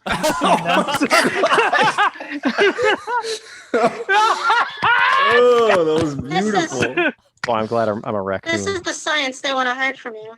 Don't Yeah, right? That's react do not cool. He's research. raccoon. He's Do one of not the good research. Do not research. Do not coyote research. pedophilia. Wong Kar Wai Superfan XOXOXO says, "It's nice to see our animals all over Canada." So let's. Because Okay, they're so- Mexican. Yeah. Okay. Yes. So now let's get back to the Mexican situation. Who's So, Mexican? Coyotes. Are they? Are they originally from Mexico? No. They're kind of from the area before there were borders. Yeah, it's like that New Mexico like that Yeah. that south, so, the sort of Badlands, United States and northern Mexico as well. Yeah. So there was. But they adopted to live in Canada. It's weird. Dude, coyotes don't give a fuck, man. They just do whatever they want. They don't care. It's crazy. Just do whatever. They're very. That's why I like them, because they just don't. They just do it. Now I feel like Same this- with wild pigs. I hope they come up Yeah. here. We can make, because me and my old man hunt, and we said like if they come up here, the wild boars, we can make like nice black boar prosciutto. So gabagool. Mwah. Oh, we make soprasad. Yeah, homemade. I love. It's By the way, similar to gabagool. Look up on YouTube the Persanos, the Sopranos clip where they The just take- Persanos? I can't believe it. AJ's a fucking furry. What the fuck are you doing to yourself, AJ? Oh my god, this reminds Cody, me. really? Hey, Tone. I know your son's a furry. No offense, but is he a bit of a fanok? You know. Oh yeah, I have. You're furry now. Oh my god. I have It's to not cool to be post. furry. I have to post this picture. Here we go. I have to post this picture. I've posted it before. I'm not gonna post the one where he hangs himself because that was by accident. But here, this. I'm sure many of you guys have seen it. But this is like the poor Appalachian. Oh god, that fucking poor champ. One of the greatest images ever taken. I fucking Unfortunate. love this one. Holy shit. Her face. The description is next level about like how he just pretends it's like normal and his parents are like filled with utter shame. Why? Oh my god. You know, I don't even feel like there's even.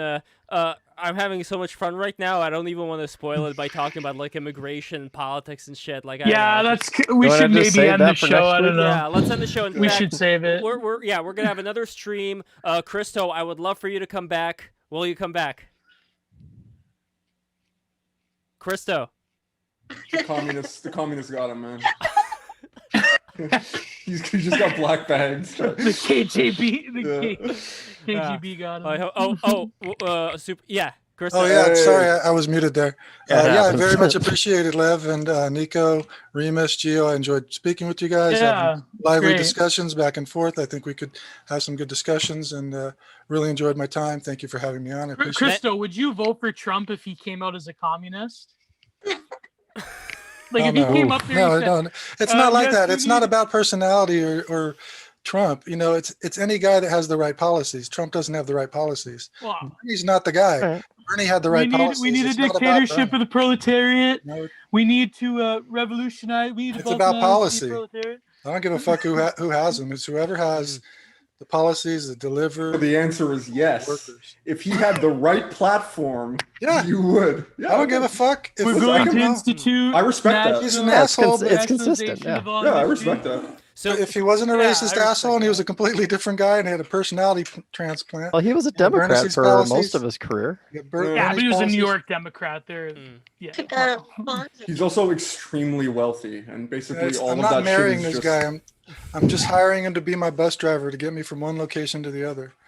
So Chris Talk, I hope you can spread the word, if possible, to your friends and just let them know about the BTR stream, that we are an open space for conversation and that we welcome everybody, and we are so happy to have you here and participate in all these great conversations. Lev, you actually inspired me because I used to stream on Twitch like 6 years ago, and now I'm thinking, maybe I could do it again, maybe next year. Go for it. And do like a Twitch political was talk around show. for that long? Yeah. I'm like, this is my thought process. I'm like, God damn it, if that reactionary can have a talk show, I could get one together.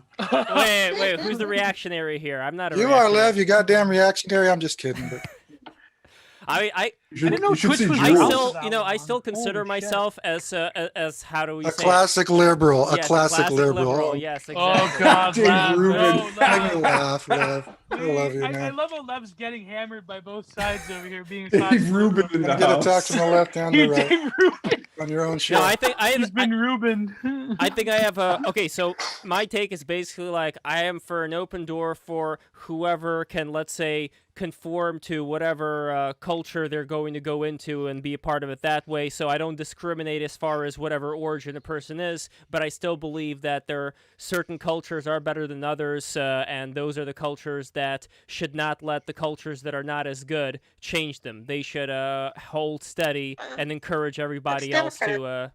It's what? That's Democrat. Democrat.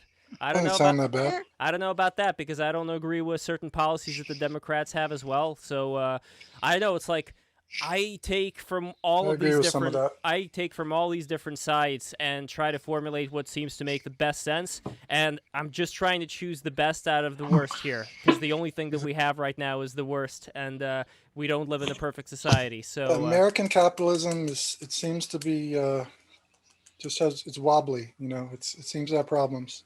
Oh, yeah. Yeah, 100% agree. The tower's falling. The tower's falling. 100%. Yeah, it's a little shaky. It's a little shaky. The problem is my version of hell, as I've said on the show before, is if the neoliberals, if the woke capitalists manage to find a way to live in a semi-failed state forever instead of the final doomsday optimist collapse happening, Jesus. I feel that would be a fucking hell on earth. Yeah, it would be that would be my. I'll tell you, one of my real society. One of my real beliefs, I have to argue with you guys on this one. I really feel like the power of inertia of capitalism and how strong the machine, even with the pandemic and all the setbacks, it's just so powerful and so strong. Nothing's going to change for 50 plus years, guaranteed. Probably. Yeah, you're probably right. Oh, wait, there's no changing things for a long time, not dramatically. Christo, are you a believer in this phrase? How does it go again? The great cycle of history. Here we go. So hard times make strong men make good times make weak men make hard times. It sounds right. Yeah, I agree with that. And I wouldn't want to live in times that are boring. Wojaks make gripers make good times make Wojaks make bad times Those make last gripers. 2 decades were kind of boring. This year's been kind of exciting. I like it. Well, it is kind of like he's an accelerationist. Like maybe if I were to be in my next reincarnation, maybe I could be reborn as a boomer, where I'd be born in the 50s. I'd have all the sugary cereals I want. You'd buy property in Vancouver in 1975. You'd buy property in Vancouver. Exactly. I'd go for the whole sex, drugs, and rock and roll thing. Just have a good time there. And then eventually, I would figure out a way to get to the Playboy Mansion in 1972, and I'd be able to hook up with Lev Lindland. Are you familiar with Liv Lindland by any chance? I've never Christoph? heard that. What it was all That's a new about. name. Playmate of the Oh, Year. you're the Hugh Hefner, I see. Just Playmate of the Year, 1972. I highly recommend you live up. She is. I'd invest in Apple in the 1980s. Oh my goddess. Oh my Like, Yeah. like I would reincarnate simply for this. Yes, she is very beautiful. Look, I don't mean to horn post. She's but about perfect. But there are a lot of great images of Liv that I think are also I think they're also safe for work. So let's see if there is another one here that this one. Is she still I'm more alive? into brunettes. I'm more into brunettes personally. Yeah, she's still okay. This is a safe for work picture of her. It's Okay. Playboy and it's art, Mom. Here we go. So yes, sweet. exactly. Girl next door. Yeah, Oh, look at yeah. that. She's from Norway. Girl next door. She's from Norway. Yeah. Yeah, Liv. Oh Lindland. yeah. There we go. Damn. Scandinavian girls. I'm more of a med woman type. Yeah, me too. I'm with you. I'm with you there, Gio. Oh, I have I'm a not mad that woman into for you. blondes, but I mean- Joyce Nazari. You guys have already Oh, heard there you me go. talking about Joyce. So Joyce Nazari, for those who don't know, she was the girlfriend not only of Hugh Hefner, but also of Frank Sinatra. So that is quite a based. Yeah, and here this is sort of a safe for work picture. I mean, she's kind of naked in it, but she's not like she's covered up. So I think I can post this without anything bad happening. She is. Let's see if there's a bigger version. Oh yes, there is. Here we go. Okay. Yes. Just making sure. Any nudity? No nudity. Okay, this is safe to post. Here we go. Here is a picture of Joyce Nazari. Here she is. The bed sheets. Okay. Whoa. Okay. Not bad. She right? reminds me. I was reading the Blind Owl today by Sadiq Hadayat, and she reminds me of the woman that appears to him in his like feverish opium dreams. So that I like her even So better. highbrow. The woman who appears to me in my fevered opiate dreams is Monica Bellucci. Oh, Yeah, she's gorgeous. was she in Enter the Void, or was that the other Italian actress? Who was in Enter- Enter the Void? Enter the Void? I don't think. Who was the Italian actress that was in it that Gaspar Noé used? My girlfriend What was just her made name? me download Spectre, the James Bond movie from, I think it was 2015. Oh shit! I think. Oh, It's dude, got this- Monica Bellucci in it. She made me watch it because she likes Yeah, her. dude, she's so hot. Holy fuck. Interesting. She's just gorgeous. She's just gorgeous. Yeah, we're full on horny posting now. Okay. Yeah, I enough feel horny like this is a posting, good we're gonna- spot to Yeah. end. This is a great show. I really enjoyed it. Thank you. I enjoyed it too. Thank you guys so much for coming in. This was a great experience as always. Here's what's happening. Yeah, this is great. Here is what's happening next week. So next week we are going to have a Hermeticism stream, and we want to get some esoteric people on there. We're going to have the Modern Hermeticist. We're going to have Hermes Thurston, but I want to bring some more people in. I think we're going to have Andrew Meyer. He can only confirm on Tuesday, so I'm not going to count on it. So I want more people, experts on the Kabbalah, whatever. Just like find me the greatest, most esoteric people, and also with clout. Cloud is important. We got to grow this stream. Bring in people with clout. Send me all the people you know with clout. Just DM me on Twitter at LeftPo. Just send me those names. I'm going to bring them onto the stream, and we're going to grow all as one big Chungus unit. And I am so grateful for everybody to be here and watch this. And what else do we have? I'm not going to say what this is yet because it's not confirmed. We may have Doug Tenapel coming in, creator of Earthworm Jim, on November 10th. And on November 12th, I'm going to try to grab in Frank Hassel. I'm going to see if that's possible or if that's going to be for another date. Tuesday, November 17th, that is when we're going to do the Transhumanist and Prim 2 Electric Ooga Boogaloo. So that's coming up. that. Yes, that's coming up November yeah, I'll 17th. And November 4th, we're gonna have Eggman. Eggy! I love Eggy. Yeah. Eggy is coming in Really? November 4th. The Eggman himself. Yes. All right, guys, this is it. I'm going to turn this thing off now, but once again, everybody, please subscribe. We got to grow, and we grow thanks to you, thanks to your amazing support and help. And go to patreon.com/breaktherules. I did not do enough shilling today because I was enamored by the conversation. But, guys. Can I shill real quick? Can I just do Absolutely. my, Wait. all Right after I say $20 patrons, all good. get a free, beautiful print from Geo. Limited time offer before it starts being $30 patrons this month. If you don't make it to this month, then we're going to have some other goodies down the road. But right now, if you want those prints, you better become a patron right now. Become a patron right now. $20 patronage. There's going to be so many amazing things down the road for you guys. Anyway, Remus, take it away. Yeah, I just want to say thanks for having me on. It's my first time. It was really fun. I quite enjoyed the sort of like craziness of this episode and how it went sort of back and forth. Gio, I love you. You're Love my you, boy. buddy. You're my boy. You're my boy, man. Thank you for having me on. I appreciate it. Come follow me at Calf Defender. I talk shit. There's nothing really super special. I'm not going to be doing Helios fucking, cosmology threads or any crazy shit like that. I will, however, have an opinion on violence at every turn. If you don't know what you're talking about, shut your mouth.